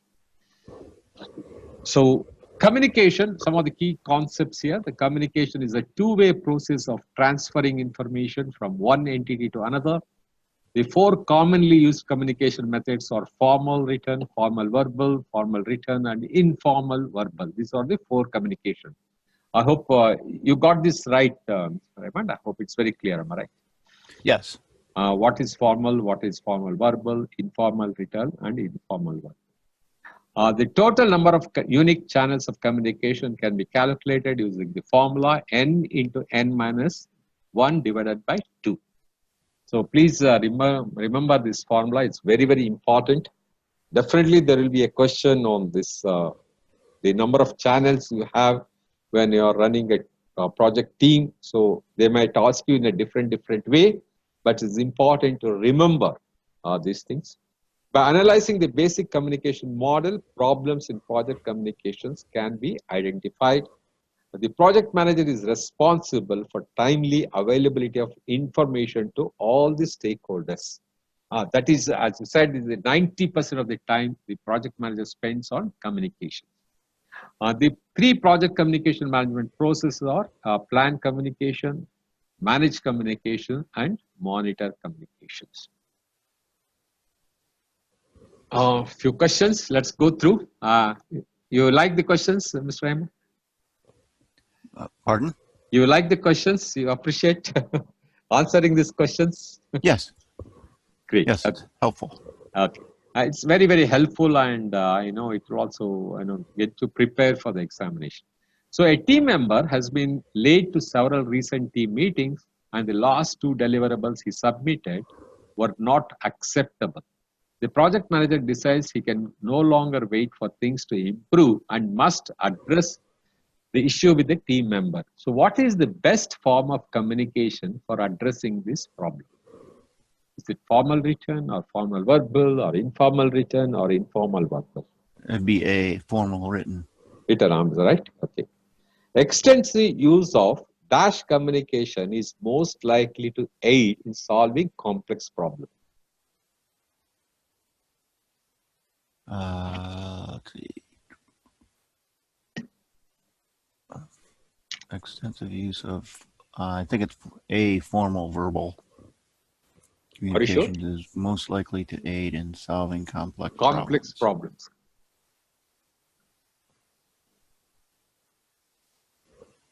Complex problems would probably be formal written at that point. C.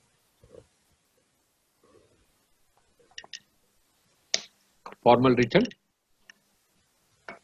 Yep, I'm going to go with C, I guess. Yeah, okay. And for the first one you have selected, formal written. A, am I right? Yep. Yeah, let's see. No, the first one is formal D, because it is best to start the discussion informally. The project manager should also document the problem and include the summary of conversation with the team member. If informal communication does not solve the problem, then formal written communication is the next one. So you're right. So formal comes last, then the formal written. Because here the last two deliverables he submitted were not acceptable. The project manager decides he can no longer wait for things to improve and must address. So what you do is, like you are telling, that you will call him to your office. Am I right? You talk to them directly. Am I right? So you are informal. When you talk to them one-to-one, it becomes an informal verbal communication. Am I right? Okay. Yep. So that's the correct answer. Formal written, if this does not work, then you put it in writing. Then you develop it. For example, a case against him or to take some action in future or whatever it is. So first you talk to him informally. You talk to him one-to-one. So it is an informal verbal communication. And the second one is, you are absolutely right. It is a formal written communication, particularly when you talk about the solving complex problems. Yep. It has to be formal written, so that it's very, very clear for everybody. Okay, a few more questions. Communication is the key to the success of a project. As a project manager, you had 3 stakeholders with whom you need to communicate. Therefore, you had 6 channels of communication. A new stakeholders has been added with whom you also need to communicate. So how many communication channels do we have now? I'm just giving an example. I hope you recollect.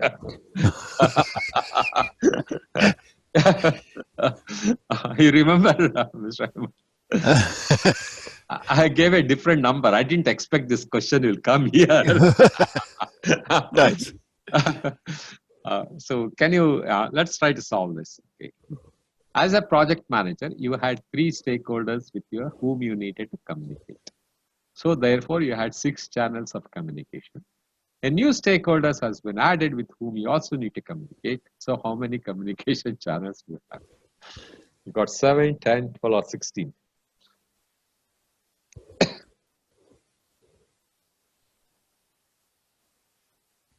We added 1 stakeholder. That puts us at 4 stakeholders.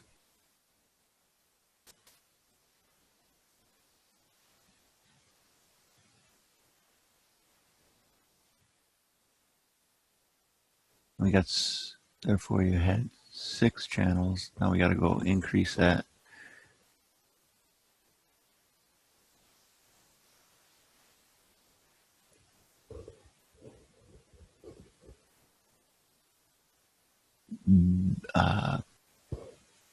B, I believe, is the answer. B? Okay. Yes. Yeah, good. How did you calculate? Tell me. It's at formula of n times n minus 1 divided by 2. Okay. So you had 6 channels, means how many people you had? 6 channels with 3 stakeholders. You had 3 stakeholders? In the beginning, you had 3 stakeholders. And it says, let's see, communication is the key to success of project. As a project manager, you had 3 stakeholders with whom you needed to communicate. Therefore, you had 6 channels at that point. Okay. And then a new stakeholder was added. So now you got 4 stakeholders. Okay, fine. Let's look at it. Okay, 2 people are arguing about what needs to be done to complete a work package. In addition to the words being spoken, if the project manager wants to know what is going on, she should pay most attention to what's being said and when, what is being said and who is saying it, and time of day, physical mannerism, and when during the schedule the discussion is taking place, the pitch and tone of their voices along with their gestures. The 2 people are arguing about what needs to be done to complete a work package. In addition to the words being spoken, if the project manager wants to know what's going on, should pay most attention to. What is the correct answer? We discussed also on this. I explained with some examples.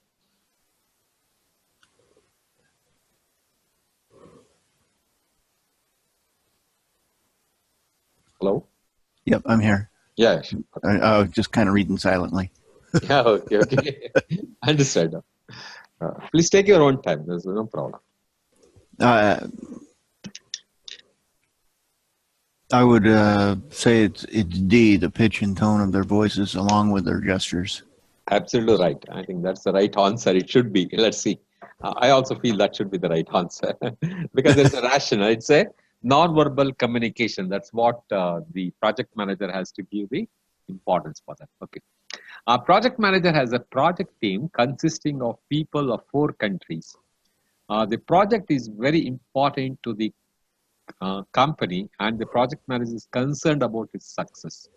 The length of the project schedule is acceptable. So what type of communication should we use? Consisting of 4 people of 4 countries, project is very important to them. Concerned about its success, the length of the project schedule is acceptable. What type of communication should be used?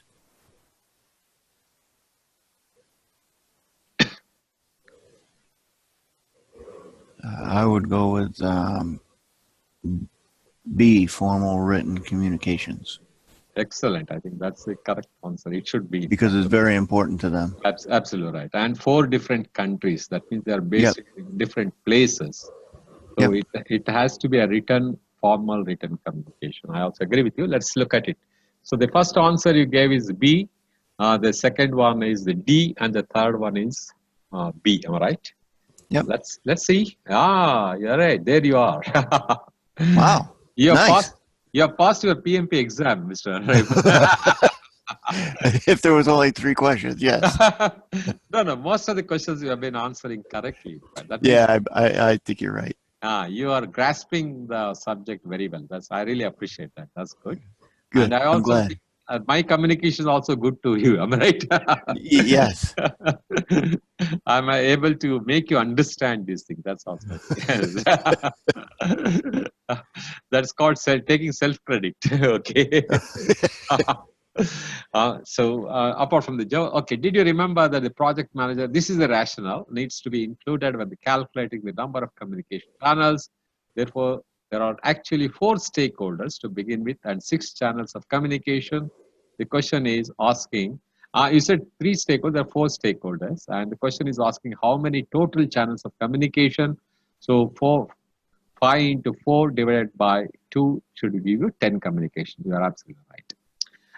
Answer D, non-verbal communication represents a major part of all communication, which I explained. I gave you a lot of examples, your body language, movement of hands, eye contact, how you stand, your body posture, So, and the tone, the choice, including the verbal communication, pitch and tone, as well as the gestures. And the last one is because of the difference in culture and distance between the team members, formal written communication is important and needed. Clear? That's great. Yep. Any questions on communications? No questions. I think three important things to remember, just to sum it up on communication. One is the formula, n into n minus 1 divided by 2. You should always remember that. That's very important. And second thing is the communication model, encoding, decoding, those things. Communication management plan, the stakeholders, that's another important thing. And verbal and non-verbal communication, these three are very, very important in this communication management plan. You feel it's too much or it's okay, good? No, we're good. We're good. Good, you're understanding that. Yep. So today is, the 4 knowledge area we have almost covered. The cost management plan is very important. The quality management plan. In cost management plan, kindly remember all those formulas. Please memorize it and keep it EV, CV, CPI, EPI, SPI, your EAC and EAC in the 4 different contacts or different scenarios. What is VAC, what is ETC, what is TCPI. All these formulas should be in your fingertips. Again, I'm repeating that, okay? So second thing, on the quality management plan, you need to remember very important. And in cost management, you also should remember your estimation, analogous, parametric, bottom up, and 6-point. Those things, kindly do remember in the formulas. Then in quality, it's very important, conformance and non-conformance. Then quality metrics and the quality tools, 7 quality tools which we discussed. Definitely we can expect a question. Then quality audits, manage quality, and those some of the questions you can expect in the quality management. And in resource management, the various very important things, the resource management, the leadership styles you need to remember, the powers of the project managers you need to remember. That's very, very important. And conflict management, how you handle the people, the different conflicts, is all very, very important to understand. And in communication, n into n minus 1 divided by 2, that formula you need to remember all the time. That communication models and communication management plan, these are all some of the things. Are you with me on this, Mr. Raymond? I hope. Yes. Yeah. So once you go through all these things, then it will be easy for you to remember this. So that concludes, I think, the communication management plan. Okay. Can we move on to the risk management, or you feel it's too much, we can take it up tomorrow, or what do you feel? Can we take a 10-minute break? Yeah, we'll take a 10 minutes break and we'll continue for some more time. Okay. Then probably we can cover half of risk management today, and tomorrow we will try to take up the balance and try to finish it. Okay? Okay. So we'll take a 10 minutes break. Okay? Fine. Sounds good. Thank you. Yeah. Okay. Are you back, Mr. Raman?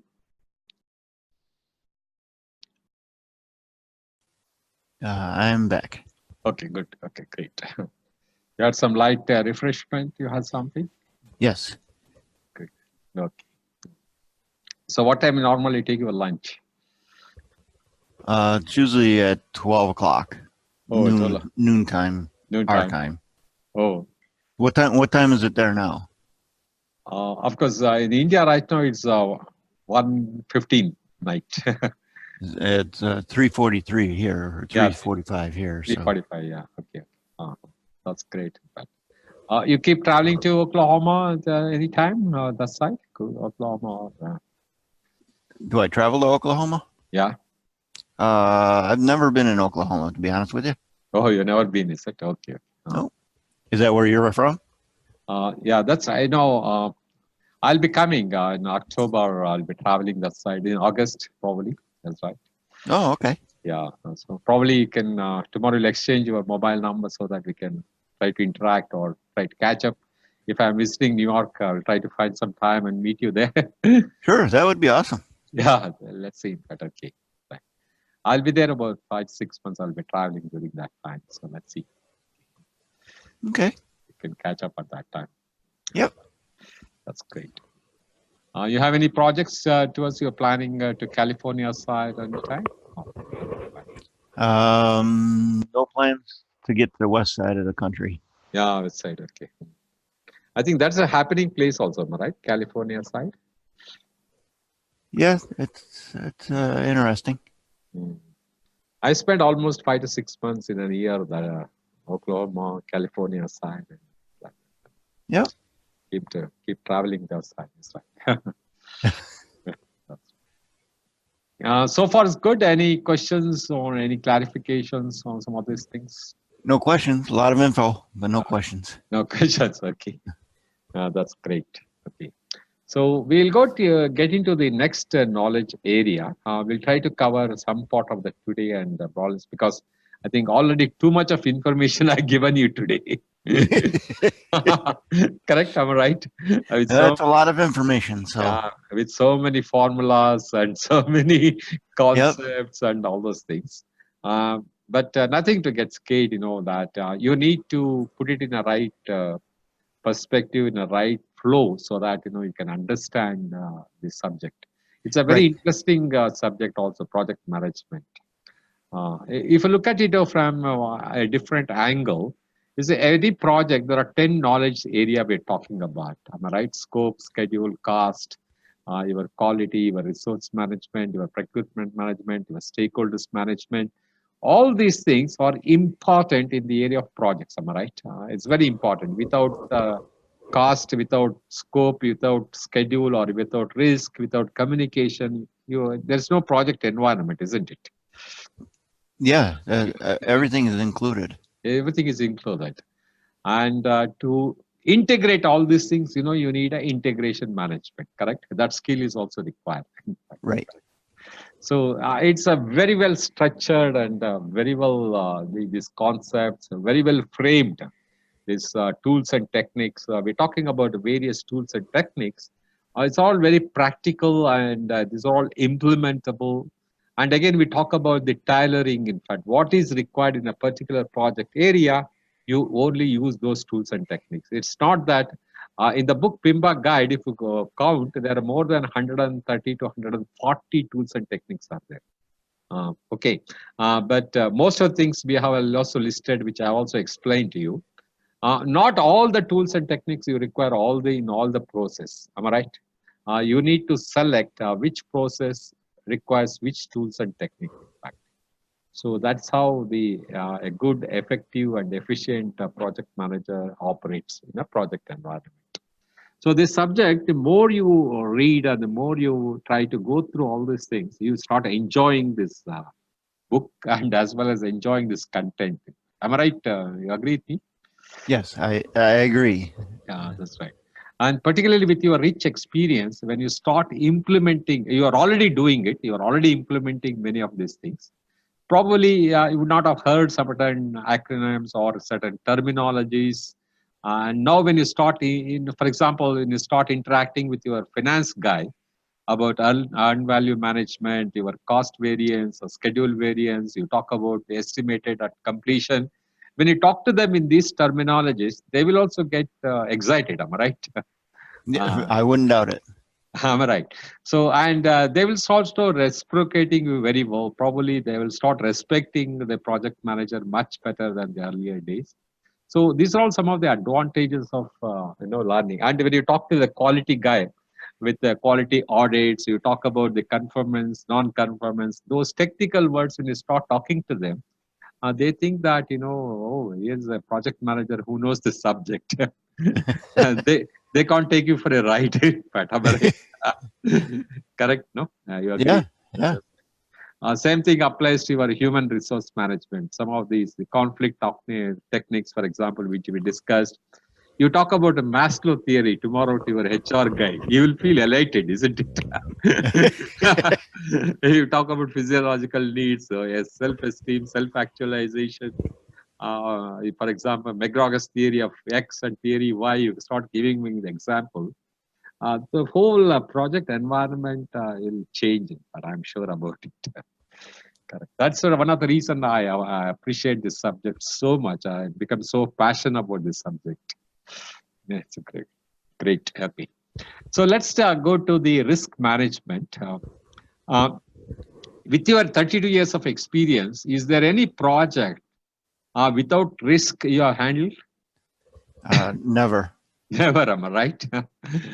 If it is no risk, then it is not a project, isn't it? You agree with me? Right. So every project will have the risk in fact. Risk is the part and parcel of the project. But what's important is how we handle this risk.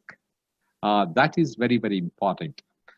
So how we are going to deal with this risk. How are you, first of all, identify the risk of a particular, in a particular project, what all the risk can happen, what all the risk can, so is basically the identification of the risk and how you handle the, what strategy you will have for the risk management that determines the success of the project. Risk means it need not be a negative risk. Risk cannot be always, or risk need not be only the negative risk. It could be a positive risk also, in fact. You are familiar with the positive risk and the negative risk, Mr. Ahmed? Yeah. More negative than positive. More negative and positive. Can you give an example? What is a positive risk and what is a negative risk? One example. Can you give? Is it possible? I guess a positive risk would be scheduling the length of the project and then taking a risk and adding one person to the team and shortening that schedule. Okay. That would be a positive risk. Okay. Negative risk is I would go into the change management and where the owner wants to do scope creep. Okay. That's okay. Fine. One more example I can give you that. For example, you are operating a project. Let's say an architecture. That you want to do a project in Canada. Okay. Now the Canada, you are funding the project from US. US is your headquarters. You are based in New York. So your project is getting funded in US dollars, and the project is happening in Canada. Now, all the reimbursements of the various things in Canada will be done with Canadian dollars, whereas the project is funded from your corporate office in US dollars. Now, let's say that in Canadian dollars, it's losing against the dollars. So what happens is that Canadian dollars, when it's losing, all the reimbursement made in Canadian dollars and the funding which is happening from the US dollars, that means dollars is gaining, in fact. So because of that, what happens? It is a positive risk. Am I right? You agree with me, no? Because you're funding in a US dollar, whereas your expenses are in Canadian dollars, which is losing against the dollars. That means you will have a surplus project funds, whereas your expenses, probably what you're reimbursing, will be much lesser than what you are getting it. It is called a positive risk. Am I right? So positive risk is also an opportunity. There is another type of risk, the negative risk, which you are mentioning, that most of the time you are come across with a negative risk. Negative risk example could be, for example, a place like Oklahoma, for example, which is, let's say, in fact, where is a lot of cyclone happens, or a lot of, Oklahoma is also known for other calamities, am I right? During that time, for example, if your project is some builder takes up for the production or for the project, building, at that time, the hurricane happens. Am I right? It is a negative risk. Correct? You agree? No? Am I right? Yes, you're right. So the positive risk, when there is a positive risk, you try to enhance the opportunity or exploit the positive risk. When it is a negative risk, you try to avoid the risk or mitigate the risk. Am I right? You're right. You agree with me, no? Yes. When there is a risk, you should either mitigate or you avoid it, or you should transfer the risk. So we'll discuss about the positive risk and the negative risk. So what are the strategy to handle the positive risk and what are the strategy to handle the negative risk? This is one aspect of risk management. Another aspect is how do we prioritize the risk handling, in fact. We make a qualitative analysis? You prioritize the risk, in fact, and once you prioritize it, you quantify the risk, then how you handle that.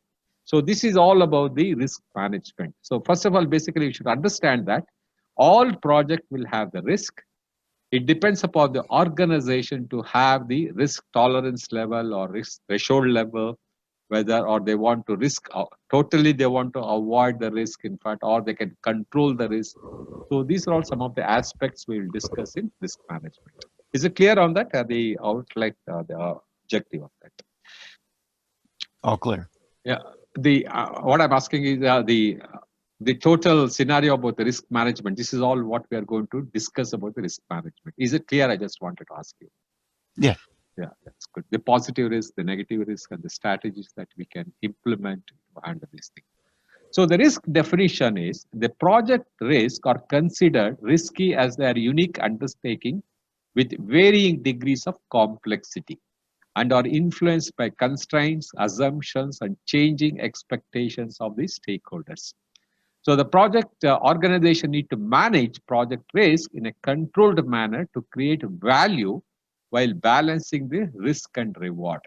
So as I told you that the positive risk probably you can reward, the negative risk is the threats, in fact. So how do you balance this risk and reward? That's very, very important. How do you define a risk? Risk is an uncertain event or a condition that if it occurs has a positive or a negative effect on one or more of the project's objectives. I gave you an example of a positive risk, the dollar appreciation against the Canadian dollars. I gave you that in a hurricane area, suppose how we can avoid the construction of a building or a project so that, you can overcome or you can avoid that risk. So this is the project risk definition. Is it clear? Is it any clarifications you require or anything? No, it's clear.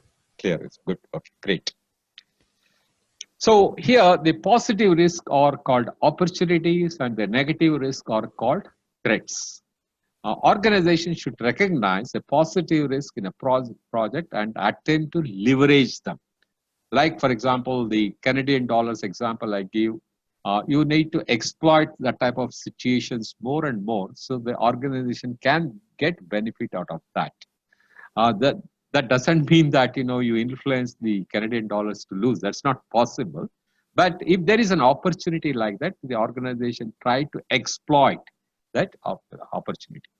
So there are two more things we need to understand. One is the individual project risk. It is an uncertain event or a condition that it occurs has a positive or a negative effect on one or more project objectives. That is the individual project risk. It can influence, it can have a positive or a negative effect on one or more project objectives. Whereas overall project risk is the effect of uncertainty on the project as a whole arising from all sources of uncertainty, including the individual risk, representing the exposure of stakeholders to the implications of variations in project outcome, both positive and negative.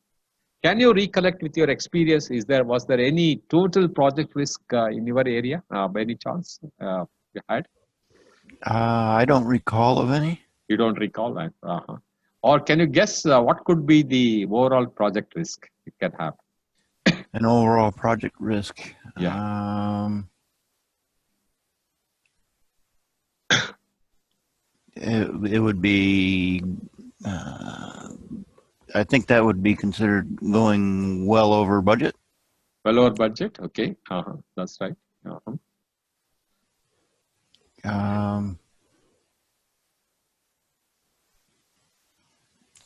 Anything that exposes the stakeholders.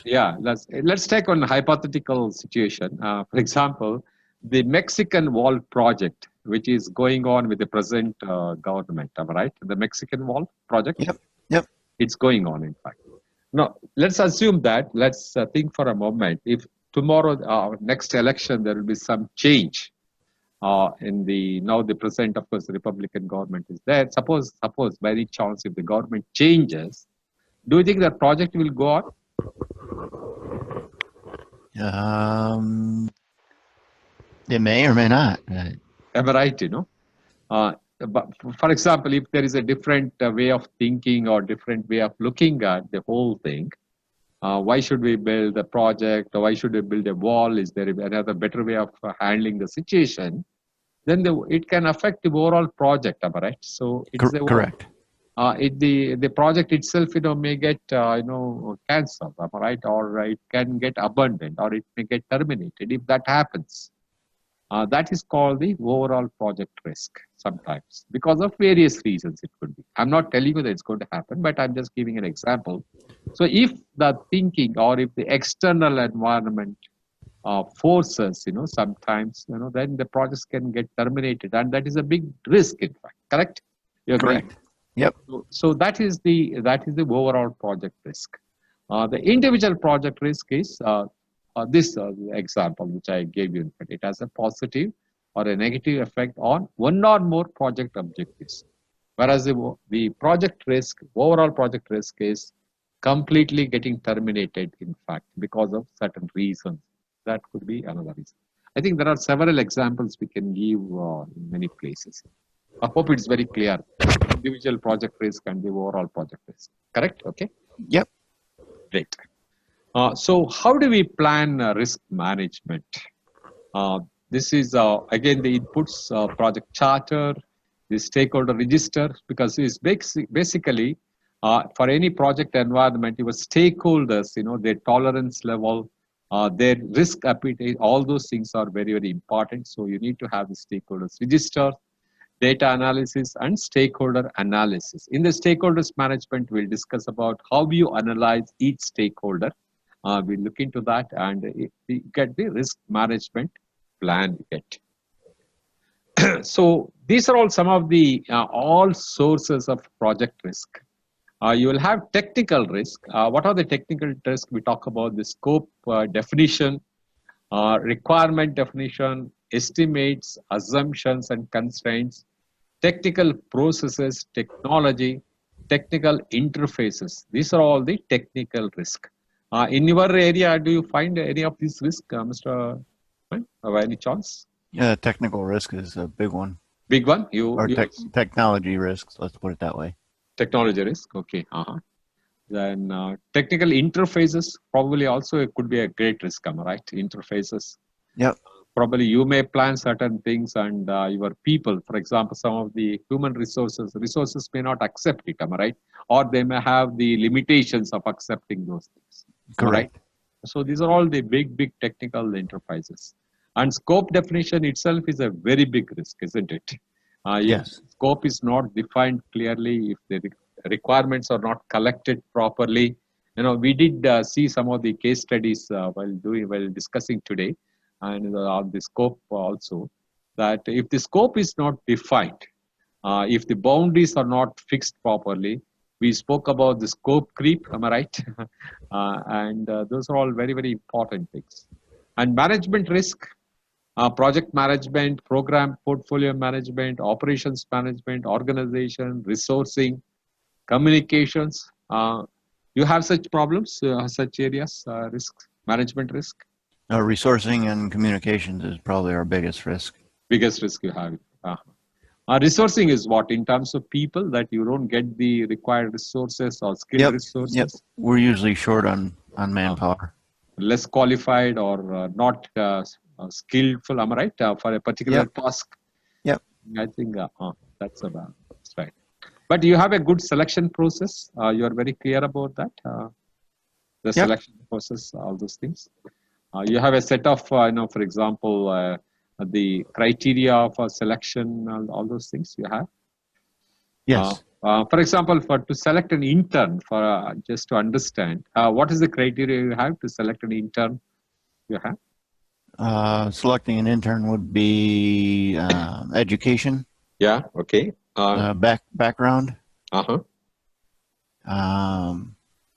Any previous experience, if any? Yeah, I was about to ask you that. How many years normally you put as a criteria? How many do I put down for criteria? Yeah, how many years of experience that they should have? Oh, we get a lot of people right out of college, so experience is light. Oh, You do the campus interviews? You go to the college and try to select them? No, you Yep. don't do that. Yep. Ah, you do that also. Okay. We do some of that. Yep. Oh, okay. So you go to some premier colleges or institutions and directly try to source from there. Am I right? That's what you do. Yep. We talk to the professors and see who's available and who's coming out and Okay. how their ratings are in school. So. Mm-hmm. And of course, operation management, I don't think you have much, am I right? You don't do the operations. Right. Okay. And the commercial risk we talk about here, we talk about the contractors, terms and conditions. I think internal procurement, suppliers and vendors, subcontracts, client customers, stability, the partnerships and joint ventures. I don't think many of them will apply in your case, am I right? I think probably the maximum could be what your subcontractors. Subcontractors and internal procurements, I would guess, would be a risk. Internal procurement, always. Yeah. What your internal procurement? What is that exactly you do? Internal procurement. Procurement. I'm trying to remember what the definition of procurement is, but procurement is basically that is your vendors management. That means you are outsourcing. Well, we do some outsourcing, like kitchen designs, and so there are risks there. It is a make or buy decision, whether internally you can do, or if you don't have that, you try to procure from outside. It's like that. So, yep. Yeah, that's. I think those risks are also there.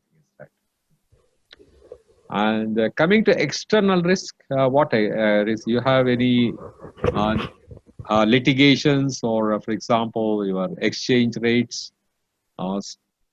Exchange rates, I don't think you have because you don't have any projects outside US, am I right? Correct. Then environmental, whether you have such any projects, I don't think. Environmental, it would be asbestos abatement issues on our projects. Weather conditions, I think those are only when you do the operations outside, or for your builders. Right. They will have faced this problem actually. But that's right. And competition and regulatory issues we have, Mr. Emma, and regulatory, we got to deal with the state all the time. So. Yeah. Okay. That's right. So, what is your organization strategy for this risk? How do you manage? What is your risk tolerance level of your management? I guess we just deal with them as they come. I don't think we have any regular management program. You don't have any programs. Okay. That's basically, since you are in the designing or the architecture, probably the impact also may not be very high. Am I right? That's also there. Right. There's risks there, but it's probably not substantial. Substantial, absolutely right. But when you get into the operations, for example, when they start doing the commercial projects, there, the impact will be very, very high. So then, they need to have different strategies altogether. Why I'm going through this exercise is for you to make it a little more so that you are familiar with all these things. There is no doubt about that. But still, what all the sources of project risk. So which comes under basically of these 4 heads. One is the technical risk, the management risk, the commercial risk, and the external risk. Some of them the organization can control, but many of these things, the external risk, I don't think the organization will have any, have control measures on these things. For example, legislation, what control you can have? Your exchange rates, it's not in your hand, am I right? Particularly the exchange rate problems comes when they're operating in multi-countries. For multinational organizations, when they do large projects in different countries, the exchange rate is a big factor.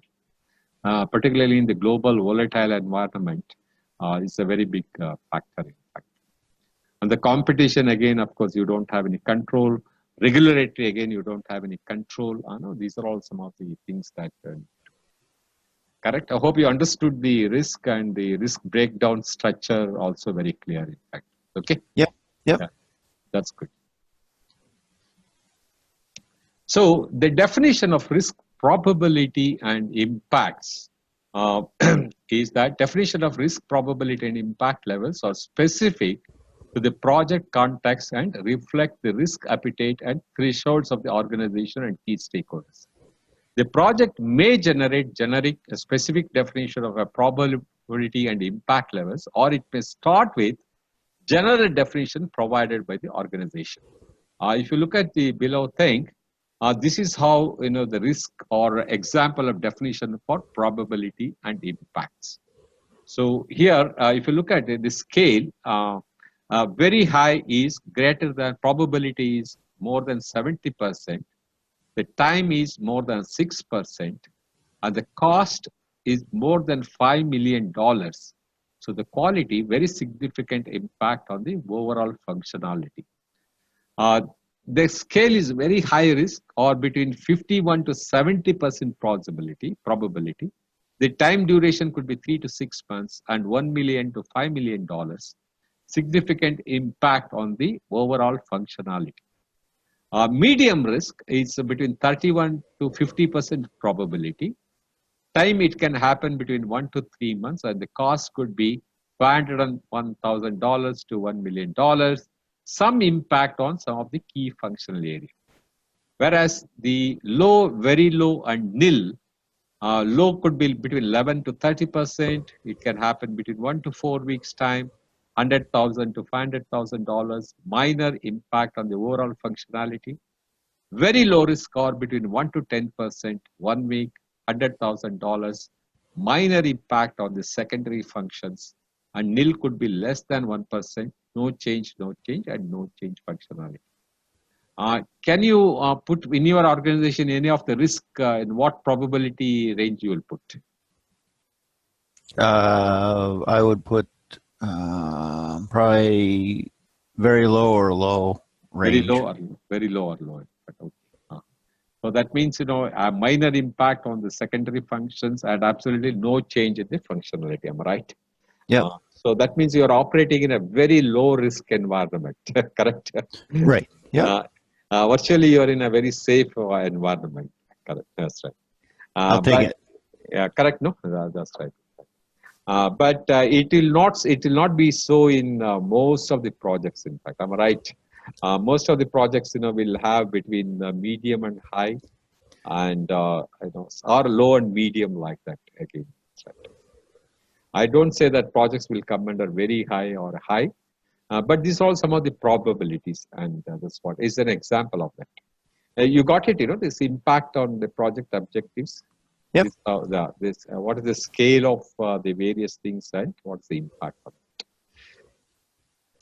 So the first process is identifying the risk. So identify the risk is the process of identifying individual project risk, as well as the sources of overall project risk, and documenting their characteristics. When you said that, the low or medium low, when do you identify those risks, in fact? What stage you do that? We start our design, and then we get into moving from a schematic design to a design development. Okay. And within that range, we start picking out the risks of what might cause problems. Oh, okay.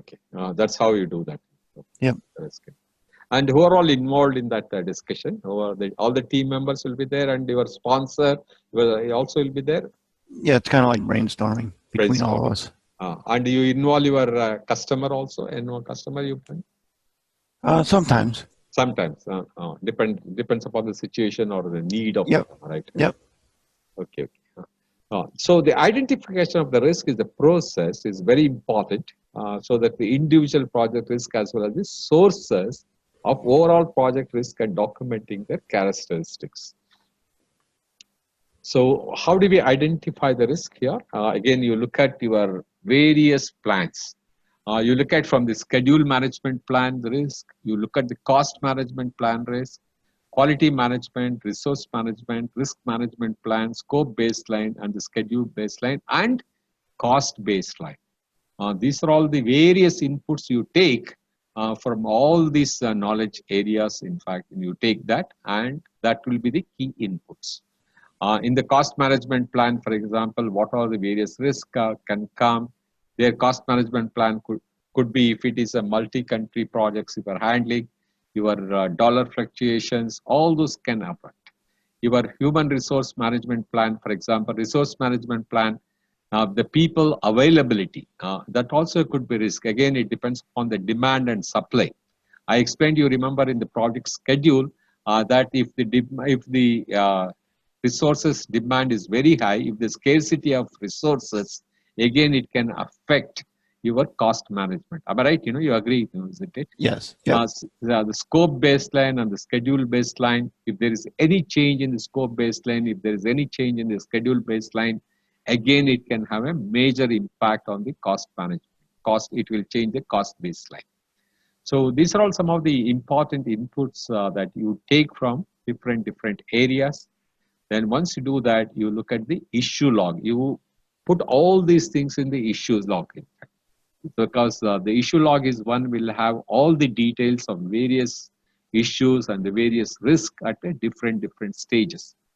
Then the resource requirement, the agreements, particularly when you talk about the agreements, it is pertaining to the external vendors agreements. You look at it. Again, vendors agreement, you need to factor many of these things. Then procurement documentation, the enterprise environmental factors and OPA. You are familiar with the SWOT analysis, am I right? I hope you must have done in your organization SWOT analysis. I've heard of SWOT, but Yeah. I'm not sure exactly what it stands for. The SWOT stands for strength, weakness, opportunity, and threats. Basically, you look at the SWOT analysis. Normally, you make what are the strengths, what are the weaknesses, what are the opportunities, and what are the threats we have. Identifying the risk. In fact, that's another important technique. The data analysis, root cause analysis, of course, we discussed at length. Assumption and constraints. When we, for example, while developing the project charter itself, you have put certain assumptions and constraints, am I right? This project can have these are the assumptions and these are the constraints. So when you are dealing with risk, you analyze those assumptions and also the constraints, in fact. How frequently these constraints, these risks can happen like that. Then you do the document analysis, then interpersonal and team skills, facilitation among the team members, and the prompt lists.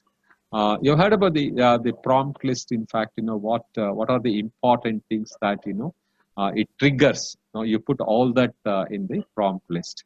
Then the meetings, and the output you get is the risk register and the risk report. Any questions on these things? I hope it's very clear. We discussed about the data gathering techniques like brainstorming.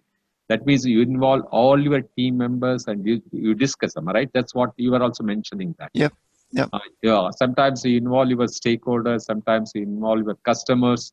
Even sponsor could be part of that, and you discuss in detail. But what happens, the advantage when you discuss with your team members on the risk, that means they are also aware of the various risks, and the team buying in happens. Am I right? Because they are part of the discussion. They are the part of identifying those risks. So when they identify the risk on themselves, it is easy for them to handle those risks also. Correct? You agree? Yes. Because they will also get convinced about checklist. We discussed about that. You put it in the checklist. The interviews is that means you have one-to-one discussion or the direct interaction with the stakeholders or the team members. That's how you do the interviews, and you do things like that. So the root cause analysis, why this risk is coming, that's also very important to analyze. In fact, if this risk is coming, what could be the root cause for that? And once you know the root cause, that will also help you to eliminate that risk when you try to find a solution. Correct? Am I right? Do you agree? No? Yes. Yes. So these are all some of the tools and techniques of identifying the risk. This is the SWOT analysis. For example, here you look at is the internal origin and the external. It's the internal risk or the external risk. So strengths, it will help to achieve the objectives. Harmful is a weakness and the threats. And if there is an opportunity, you look at it. That's what I said. If it is a positive risk, you look at the opportunities. If it is a negative risk, you look at the threats, in fact. And you will have a different strategy to handle the opportunities and to handle the threats. So let's look at these are all some of the prompt lists which I've just explained to you in the few slide. A prompt list is a predetermined list of risk categories that might give rise to the individual project risk and that could also act as a source of overall project risk. The prompt list can be used as a framework to aid the project team in idea generation when using the risk identification techniques. The risk categories in the lowest level of the risk breakdown structure can be used as a prompt list for individual project risk at a lower level. That's very important. And some common strategic frameworks are more suitable for identifying the sources of overall project risk is PESL. Is it possible to remember these acronyms? PESL. PESL is nothing but political, economic, social, technological, legal, and environment. Easy to remember? PESL. Yeah. PESL. Political, economical, social, technological, legal, environmental. I think it should be easy, in fact. Take-up is another technical, environmental, commercial, operational, and political. And UCA is a very, very common thing today is a volatility, uncertainty, complexity, and ambiguity.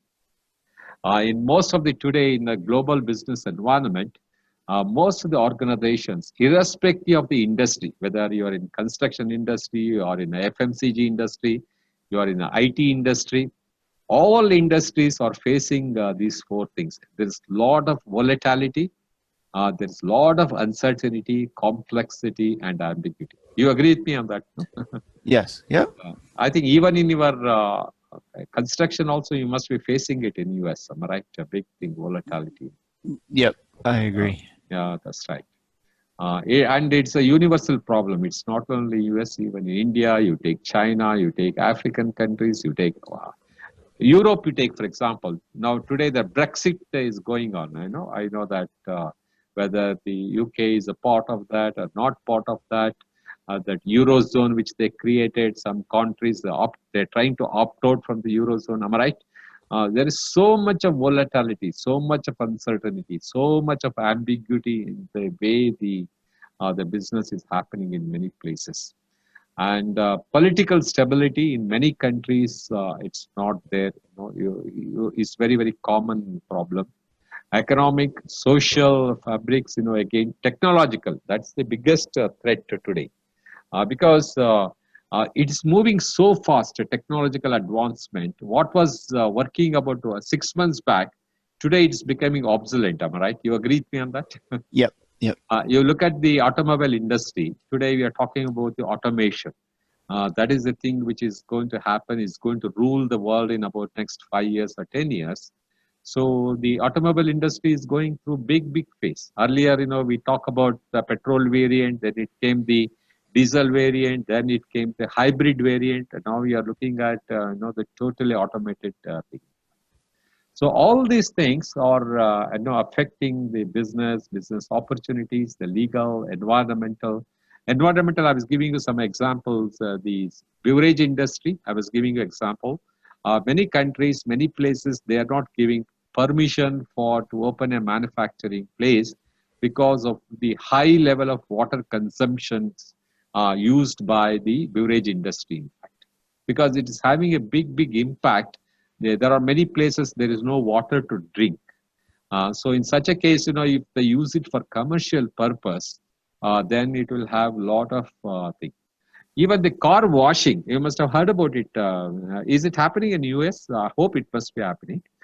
They don't use water for washing the vehicle, am I right? You heard about it? No, I haven't heard about that. Now they start using the foam washing, in fact. Foam washing, that the lather, the foam lather, so that, the probably 1/10 of the water consumption, that's what they use for your washing your cars or automobiles, in fact. Oh. Yeah, they don't. I didn't know that one. Yeah, they don't, because many places where water is abundant, no problem. But water scarcity is there in many places. They use the foam washing, in fact, where they don't use much of water at all, so that they can save the water. The plastic ban, of course, you are very very familiar. I think Yep. Yep. plastic ban. Again, it's creating so much of environmental thing. The plastic bans. So these are all some of the analysis, the prompt list. A prompt list is, as I said, the predetermined list of risk categories. Hope you got this clearly a little bit. You understand? Yep. Great. We'll try to take one more slide, and probably then we'll continue tomorrow, if you don't mind. Okay. I Okay, think that's fine. because it's too much of content I'm giving you. You need to digest it also. That's important. Correct. So we'll just look at the risk register, and probably we'll try to close. What is a risk register captures is a detailed and identified individual project risk, the result of perform qualitative risk analysis, plan risk responses, implement risk responses, and monitor risk are recorded in the risk register. Do you maintain such a register in your company? I haven't seen one, but I'm thinking there is one. One, yeah, one. In fact, I see. And who manages the risk, or who is it? The project manager does it, or you have other department colleagues helps you to do this? Our insurance company Insurance company. usually deals with what risks we have. Oh, that's great. And insurance, of course, is an outside agency, am I right? Insurance. Yep. Yep. Who are the people, like Ernst Young or Price Waterhouse? Who are the people? It's Pool. Uh-huh. Pool is I don't know if that's an agent or if it's the actual insurance. Okay. They handle that. Yep. That's great. That's good. Because everything, organization cannot have the capability, so you need to outsource it sometimes. Right. And that's what your core thing also, right? Your core thing is your architecture. That's your main thing. And you always focus on that. Am I right? It's like, yes. Correct. So the risk register may contain a limited or extensive risk information depending on the project variables such as size and complexity. So on completion, they identify the risk process. The content of the risk register may include, but is not limited to, you list out all the identified risk. It could be from various the technical risk, or we discussed about that under very management risk, or the technical risk, or the human resources risk, or the project risk, like that. You identify, and each individual project risk is given a unique identifier in the risk register. Identified risks are described as much as detail as required to ensure unambiguous understanding, and a structured risk statement may be used to distinguish risk from their causes and effects. It's very important. So the potential risk owners, where a potential risk owner has been identified during the project risk process, the risk owner is recorded in the risk register, and this will be confirmed during the project qualitative risk analysis process.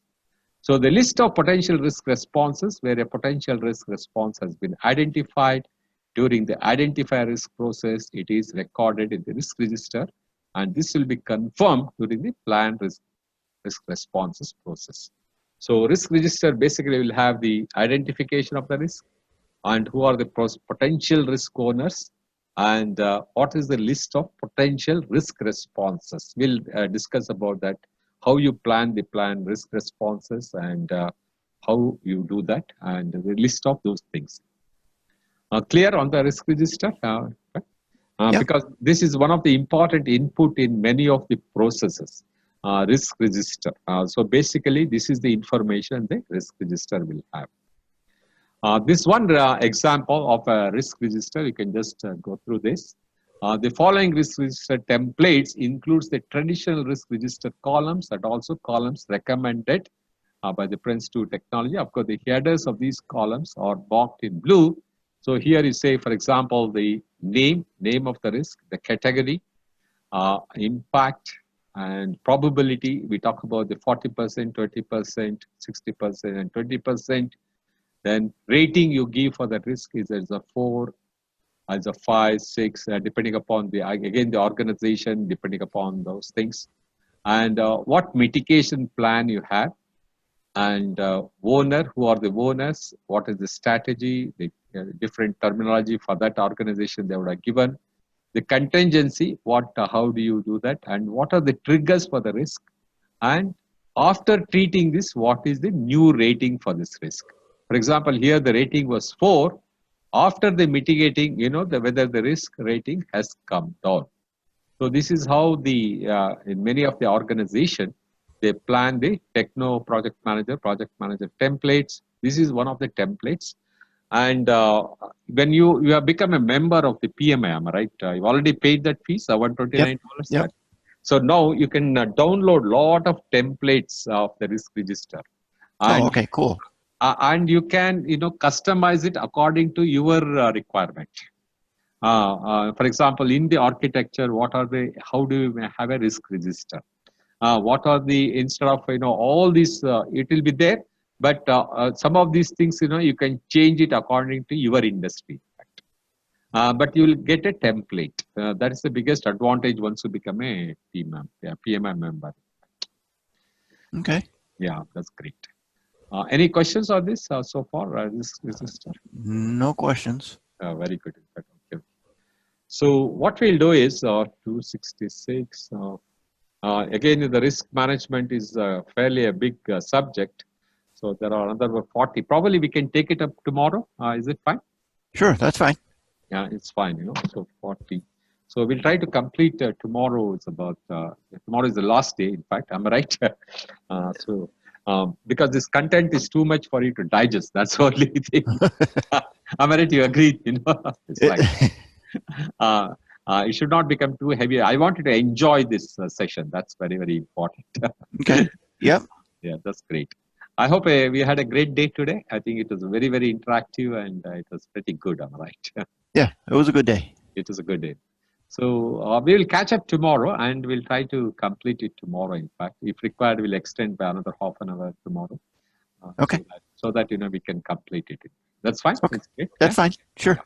Okay, so have a great evening, and okay, and try to go through if possible, if you get time, so that any confusions or any clarifications you require, or any details, we can discuss it tomorrow. Okay, sounds good. Sounds good. Okay. Bye. See you. Take care. All right, bye.